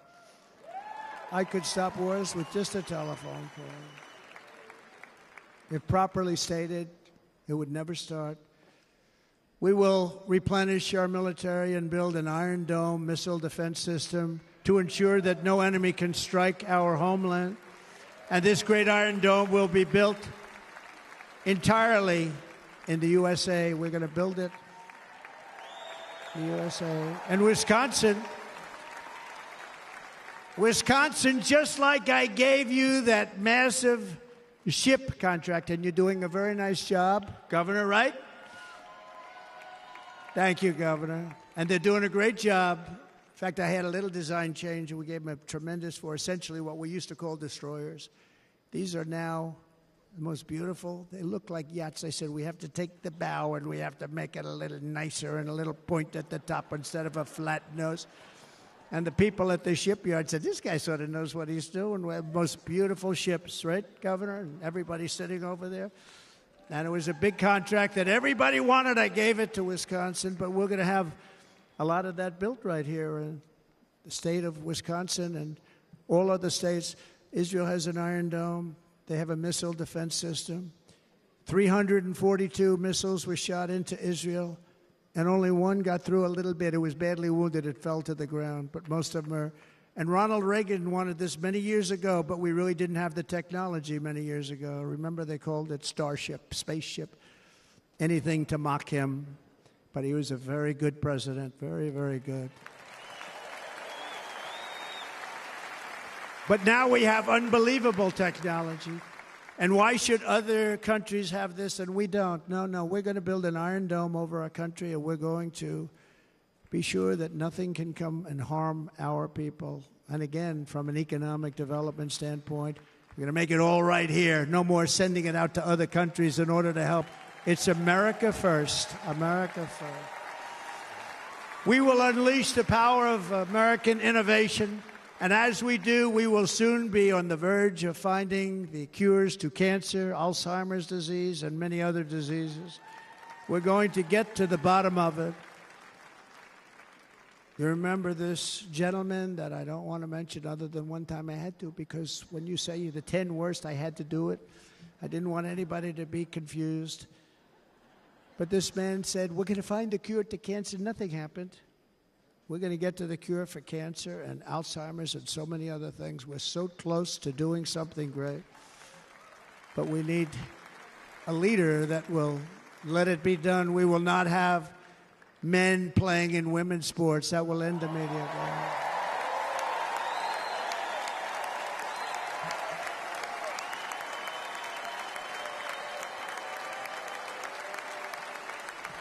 And we will restore and renovate our nation's once great cities, making them safe, clean, and beautiful again. And that includes our nation's capital, which is a horrible killing field. So many things. They leave from Wisconsin, they go to look at the Washington Monument, they end up getting stabbed, killed, or shot. We will be very soon very proud of our capital, again, Washington, D.C.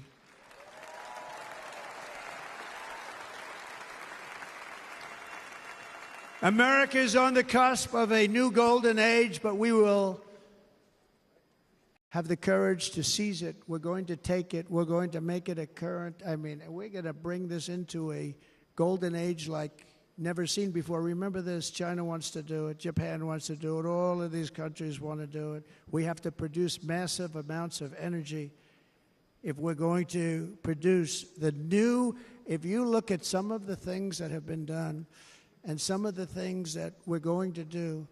But AI needs literally twice the electricity that's available now in our country. Can you imagine?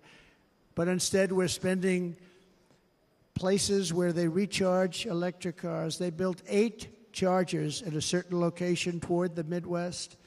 8 chargers for $9 billion. Think of them as a tank for filling up your gas. Think of it. They spent $9 billion on 8 chargers, 3 of which didn't work.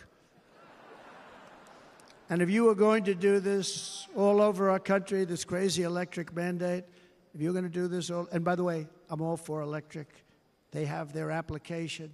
But if somebody wants to buy a gas-powered car, gasoline-powered car, or a hybrid, they're going to be able to do it. And we're going to make that change on day 1.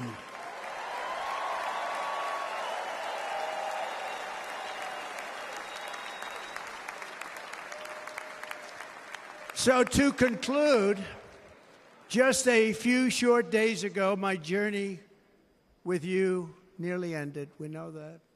And yet, here we are tonight, all gathered together, talking about the future, promise, and a total renewal of a thing we love very much. It's called America. We live in a world of miracles. None of us knows God's plan or where life's adventure will take us. I want to thank Franklin Graham for being here tonight. He's an outstanding man. He wrote me a note recently. I have a lot of respect for him. Sir, I love your storytelling. I think it's great in front of these big rallies. But, sir, please do me one favor. It won't make any difference. Please don't use any foul language. I was a little embarrassed. I said, he said, it won't make any difference. Actually, it does. The story's not quite as good, but I've been very good. The story is not quite as good, to be honest. I've got to have a little talk with Franklin, but he was great. He's a great gentleman. His father was so incredible, Billy Graham. My father used to love taking me to see Billy Graham. My father would take me to see Billy Graham at Yankee Stadium. He had the biggest rallies you've ever seen. He was a good rally guy, too. But he'd get up, and he was a fantastic guy. My father loved Billy Graham. But I love Franklin Graham. I think Franklin's been fantastic, and I'm working so hard to adhere to his note to me. I'm working hard on it, Franklin. But if the events of last Saturday make anything clear, it is that every single moment we have on earth is a gift from God.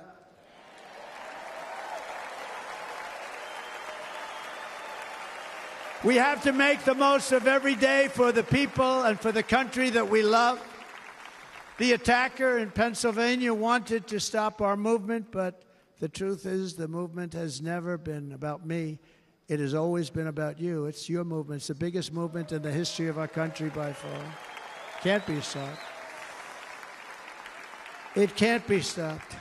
It has always been about the hardworking, patriotic citizens of America For too long, our nation has settled for too little. We settled for too little. We've given everything to other nations, to other people. You've been told to lower your expectations and to accept less for your families. I am here tonight with the opposite message. Your expectations are not big enough. They're not big enough.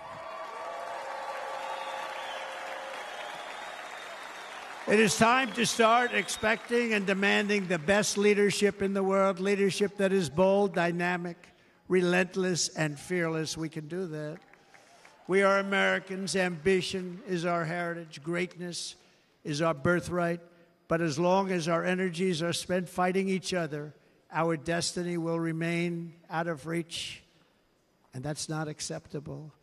We must instead take that energy and use it to realize our country's true potential and write our own thrilling chapter of the American story. We can do it together. We will unite. We are going to come together, and success will bring us together.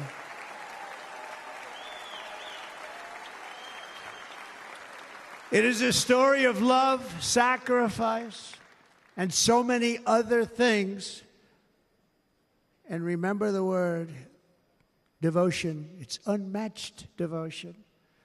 Our American ancestors crossed the Delaware, survived the icy winter at Valley Forge, and defeated a mighty empire to establish our cherished republic.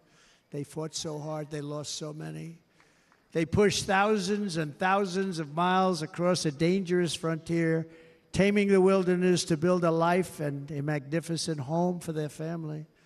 They packed their families into covered wagons, trekked across hazardous trails, scaled towering mountains, and braved rivers and rapids to stake their claim on the wide-open, new, and very beautiful frontier. When our way of life was threatened, American patriots marched onto the battlefield, raced into enemy strongholds, and stared down death and stared down those enemies to keep alive the flame of freedom. At Yorktown, Gettysburg, and Midway, they joined the roll call of immortal heroes. So many just so many heroes, so many great, great people. And we have to cherish those people. We can't forget those people. We have to cherish those people.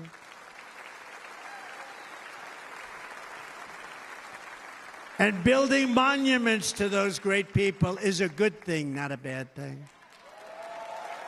They saved our country. No challenge was too much. No hardship was too great. No enemy was too fierce. Together, these patriots soldiered on and endured, and they prevailed because they had faith in each other, faith in their country, and above all, they had faith in their God.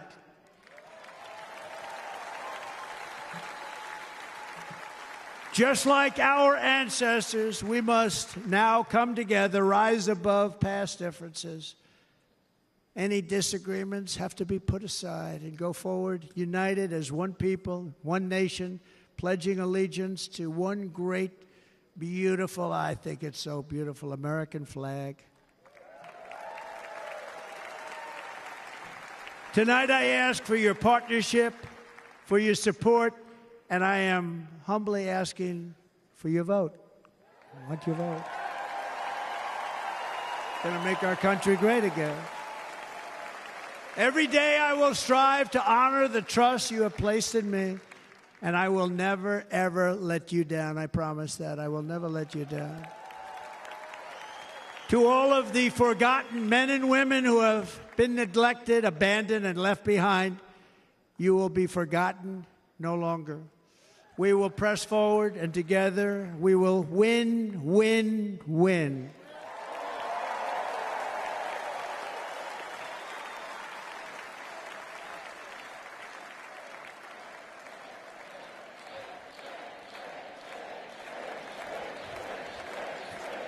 Win, win, win, win, win, win. Nothing will sway us. Nothing will slow us, and no one will ever stop us. No matter what dangers come our way, no matter what obstacles lie in our path, We will keep striving toward our shared and glorious destiny, and we will not fail. We will not fail. Together, we will save this country. We will restore the republic, and we will usher in the rich and wonderful tomorrows that our people so truly deserve. America's future will be bigger, better, bolder, brighter, happier, stronger, freer, greater, and more united than ever before.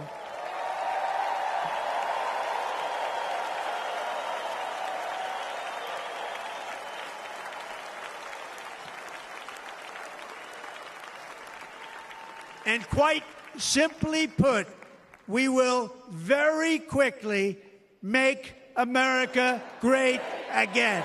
Thank you very much. Thank you very much. Wisconsin, God bless you. God bless you, Wisconsin, and God bless the United States of America, our great country. Thank you very much, everybody. Thank you.